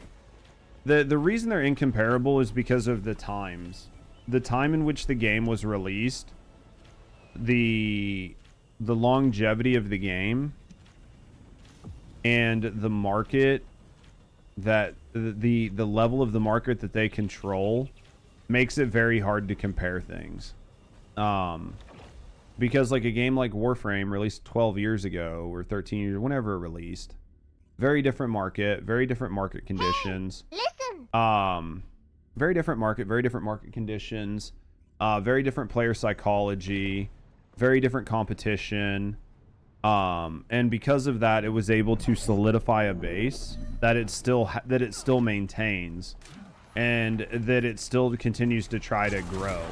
Like, the world was much different. Even though it is still competing in this space, it was able to survive a lot of things that other games wouldn't be able to survive, just because of the window in time and when it launched, and the lack of competition that it had during its launch. Or the lack of like severe competition that it had during its launch. So it makes it much harder to compare it to like today's games. So yeah, that's what I'm saying now is meta. Like season 2, you play in a character and clear almost everything. Yeah. I have an issue with TFD's major sale fashion, which is casual content, but the game itself does not encourage any sort of casual play. There are a few little things, but overall, do what? Let me reread that, because I was like half reading it, thinking I would be able to infer what you mean, but I actually need to read it. An issue I have with TFD is majority of its sales revolve around fashion, which is casual content. True. The game itself doesn't encourage any sort of like casual play. There are a few things, but overall most of the gameplay is with a few strangers for a couple of minutes while everyone's super busy. I get what you're saying. Like, the game doesn't encourage you just to get on and mess around and have like a suboptimal build and just fuck around. Because while everybody can do things with like crap ass suboptimal builds, those are people with like hundreds or thousands of hours in the game that truly understand the way the game works. But most of your new like your new casual players don't have access to the same things that your like hardcore players do. So even your hardcore players can run like a 30% build and kick ass, but a lot of your newer players don't even have access to a 30% build. So then they're sort of like locked out and gate kept. And I can get that.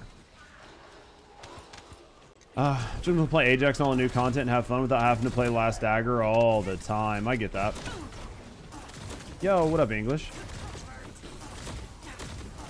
Oh, didn't she? What is she doing? You guys are taking the chair, nerds. Funny. Dude, I'm like literally not even paying attention to the game right now. I should probably help. Well, hello there. But yeah. So there needs to be more social content. Yeah, I mean like, well, and then like in a lot of situations, the game feels worse when you play with people. Like, right? Like the game actually feels worse when you play with people. Like think about the new dungeon. It actually feels worse if you're playing with other people and they don't have a good build.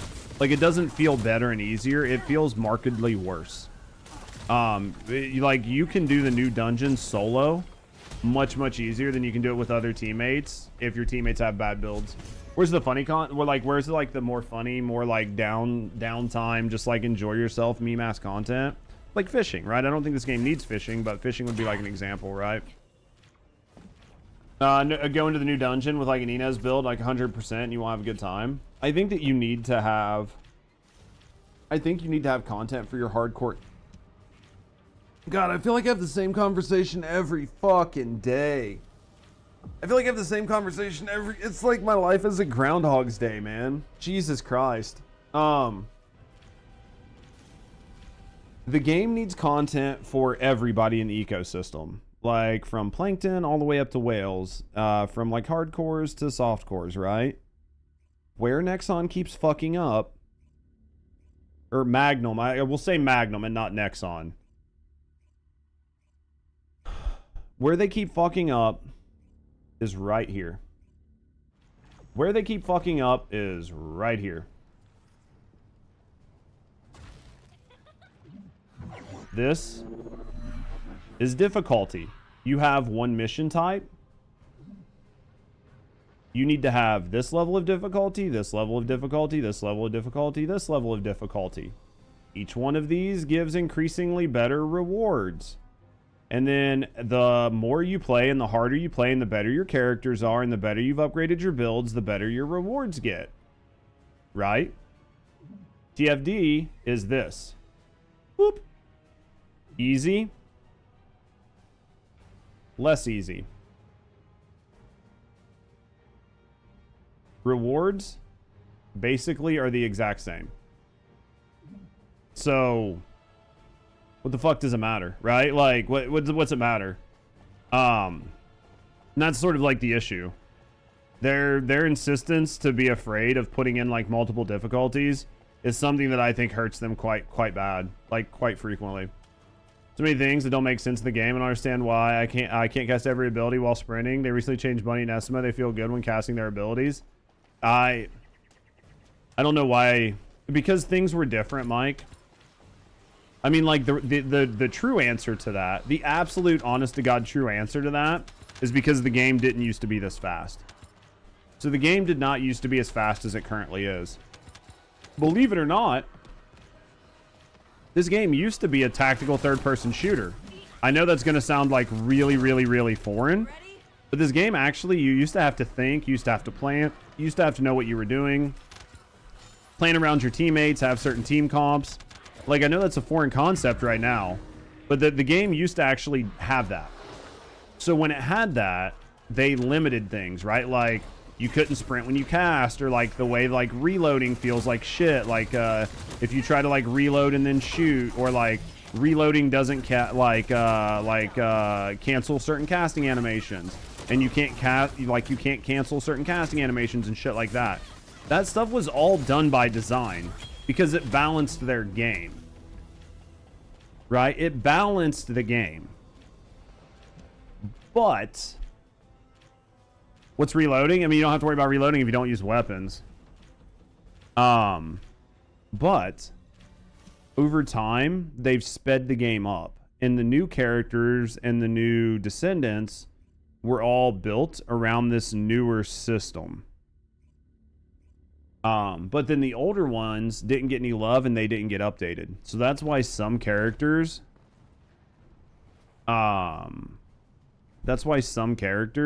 feel better than others when it comes to this kind of stuff.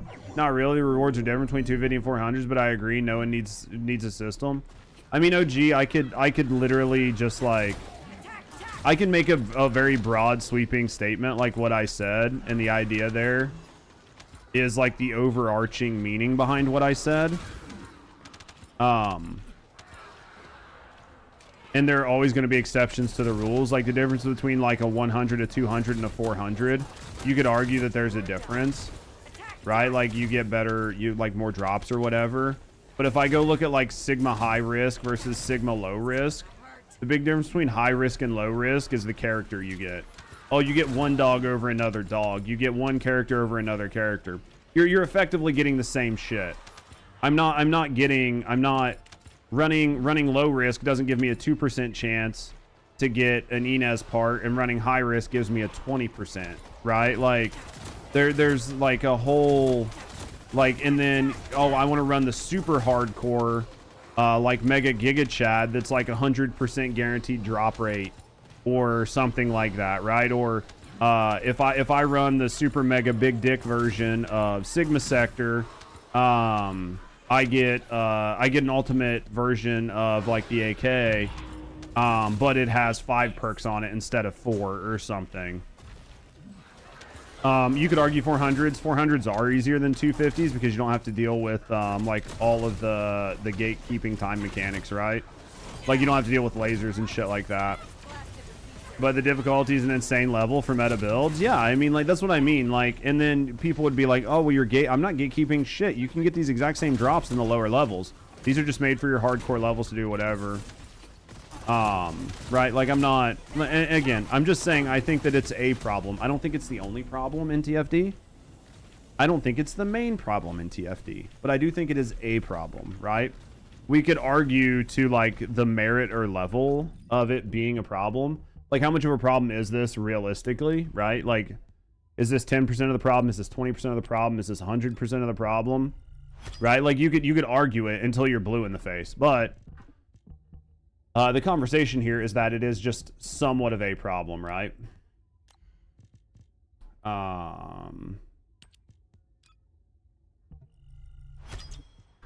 They'd be able to run, yeah. So... yeah, I mean, it's just, I think there are definitely issues that are there. It's just like to what extent are the issues? So what do you do? I try to have fun with it. I'm trying to get to the point where I just don't take it as seriously. This is where it feels really bad, chat. This is where it feels really bad. Which it was a little bit harder for me today because like my girlfriend, she had a bunch of her friends fly in and they were all here in the morning, so it's like much harder. Like I had to be quiet this morning, and like energy and stuff like that is like a little bit more low energy. But like I want to be able to sit down and just have fun and play and joke and laugh in whatever game I'm playing. And then on top of that, I want to be able to have conversations about whatever like we typically do. But I feel like when it comes to TFD, there's very little time where I'm actually sitting here laughing. Like laughing and joking about the game itself, right? Like laughing about a funny moment or something dumb that happened, and I think a lot of that is just me, right? I think a lot of that is just having, 1,500 hours in a game. You kind of just have done all the funny stuff, for sure. Like you've done all the fun stuff, you've done all the funny stuff. There's no like, oh my God, this is like so unexpected. You like have a laugh about it. That you do in like other games where it's like your first time playing, or you like get in and just meme around. But Jesus Christ. But I feel like transparently, it's kind of really hard to meme in TFD, like in any sort of like meaningful, fun joke way. To make like good, fun, interesting content that isn't about like trying to make meta builds in TFD and help people out. Like I feel like there's very little room for me to just like get in and joke around Yeah, that happens every game. Yeah. Like, Cap, I'm not... That's why I said, like, I'm not saying that it's just a TFD thing.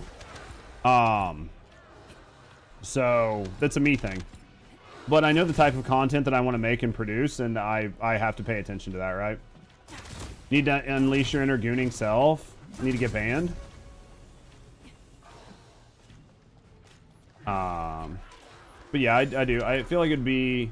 To remove that sprint restriction on every character should take them months to make a simple change like that. Maybe the person in charge isn't qualified. At this point, I have no idea what takes them, how long to make what change. Because there are tons of changes where I'm like, man, this is a pretty simple change. And it just doesn't seem to happen. So I literally have no idea like what it is or how hard it is to change or how ingrained it is into the basic movement. Like some of it could just have something to do with the way they have the characters like coded. And maybe it'll fuck up their movement animations and they have to like redo the movement animations for some reason because they hard baked in some sort of animation or something. I don't know why I take things so slow in games like this. I don't want to experience full burnout. I was like something to do even though there isn't much. Well, like James, I think unfortunately for me as a content creator, things were a little different. But that's why I'm trying to like pay attention because I understand that, you know, as a content creator who was trying to make content and be very good with good at the game and make content to like help people be good at the game and clear the game and clear the content. There was like a level of me needing to be able to do that. But now like a retarded monkey with one hand could make it through this game if you gave them a 50% build, right? Like they could just Aura farm their way through the game in like a 4-man. So that level of like developing, like that level of dedication to the game to get to that strength isn't really needed. So I think that type of content isn't really as needed as much. And I think some of us were trying to get really good at First Descendant because we thought, right? Like we thought the game was going to do something different than it did, right? We're like a lot of you guys where we, right? Like we saw the promise, right? Like we see the promise in TFD and we're like, dude, it's just going to happen. It just needs X, Y, or Z, man. Next update, 3 months from now, 6 months from now, it's going to be X, Y, or Z. And so it's like, dude, I want to have all the best things in case X happens. I want to have all the best things. Yeah, like early TFD had so many paths to branch into. And slowly as they've like narrowed the scope, like being able to do a lot of these things is just way less fucking important. So it's like I kind of wish,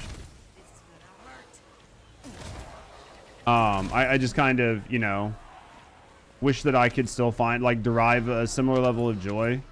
But I mean, honestly, most of the time that I was playing TFD, it was to try to be good. Like, try to be good and give you guys the best info to make your lives easier because you didn't have the time to know life the game.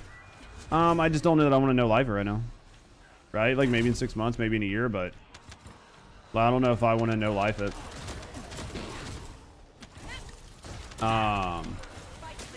You have 5,000 hours divided into 4 accounts. It's way too much. That's a lot, Ecto. Stop doing that because wherever they said never turns out like that, so just see what happens. Yeah, well, and I think that some of us had kind of got to that point about a couple months ago, and we've still been here because we just enjoy the game or enjoy the communities, and you know, over time that even goes away. Every time they take a letter away, they add 2 more letters. I mean, I think that they basically narrowed the scope down. Like, I would argue that there were a lot more opportunities for the game to take different directions, because there was so much more of a path laid out in front of it. But they, you know, them coming out and saying it is a hack and slash, like speed, like, you know, hack and slash style game that was all about collecting, they basically set the path. People talk about the same negative stuff the moment they stop having fun. I mean, I think that there's there's a level of, well, I think that some of that though, Brave, like, to be fair, the reason, like, say some people, like, everybody talks about the same things when they stop having fun, it's because the same things are the problem. But get carried, sure.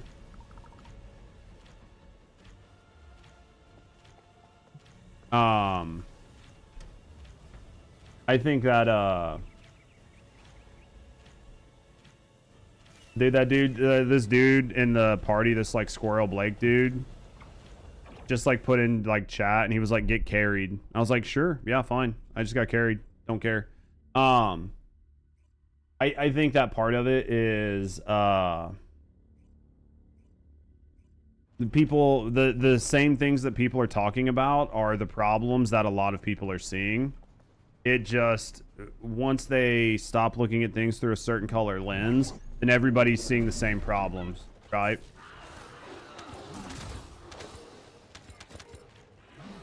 But yeah.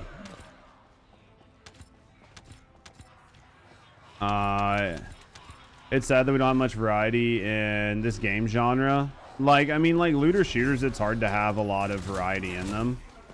It's just, I think that this game took, it's up front, it took a lot of its inspiration from Warframe, but it didn't learn any of the lessons of Warframe.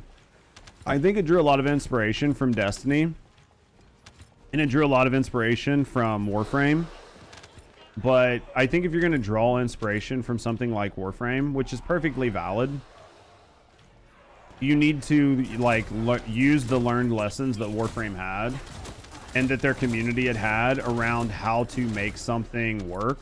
Because if you're just taking parts of Warframe, but not all of it, like Warframe works because of its entirety, right? And you could say that about anything, right? Like the reason like a pie or a cake tastes good is because of all of the ingredients together. If you take like the fucking sugar out and put salt in it in its place, then it's not going to taste as good, right? Like it might, for all intents and purposes, maybe look like a cake, but when you go to taste it, it's not going to taste like a cake. And that's why drawing inspiration from something is fine, but like trying to draw too much inspiration without a clear understanding of why it works is going to cause you problems. And I do think that was some of like the First Descendant's problem when the game came out. It drew too much inspiration from Warframe, but it didn't do any of the, like it didn't have enough content or anything to help offset it. And then instead of taking the learned lessons from Warframe, they tried to learn their own lessons, and it takes time to learn your own lessons and make changes. But in like the hyper competitive gaming space that we have now, you don't have that much time. So you really have to like stick your you like really have to stick it. And if you don't stick it, it's going to feel really bad. And they like made a change. They made a change, and then they've made a bunch of other changes, and that's where the game is right now. And I think that the game has a core audience, and I think that the game can grow its core audience, but I don't think the game will ever be, you know, super mega large or like it was when the game launched.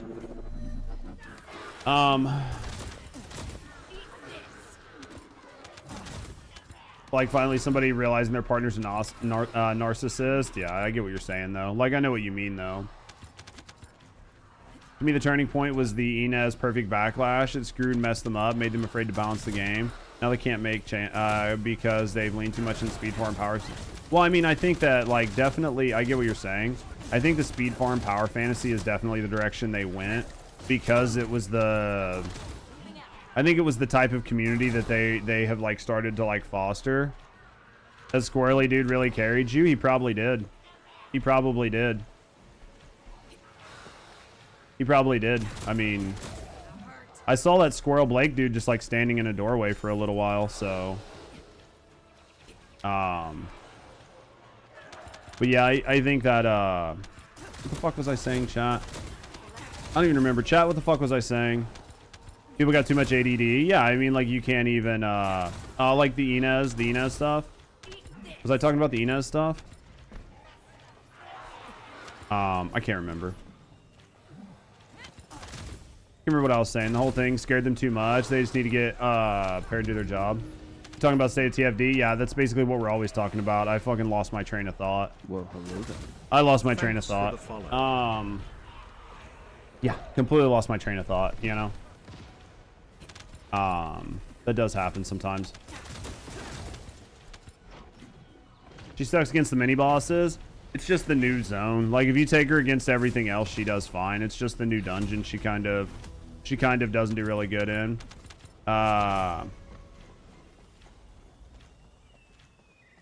They're distinct groups. Like Arc is slower. OGs love the game, but people in chat are like, oh my god, this is so...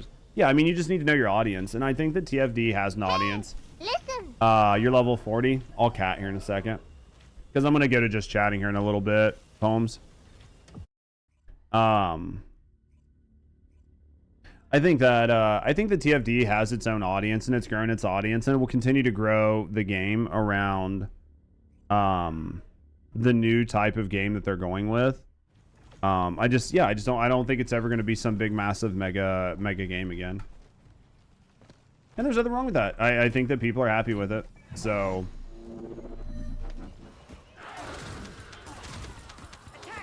all right.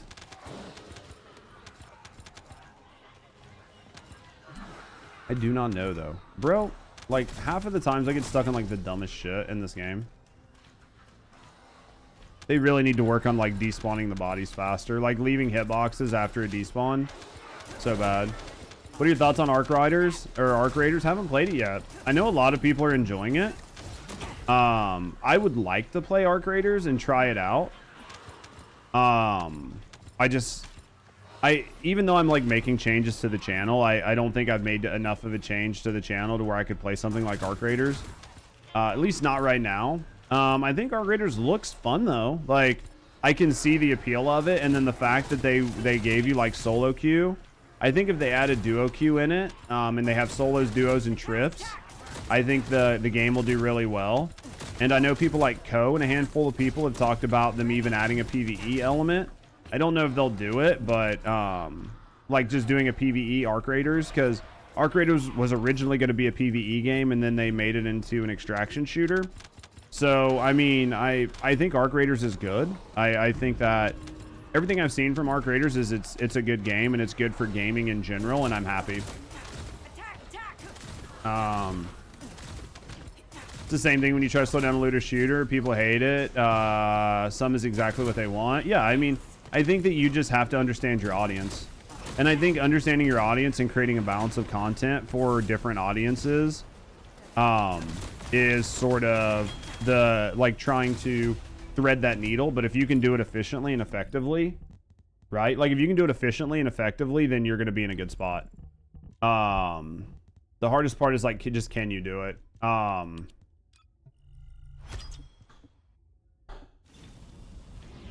not going to, like, cat her. I'm just going to run for a little bit more, and then I'll deal with her later. It's good to see players queuing up again. Yeah, I mean, I'm happy. I'm happy that there are people showing up. So we'll see what the game's numbers look like Thursday of next week. I imagine it's not going to be good, but yeah. Same thing happened with Fortnite. Went from PV to BR. Yeah. Well, yeah. They just made the change they had to make, and it really helped. Ina's actually bugged this update. Her AoE chain passive does significantly less damage. Well, because they blasted. Well, I think that they fucked up her MP, right? It has something to do with like her MP scaling or whatever. Like she went from doing really good damage on like her 4 to like the procs basically being not worth shit. Wally in 16. Yeah, I think I'm gonna do one more Wally, and then we'll probably go watch that Penguins video. Like we might check like live stream fails after we watch the Penguins video, and just see if there's anything really cool to talk about. Like anything we want to talk about. I need to, and then after I get up.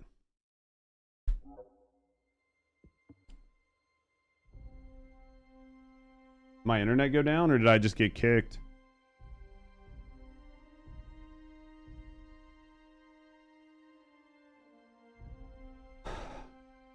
I literally just got banned live.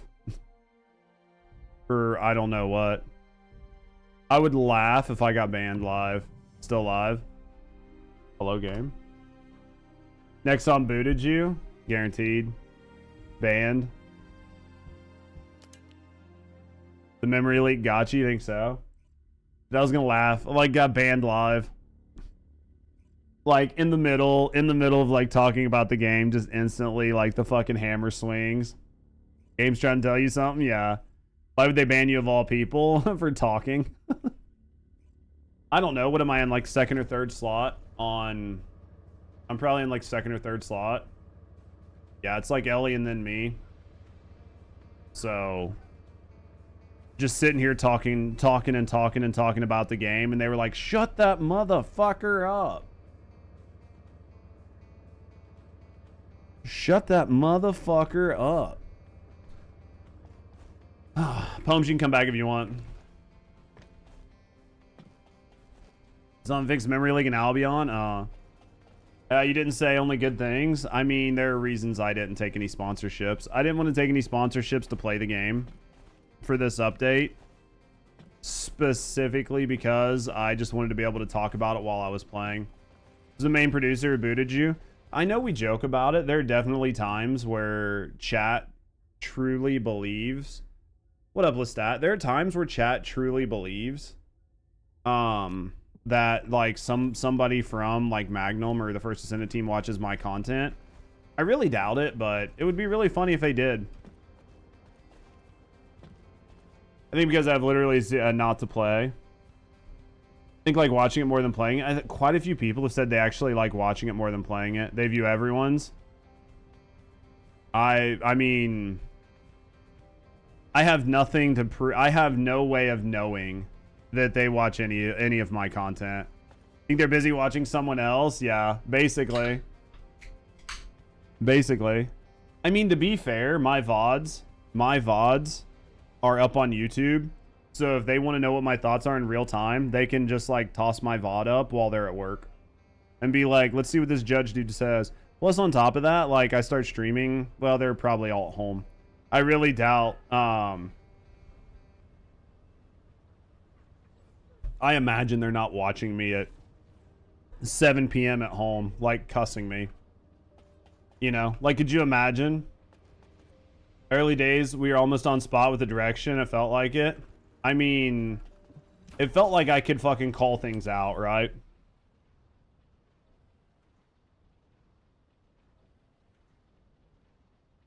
Like, we definitely could.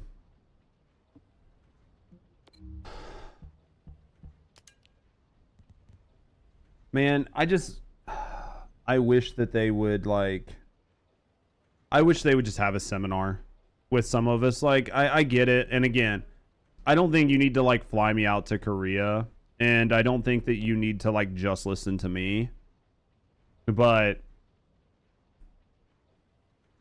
I do think that they need to, like, talk to some of us. I do think they need to talk to some of us. Because I do think there are different... You can get... Kind of like you used to say the weird shit I did with your guns was ahead of time. That's because your shit was ahead of time. Because I think that there are different content creators and we all look at different aspects of the game. I truly think that I've tried to always advocate for the First Descendants player base that is like your average gamer, like your average to above average gamer. Like I've never been a speedrunner. Like I'm not a speedrunner. I'm not out here trying to break any world records. I'm not out here trying to do anything crazy, but I am putting like good builds together. I'm able to clear content, you know. But I still try to look at it from like a world of having fun and understanding not everybody, right? Like not everybody has 60 hours a week to put in TFD. And I've always tried to advocate from that position. Plus I'm a fucking 40-year-old gamer. I've been playing games since fucking like 1987, 1988. So like, because of that, I feel like I have a pretty good insight into like just the way gamers think and work. So, yo, Turbo chat, can we get some W's in chat for that Prime? Some W's in chat for that Prime. Thank you for using your Prime on the channel, Turbo. I appreciate you. Could have used that anywhere on Twitch and you used it here. Thank you very, very, very much for the support. I do this a full-time job, and that goes a long way of making sure I can pay my fucking bills.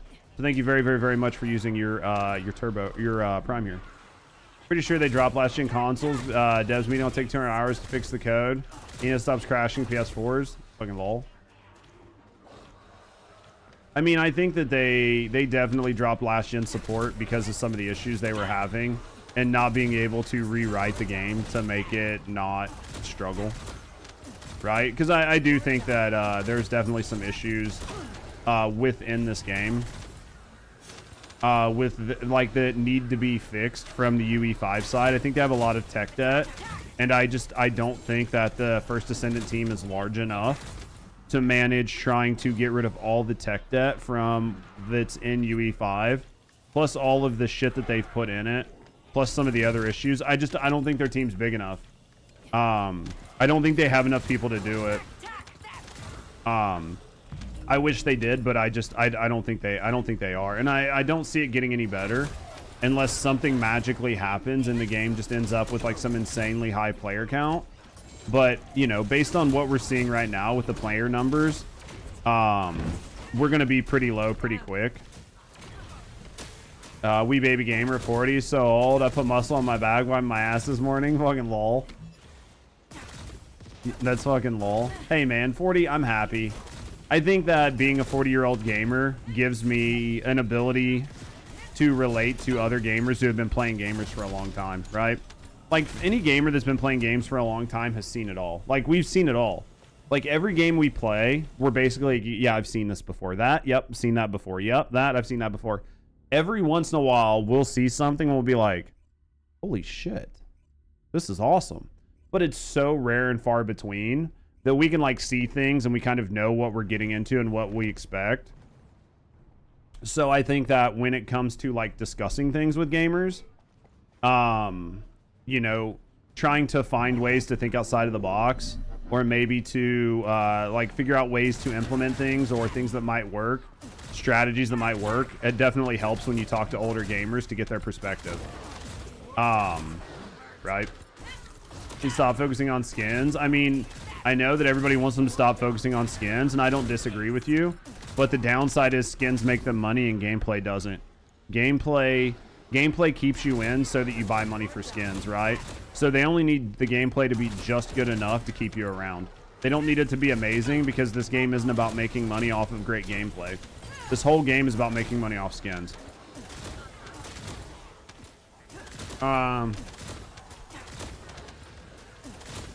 Wally and 7. Yeah, I'm gonna knock out Wally and then we're gonna watch that. We're gonna watch that Moist Critical video.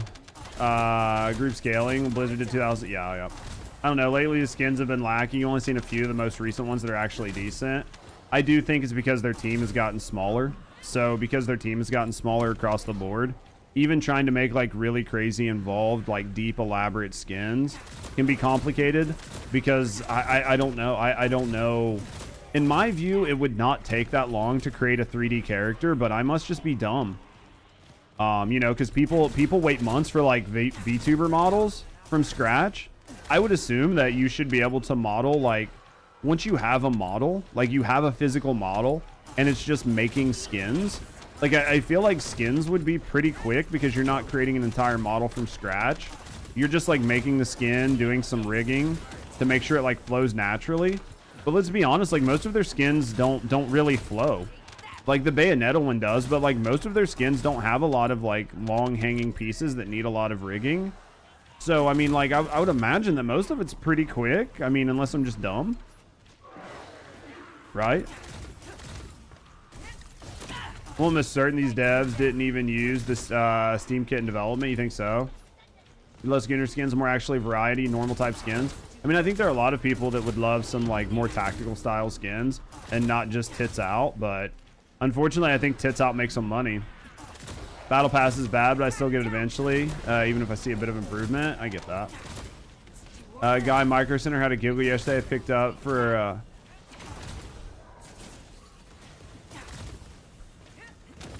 oh no, what did you break, English?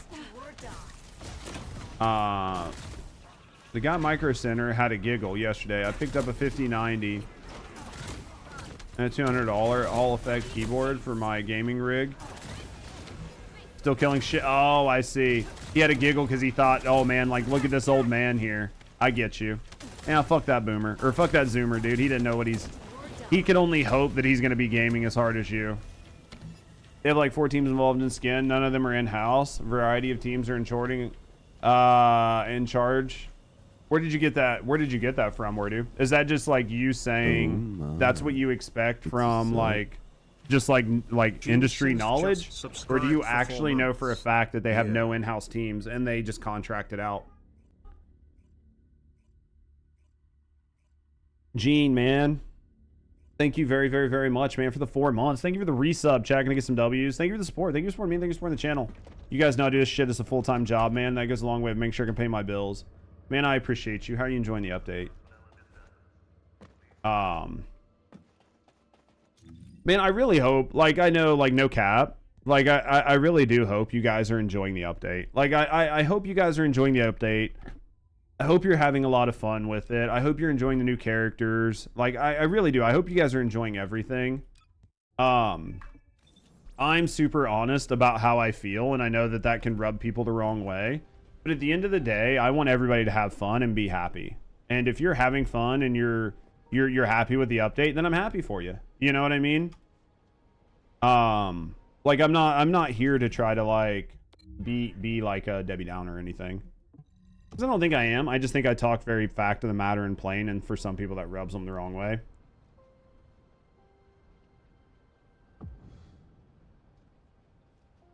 If you look on ArtStation, there are a couple of studios that have posts about skins they've done for TFD, so there's definitely outsourcing. But I would think they don't have zero in-house. You would think that they... So it's probably just like when they said they expanded their team for like the Season 2 update or whatever. I'm assuming that they just have contractors, right? So they have like an in-house staff of however many people to do like tweaks and modifications, right? But it's a very small staff compared to the large group that they probably outsource, right? I can truly believe that. Okay. What you guys are saying, I can 100% believe, because that would make sense within the industry, right? If they use skins that were made by AI, I mean, I think that the only people that care about AI right now are fucking artists themselves. Your average run-of-the-mill gamer couldn't give a fuck less if something was made with AI as long as it looks good. They don't give a shit. The only people that really, really, really care are artists and like voiceover actors and people who are being displaced by these changes. I'm not saying TFD is or isn't using AI, but I think that from like a very like general sense, most people don't care. Most people literally don't care. Whether they use it, whether they don't use it, nobody cares. You're trying to, it's not really the same, I get that. The game tracks, I gotta get that. Better than the last one, I think. I've said it won't be in the game. Just take your fun where you can. I think that's the best way to look at it, Thebe. Enjoying Just Wish Trading was here. I'm happy they fucking reversed the decision, right? What up, Moro? Finally got back from the hospital. Almost went back to the lobby upstairs. Ooh. Well, that's not good. Why were you trying to respawn? There's no reason. It's too early to respawn, Moro. You don't want to do that, man. There's still much more game to play, man. Hopefully everything's okay, though. Sorry to hear that, brother. It won't surprise me if they're using 10-cent contractors to sweeten the deal for Nexon. No, it's likely anything. It's TFD. No, that's true. I mean, if TFD can't turn around, it's going to be pretty tough, right? I will say that I've been seeing myself having to get a Void Vessel 400 Axiom, the new dungeon, different stuff, which is actually a good thing. I'm not just stuck in Sigma Hell, and that's a positive, right, Carnage? It's giving you a reason to go do the other stuff, which is a good thing. You don't care, really? I just think it's fun to think about. No, I don't think that it's like... Yeah, that's what I mean. I don't think most people really care one way or the other. So, yeah. AI things are almost fast and easy. Yeah, absolutely. Almost certainly some of the store backgrounds generate AI, so they would always surprised if concept skins, but clearly do have a solid art team. Yeah. I mean, they're definitely getting shit to work, so... I mean, I think that the art team, like, whoever's doing their concept design is good. But I do agree with, like, Wordu and some people that a lot of the skins that they use are just textures on the body. And that the bodies, that's probably one of the things that takes them the most time, is creating, like, new zones on the body to put textures on. Because it doesn't seem like they're putting actual, like, outfit pieces on top. Like, they are in some degrees, like, in some sense. But I do think a lot of it is just, like, textures on the bodies and stuff like that. Versus doing, like, full, like, crazy 3D skins where they're having to like install new like touch points and stuff like that.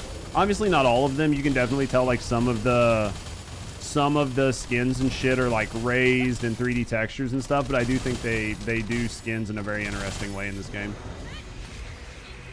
Most of their team is working on the shin clipping. It's only because you've made it such a priority. They've heard your plight of the shin clipping.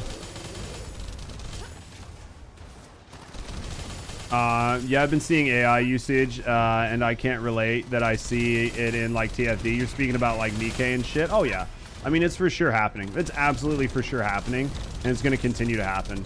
Like it is going to get more and more and more prevalent. There's no two ways about it. There will be a ton of AI.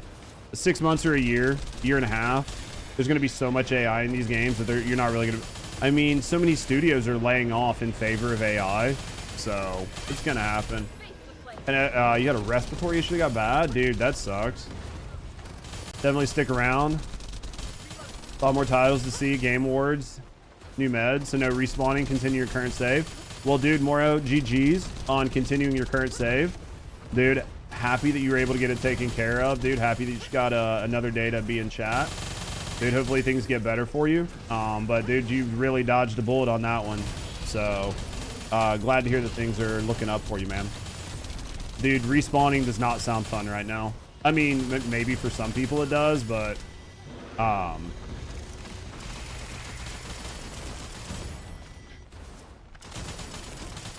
bro, why no fucking... There it is. Jesus Christ. Don't forget Luna's toenails. I mean, that's where the most of the money went, was toe rigging. I still think the fact that they decided to spend all that money on toe rigging instead of putting like bow and arrow animations and shit in the game is crazy, but bro, whatever fucking works, man. You know, you got to know your audience.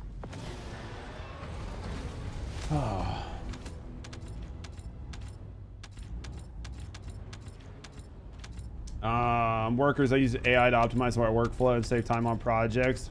Yeah, basically. I mean, it's the truth though. I do think that AI is a tool just like everything else. And I think that knowing how to use AI and understanding how to use AI will increase like workflow, like lacks in workflow, deficiencies, productivity, efficiency, but it is going to come at a human cost, right? Like there's no way that it's not going to come at a human cost. So, at the end of the day, they're just trying to ratchet up profits, and they're going to do whatever they can to make it happen. So, oh, fuck. All right, boys.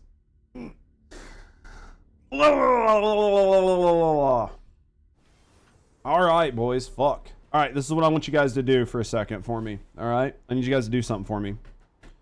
I am going to go put on a sweatshirt. They're against AI generation for now. For now. They're against AI generation until they start losing profits to their competitors, in which case then they'll do it. Everybody's against it until they can make profit. Spam, basically. What I was going to say is, what I need you guys to do, I'm going to get up, I'm going to go get a sweatshirt, take a plate to the kitchen, 200% shield and purple cooldown for Enzo could be useful. It could be. I mean, you can always just keep multiple copies of the mods laying around. Here's what I want you guys to do. I'm going to get up for a second. I'm going to get a sweatshirt. I'm going to put up some plates and stuff that I have out here. While I'm gone, you guys can go ahead and like spam some emotes in the chat. I don't care whose emotes they are, but feel free to continue your conversations as well as like spam emotes in the chat. I'm only going to be gone for a couple minutes. Hello there. God, it's so hot in here. Bug your sweatshirt, dude. Well, the door's open finally. So I'm going to do that, and then when I come back, we're going to check out that Moist Critical. So we're going to check out that Moist Critical video. Where's your suit and tie? Dude, Judge is gone, man. Judge don't do it anymore. You got to deal with Randy, and he is an asshole. Randy is an asshole. Just so you know. You guys, you can spam emotes if you want. I will be back in a couple minutes, and then we will check out that Moist Critical video. Give me a second, guys. I'll be right back.